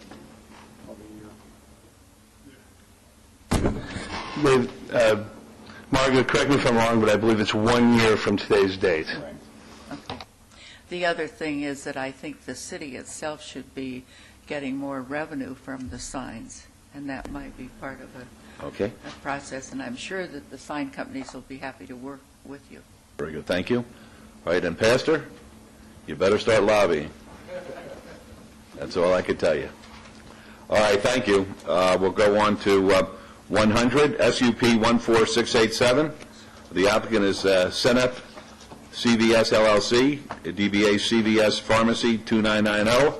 The owner of CVS 2990 Las Vegas LLC requests for special use permit for a retail establishment with accessory packaged liquor off sale on 1.55 acres at 6391 West Lake Mead Boulevard. This is in Ward 5, and this is to be heard in conjunction with this morning's item 57, which is discussion and possible action regarding a new package license subject to the provisions of the planning codes and health department regulations. Senep CVS LLC doing business as CVS Pharmacy 2990 at 6391 West Lake Mead Boulevard. These are in Ward 5.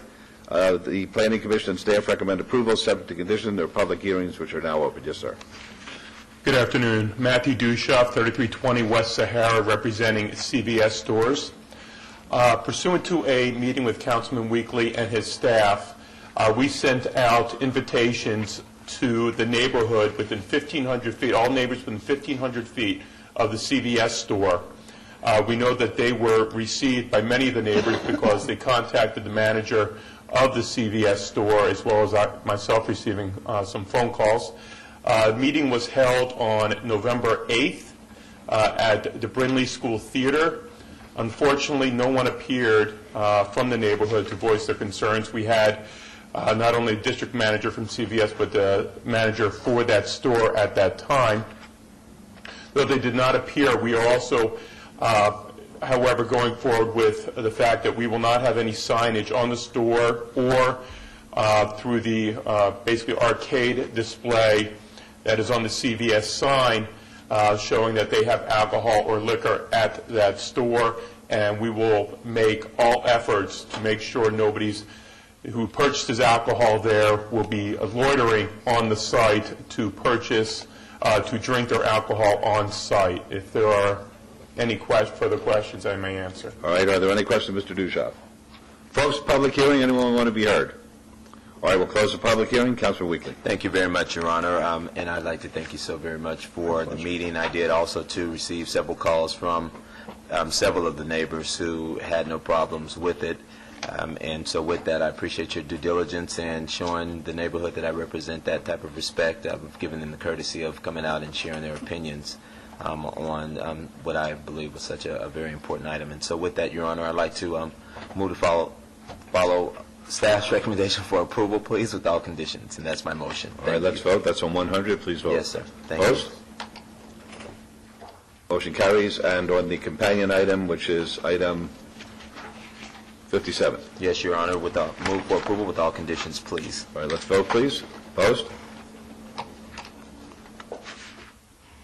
Motion carries. Thank you. Thank you very much. Thank you very much. Mr. Mayor, can I make Mr. Dushoff? Yes. Can I make a comment on this item, too? Certainly. I think it's important that people realize that it is against the law to consume alcohol on premises within 1,000 feet of where the alcohol is sold. The only problem is getting it enforced. Absolutely, and we've spoken to I've spoken to the managers and the district sales managers, and they're going to keep aware of making sure that is not a problem, especially considering they're taking over all the Save-On stores within the area. So all your local Save-On stores will now become CVS, and they already have liquor on premise, and they want to make sure that there is no loitering on the area, and they will call the police if they see, or first of all, they'll warn them, please leave.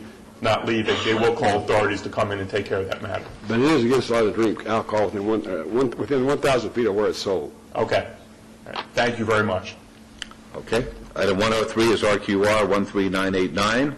The applicant is Lamar Advertising, and the owner is City Parkway 4A, Inc., required 2-year review of an approved special use permit, which allowed a 50-foot high, 14-foot by 48-foot off-premise advertising billboard sign adjacent to the south side of Orrin K. Gregson Highway. This is in Ward 5. Planning Commission and staff recommend approval subject to conditions. It's a public hearing which is now open. Ms. Lazovich? Good afternoon, Jennifer Lazovich, 3800 Howard Hughes Parkway, here today on behalf of the applicant. We do agree with staff's conditions, with the exception of the first condition, which states the applicant shall obtain building permits and call for final inspection by the Building and Planning Department within 30 days of approval by the City Council. This billboard's been there since the early 90s, so we would ask for that condition to be deleted. And the only other comment I did want to make is on condition number 5.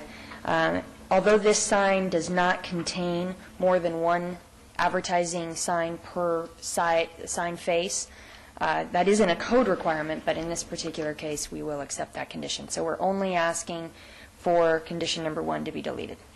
Okay, thank you. Any questions? Folks, public hearing? Seeing none, we'll close the public hearing. Councilman Weekly. Thank you very much, Your Honor. I did have the honor of meeting with the applicant here, and we did discuss this billboard here, and as well as the condition that she stated on the record, condition number 1. Spoke with Ms. Wheeler and her staff about this, and we had no problems with it, only because it is an old billboard, and I think as a result of me supporting the deletion of condition number 1, I think Ms. Wheeler had some. Did you have anything you want to put on the record as it relates to that deletion? No? Okay. So with that, Your Honor, I'd like to move for approval without conditions, please, with the amended condition that condition number 1 be deleted, please. All right, let's vote, please. Opposed? Motion carries. Thank you. Have a good afternoon. You too. 104, 105, and 106. 104 is GPA 15231. The applicant owners Charles H. and Gail W. Shields request to amend a portion of the Centennial Hills sector plan of the master plan from R rural density residential to O office on a portion of .96 acres at 7180 West Azure Drive. This is in Ward 6. The Planning Commission and staff both recommend denial. It will be a public hearing. 105 is ZON 15233. Same applicant owner, request for rezoning from RE Residence Estates to PR Professional Office and Parking on a portion of .96 acres at 7180 West Azure Drive. The Planning Commission and staff recommend denial. And 106 is SDR 15233. Same applicant, same owner, request for a site development plan review for the proposed conversion of a single-family residence to an office on .96 acres at 7180 West Azure Drive. These are all in Ward 6. The Planning Commission staff recommend denial. They're all public hearings which are now declared open. Yes, sir. Good afternoon, Mr. Mayor. Good afternoon. Councilman. My name is Charles Shields. My wife and I own the property that you were just mentioning. One half of the property has been rezoned to PR. The remainder of the property remains unzoned, and we're requesting parking in that area. The residential portion of the parcel remaining is not really suitable for residential at this particular time, in that there are several reasons. For instance, the city has asked for a 165-foot bus turnout in the front yard of that particular residential parcel. And it should be noted at this time, there's a safety issue. The traffic that comes around the corner from Azure turning onto Tenaya going northbound, there have been 2 accidents right exactly at that spot that have come through my side wall. It would be my side wall now, but it would be a front yard. So there's been 2 accidents. They take down 30, 40 feet of wall when they come through there. The neighbors across the street, corner of Azure and Tenaya, there's a proposed alcohol sales. Just moving north on Tenaya is a Starbucks with a drive-through. The drive-through opens at 4:30 in the morning with the vagrant noise that's there. Just going up Tenaya, neighboring, is a bar and grill that's opening. We've had public meetings, or our neighborhood meetings, and we've had only one neighbor object, saying that he didn't want parking up against his wall. He would be the second neighbor in on Regina. And it might be worthwhile for the council to consider that he's actually operating a commercial landscaping business out of that residential lot. And he has workmen that arrive every morning before daylight in the morning to load their vehicles. And if he wants a buffer, perhaps he might consider putting it up himself. Thank you very much. Thank you. Are there any questions of Mr. Shields? All right, folks, the public hearing, would anyone like to be heard? Seeing none, we'll close the public hearing. Councilman Ross? Thank you, Your Honor. Mr. and Mrs. Shields, nice to see you both today. And this is one item, a few items that I'm not so sure I side with staff or the Planning Commission on in regards to what occurred with your parcel. Can we get the aerial overhead on the monitor, please, with the yellow circle around it? That's the one. Council members, if you look at this, and the bold lines there is his property, in the middle there's a light yellow line, so half of this is zoned PR and half of it's zoned RE. There was a reason for that when it occurred, and this happened before I got into office, and I just don't think it's right that this one parcel has two different zonings on it. Mr. Shields and his wife have been very active in this area in regards to these neighbors. They know them. I'm fully aware of whether it's legal or illegal, commercial activities of the other homes on Azure. I'm fully aware of what's going on over there because I see it all the time. I drive right by there all the time, so I'm aware of that. Mr. Shields, you did mention that bus turnout, and that's a big priority of mine in regards to that. That's a condition, I think, for approval on this. Are you okay with that? I know where the accidents have occurred. Of course. There is just the safety issue that there's a lot of traffic on that corner. People come around there, they're moving fast, jockeying for position. They are, and I've witnessed that. They've come through that wall twice, right? I know it. I've seen the holes. I know exactly what you're talking about. Right we talked about this probably a couple of years ago, I think. And it's only going to get a little more intense with traffic in there because of the buildup of the corners and the other office buildings. And there's a Mexican restaurant that wants to go in right down the road from there also. So there's more commercial properties and more traffic, but those buses are a priority of mine in regards to moving people to and from point A to point B. And one of the worst things in the world for me is to get behind a cat bus in the right-hand lane and have to wait. I don't know about you. So I really like those turnouts because they let the traffic continue to flow, and I think they're a priority. And I know that takes a big chunk out of your dirt, but I think, Margot, is that a condition? Or Barton, I'm sorry? Yes, it is, sir. It is a condition on the rezoning. And I knew you and I didn't have a chance to talk about this, but I want you to know how I feel about those bus turnouts. And I think, now can we get the overhead with a site plan on it, please?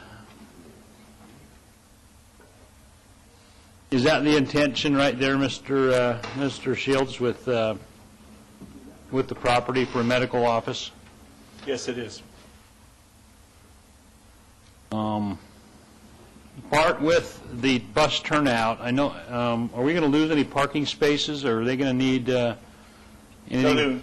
I don't believe they'll lose any parking spaces. Well, you've got that big, thick landscaping area right there, so yes. I think you're in good shape. We have ample landscaping. All right. Well, with that, Your Honor, if I may, on GPA 15231, Agenda Item 104, I would move for approval subject to conditions. All right, let's vote, please. Let's vote, please. Post.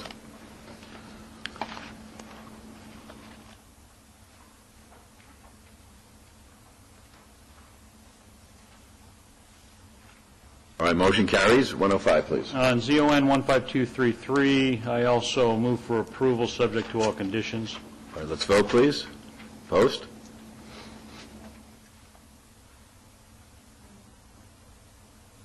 Motion carries. And 106, please. SDR 15235, I also move for approval subject to conditions. All right, please vote. Post. Motion carries. Good luck to you, sir. Thank you very much. Have a nice afternoon. You too. 107, 108, and 109. 107 is GPA 16502. The applicant is Sandstone Arches LLC. The owner is Galtar LLC. Request to amend a portion of the Centennial Hills sector plan from GC General Commercial to SC Service Commercial on 4.14 acres at 4600 North Rancho Drive in Ward 6. The Planning Commission and staff recommend approval subject to conditions.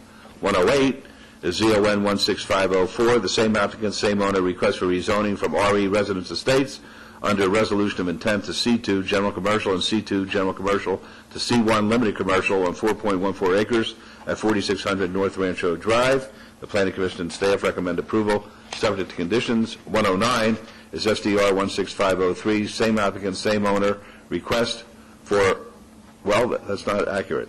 The same applicant, Sandstone Arches LLC, the owner is Mary Gasson and Galtar LLC, request for a site development plan review for a proposed 81,240 square foot commercial development consisting of 10 pad sites with single-story buildings of 7.03 acres at 4600 North Rancho Drive. These are all in Ward 6.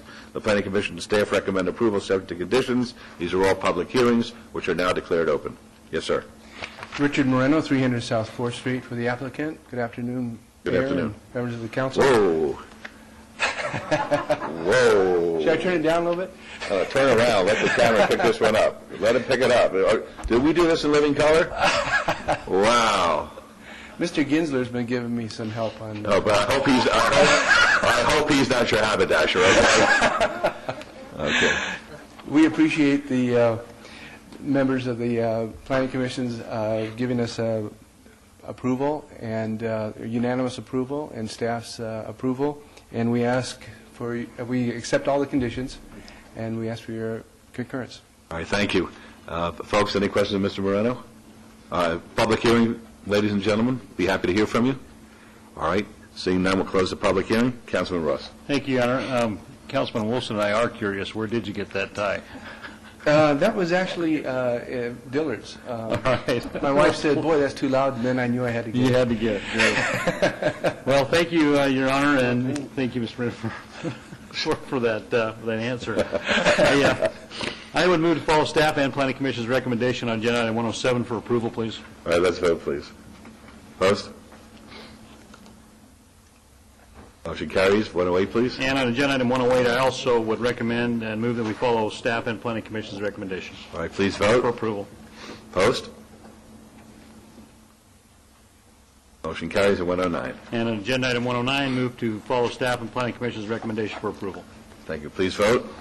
Post.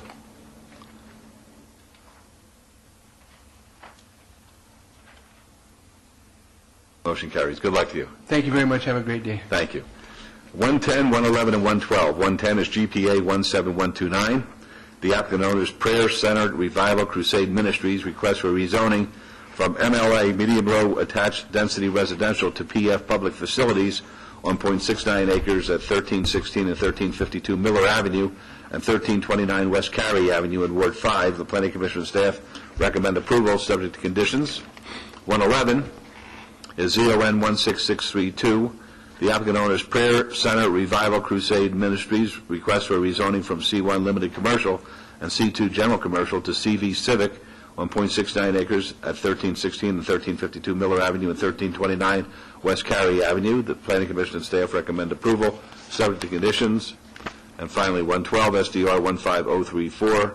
The same applicant owner requests for a site development plan review for a proposed 5,750 square foot addition to an existing 1,673 square foot church and a waiver of perimeter landscape buffer requirements on 0.69 acres at 1316 and 1352 Miller Avenue and 1329 West Cary Avenue. These are all in Ward 5. The Planning Commission and staff recommend approval subject to conditions. They're all public hearings, which are now declared open. Yes, sir. Good afternoon. Melvin Green, architect, 3305 West Spring Mountain Road, Suite 92. On behalf of the applicant, we concur with staff and Planning Commission's recommendation for approval, and we request your recommendation for approval as well. Thank you. Any questions of Mr. Green? All right. Folks, a public hearing. Would anyone like to be heard? Seeing none, we'll close the public hearing. This is Councilman Weekly. Thank you very much, Your Honor. On item number 110, I'd like to move for approval with all conditions, please. Thank you. Let's vote, please. Post.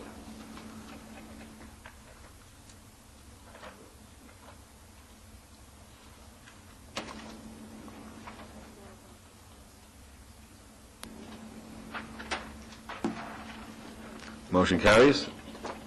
111, please. 111, Your Honor. Move for approval with all conditions, please. Thank you. Please vote. Post. Motion carries. And 112, please. And 112, move for approval with all conditions, please. Thank you very much. Please vote. Post. Motion carries. Good luck to you. Thank you, sir. You're welcome. 113, 114, and 115. 113 is MOD 12919. The applicant is Dorsal Development LLC, the owner Fullstone 1993 Trust, and Jeff Sellinger. Request for a major modification to the Las Vegas Medical District Plan to amend the land use designation from MD2, which is major medical, to MD1, medical support on .74 acres at 728 Desert Lane. This is in Ward 5. The Planning Commission and staff recommend approval subject to conditions.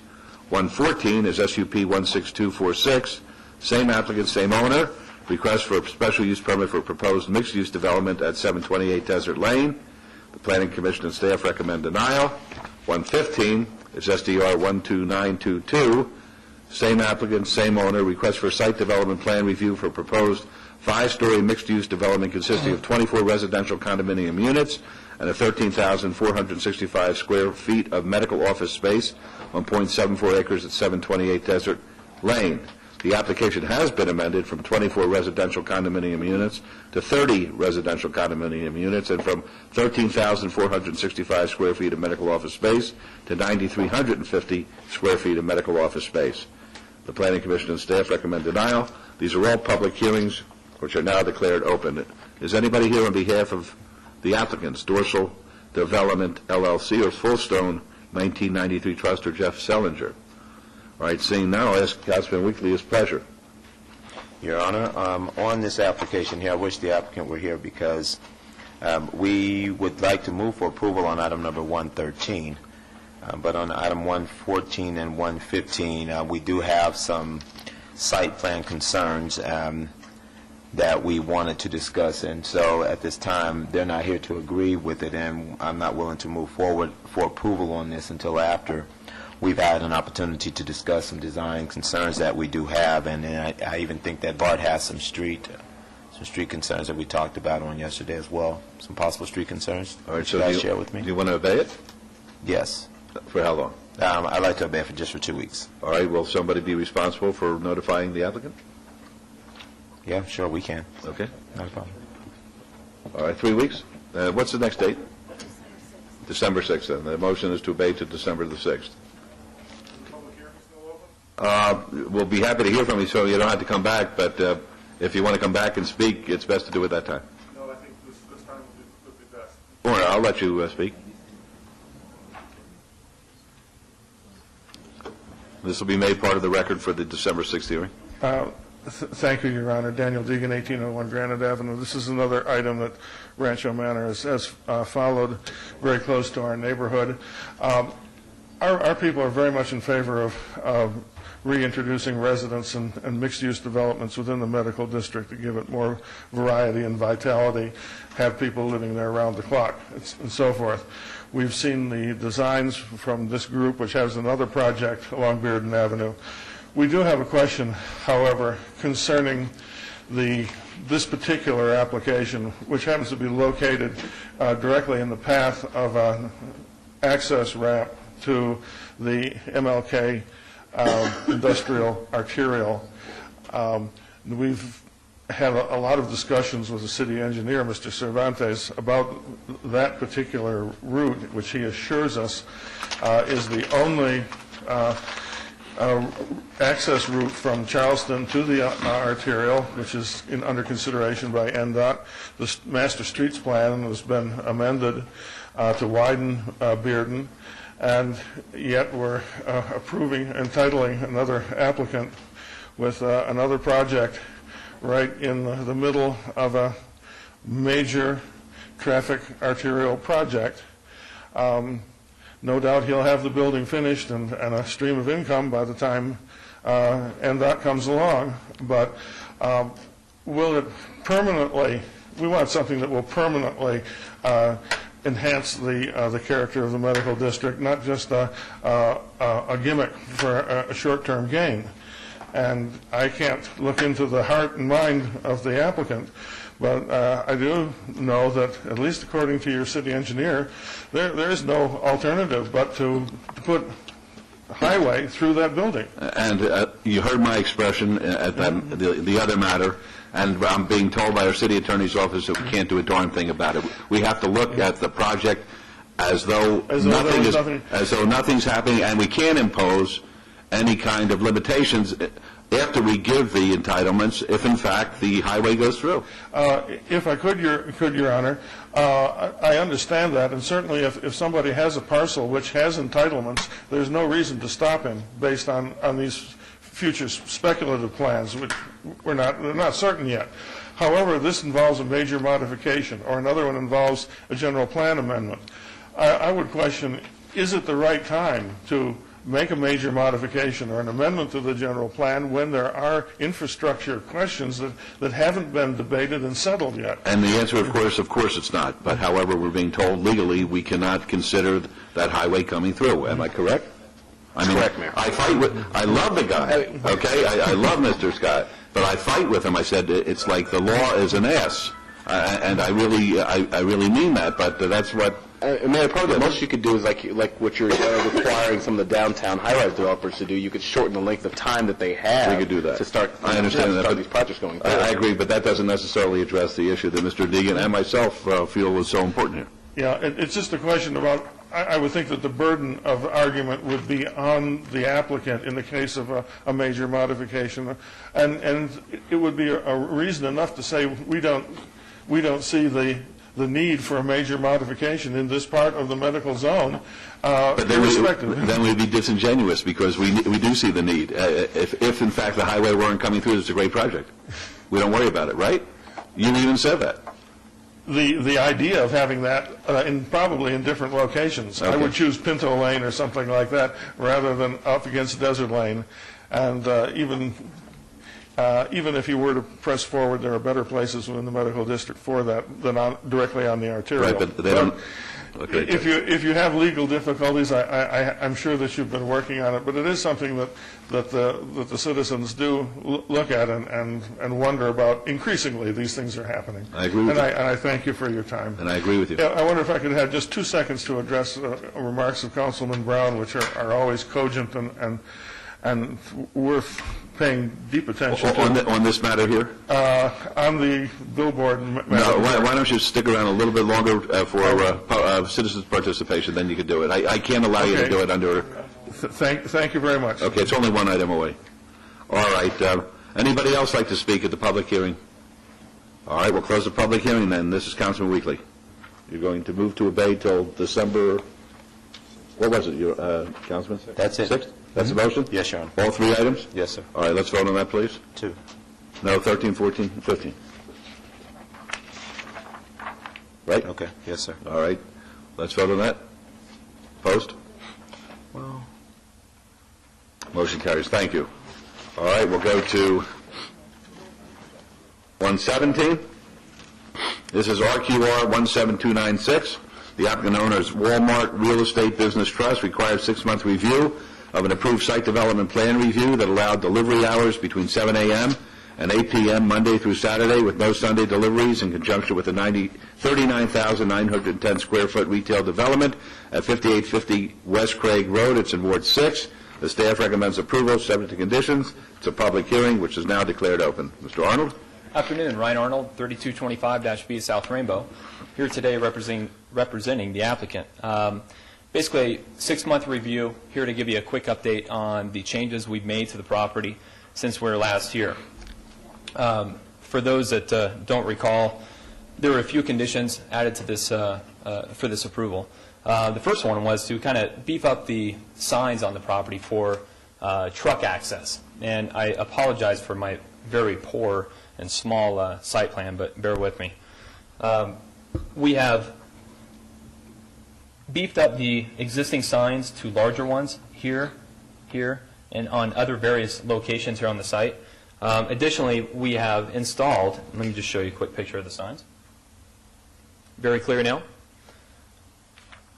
Additionally, we have installed chain and bollards at 2 locations on the site, basically to, at this location here in the back of house, to eliminate any sort of back access by trucks or any sort of vehicle. Additionally, we installed chain and bollards in this area, basically trying to eliminate the desire of delivery trucks to park in that area when they're making deliveries. It's a rather large fire zone.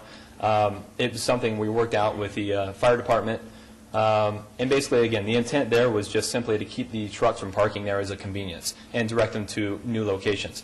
The third item that we agreed to do was basically to take out some existing parking that really wasn't needed for the site. It was adjacent to the drive-through for the pharmacy, and converted that into a loading-unloading zone. And that's located right there. Quick picture. So those are essentially the upgrades we made to the site. Before we came last time, we also added additional landscaping to help, again, buffer the back of house, if you will, with the neighbors that we're adjacent to. And as far as I know, it's worked out quite well. And I've received no complaints. So again, we're here today hopefully to now move forward and accept the conditions that have been applied to us and get your approval. So I'd be happy to answer any questions. All right, thank you. Any questions of Mr. Arnold? Folks, public hearing, anyone like to be heard?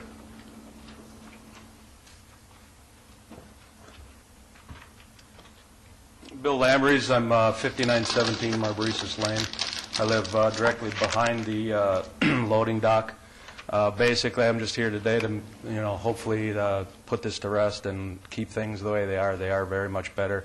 I'd like to thank the entire council for their help to do that. And Mr. Councilman Ross, you and your staff were great. I appreciate it. I don't think we'd be here where we are today without your help.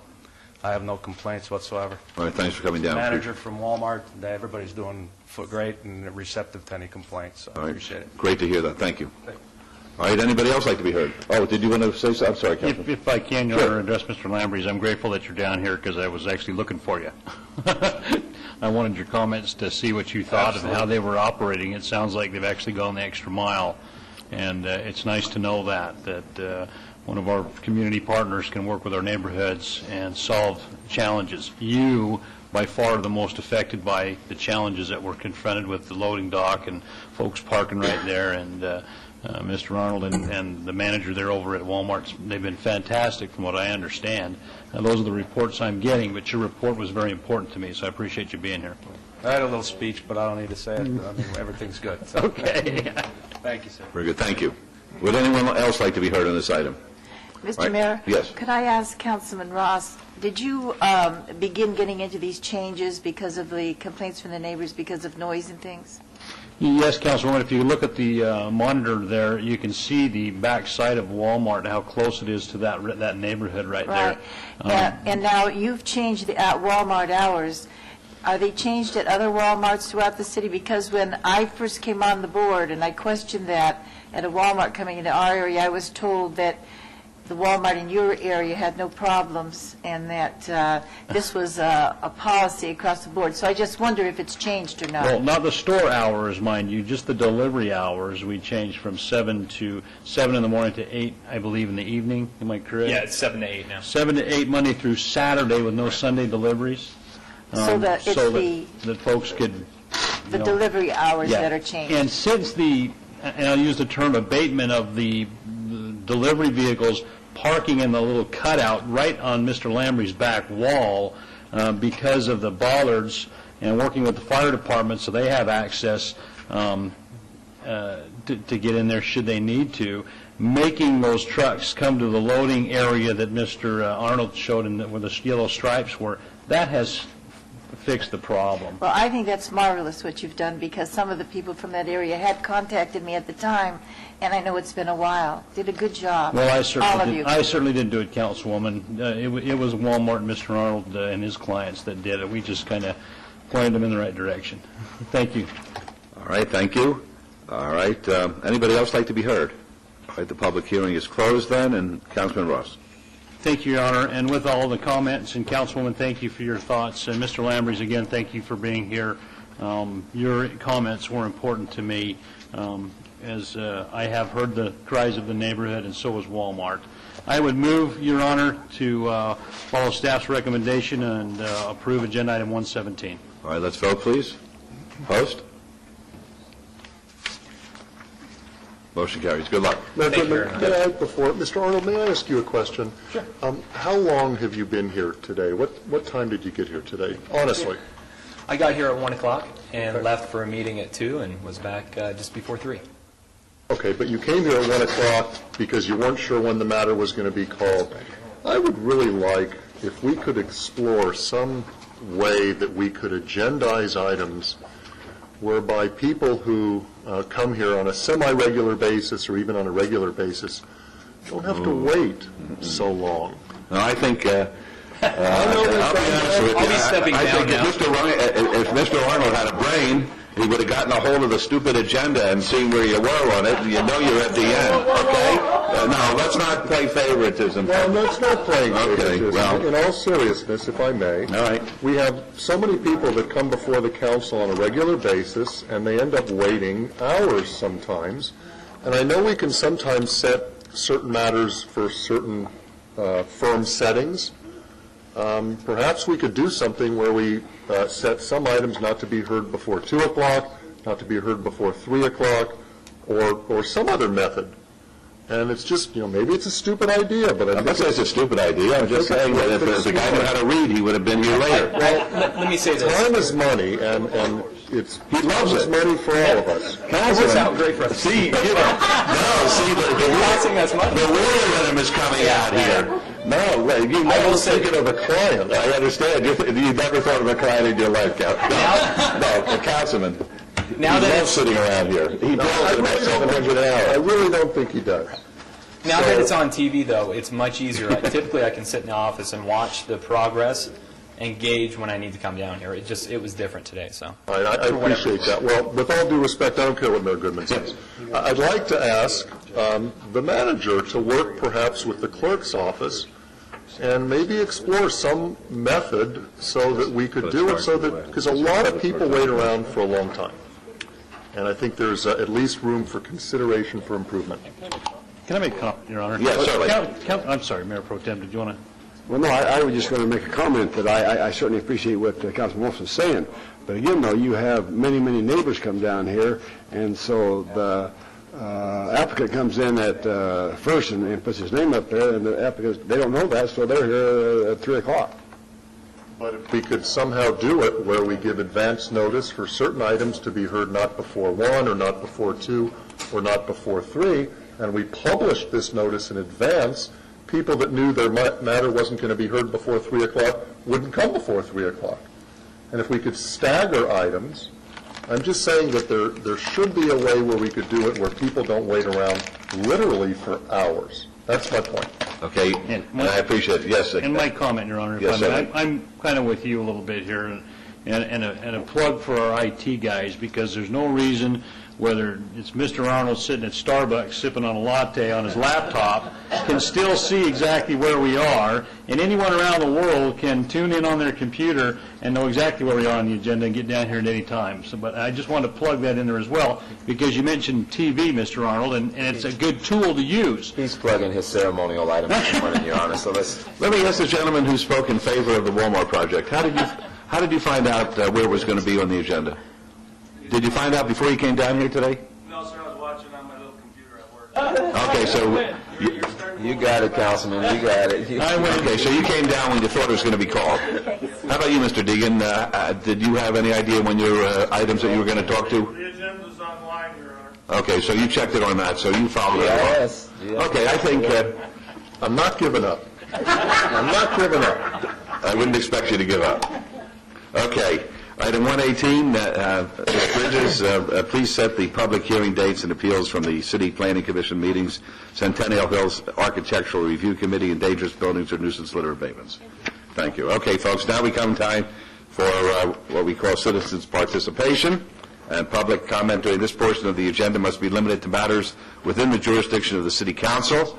No subject may be acted upon by the City Council unless that subject is on the agenda and is scheduled for action. If you wish to be heard, please come up to the mic, and we'll limit the discussion to 3 minutes with the clock on. Thank you. Good afternoon. Dorothy Barnes, Las Vegas resident. I'm still having trouble with them getting my name off this stipending program. It's a dignified way to panhandle people discreetly through the system. I did not vote for the program. I did not put my name on this type program. Someone is still taking advantage of me. And that's being very dishonest, and they're showing integrity. And I've asked them to check in with the security forces when they go on the military base to keep down problems. I have health conditions. I've had a headache for over a week because someone got out there and stuck my name up in there to get money, and they didn't tell the doctors, and then they lied while they were doing it, and it gave me almost an aneurysm. You know what an aneurysm is? Too much pressure on your blood vessel make the blood vessel pop, and sometimes you can die as a result. The doctors have to cut your head open, go in there, stop the hemorrhaging, cerebral hemorrhaging. I don't need them to do that to me. I did not hurt no one in this city or any other city. I have not lied and stole from them. And I asked them to sign a promissory note. If they're in so much trouble that they need money, if they would give me a signature on a promissory note, because I have way too many people trying to live off me, and then these very people, some of them don't want to stifle me back. They don't want to give me $1 if they take $50. And it's not right to take from me secretly or openly, and then when I ask them, I can't see which one's doing it. So I end up asking a lot of people that I don't know which one's doing it, and that hurts me because I'm sickly and disabled, and I can't get up in there to stop them to put a note in. I've asked my pastor, I've asked some other people that can go on Nellis to tell these people, your friends, your neighbors, your associates, there's a woman in this city who's in trouble. She didn't live off you all and lie on you all and put you all in trouble. So please don't take advantage of her because she can't get up in here. That's fair. Christians, I told my pastor, shouldn't be unjust toward one another. And that's being unjust. The Bible says, the just shall live by faith. And I'm not perfect and that holy. I might be just religious, but I believe in doing unto others as I will have others do unto me. And when I was a child, the Bible says, I spake as a child, I obeyed as a child. But when I became a man or woman, I put away the childish thing. This is too childish for me to have to come in here and continue to repeat myself when I don't even know some of these people that's doing it. And when the police ask them, do you know this individual? No, I don't know anything about her. Well, who's giving them permission to do this? It's stupid. Thank you. God bless you. Thank you. Yes, sir. Daniel Deegan, 1801 Granite Avenue. Thank you, Your Honor, for this chance. I promise not to be regular or even semi-regular. No problem. When I do come, I bring reading material sometimes for. It's good that that's constitutionally protected. Okay. Now I am scared. Very briefly, I think, Councilman Brown brings up a very strong point, if not this billboard, what billboard? And I understand that. I found it very difficult to stand up here, and because my prejudice is that the property owner should enjoy his property rights to do a legal business. However, there was a special planning zone, an overlay zone, if you will, with a purpose, and I feel that it's one of the things that we should be observing. Now, our neighborhood was actually left out of that, but the objective of stopping additional commercialization along the Charleston Rancho axis, if you will, was adopted by the City Council. I think it does remove some of the presumption in favor of the applicant in that case, and we are afraid of proliferation. We approved a billboard, and I was one that reluctantly went along with it. Rancho and US 95. This one. And I regret doing it.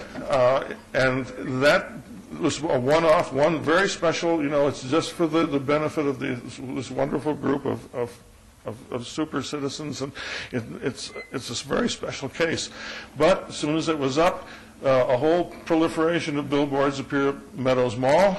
So the whole south side of 95 will be have more billboards. I think the residents have a legitimate concern about proliferation. This is as the councilwoman pointed out, this is an area which is saturated with on-premise advertising, and barely aesthetically acceptable as it is. Now we bring in off-premise advertising, a whole new category of visual pollution. So, gosh, the neighbors, I think their hearts are in the right place, and that's why, as their neighbor, I have to say, well, I back them up in this. And I hope that Don Mosley will be here the next time Rancho Manor's up. It's going to be hard to oppose First Presbyterian on their billboard aren't going to have to do it. Because I think it was a mistake with the Masons. I think it would be a mistake with the church. I love that church. My daughter went there to school, the academy. It's the one closer to that than any other church. But I don't think it's going to help them with their eminent domain issues. And as a solution to financial problems, I don't think churches and nonprofits should be going down the billboard route. Okay. Thank you, sir. Can you do me a favor? I'd like to see you afterwards, if you could wait about 5 minutes. Okay. Good. Yes, sir.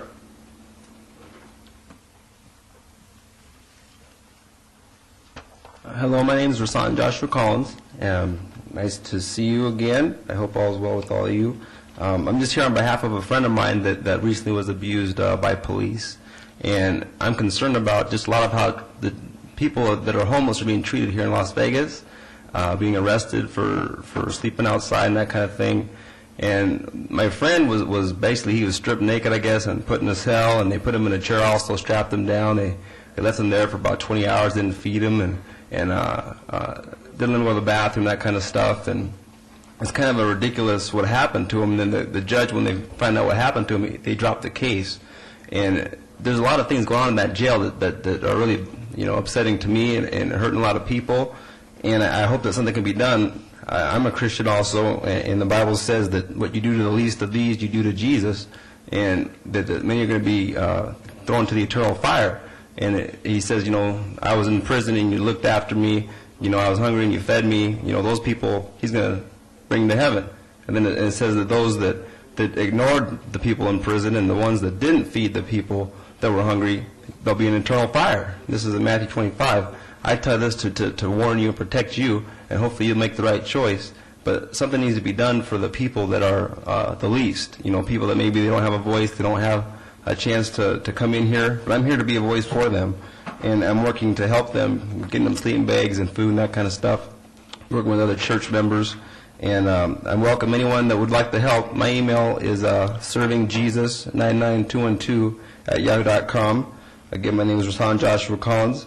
And I believe Gail had a good idea, a friend of mine, that training for police would be good, just to show them more of what it is to be homeless and how to interact with homeless people, and knowing that you don't always have to just lock them up, throw them in jail.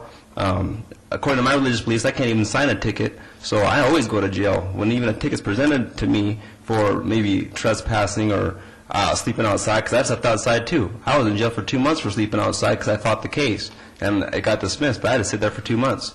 And I have another case coming up on November 28th that I'm fighting. And in the same situation, I was sleeping on Lewis Street on the park bench. There was no trespassing signs there, as far as I know. And I ended up getting locked up there, too. So I got to fight this other case. But it's kind of a ridiculous thing to kick a dog when he's down, so to speak. That's what's happening out here. And we're trying to help people, not kick them. And hopefully, some of you will have that same heart. I've tried to contact some of the council people here, and none of them emailed me back. I don't know why that is, but I tried to email you. So now I'm here, I guess, to just suggest maybe you take a tour down there to the jail, take a look and see what it's like. See if that's really what someone that's sleeping on the street deserves, to be put in a cell with 20 people. It's really small, and it's not even a health department. If they went in there, they would shut the place down. Okay, thank you. God bless. Okay, anybody else?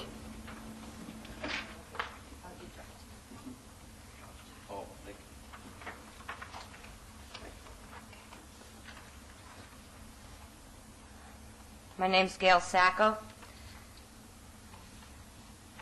I'm the new homeless advocate in the city of Las Vegas. I'm not here today to debate the multiple issues of homelessness, but I am here today to express my disappointment in the system regarding the handling of our huge homeless problem in southern Nevada. For many years now, knowledgeable homeless advocates have offered solutions. For many years now, most of those suggestions have been ignored.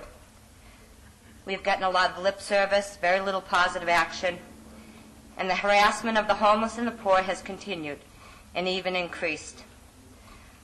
On the National Law Center of Homelessness and Poverty website, there are programs in different cities that Las Vegas could learn from. I have mentioned this website to city and county workers in the past.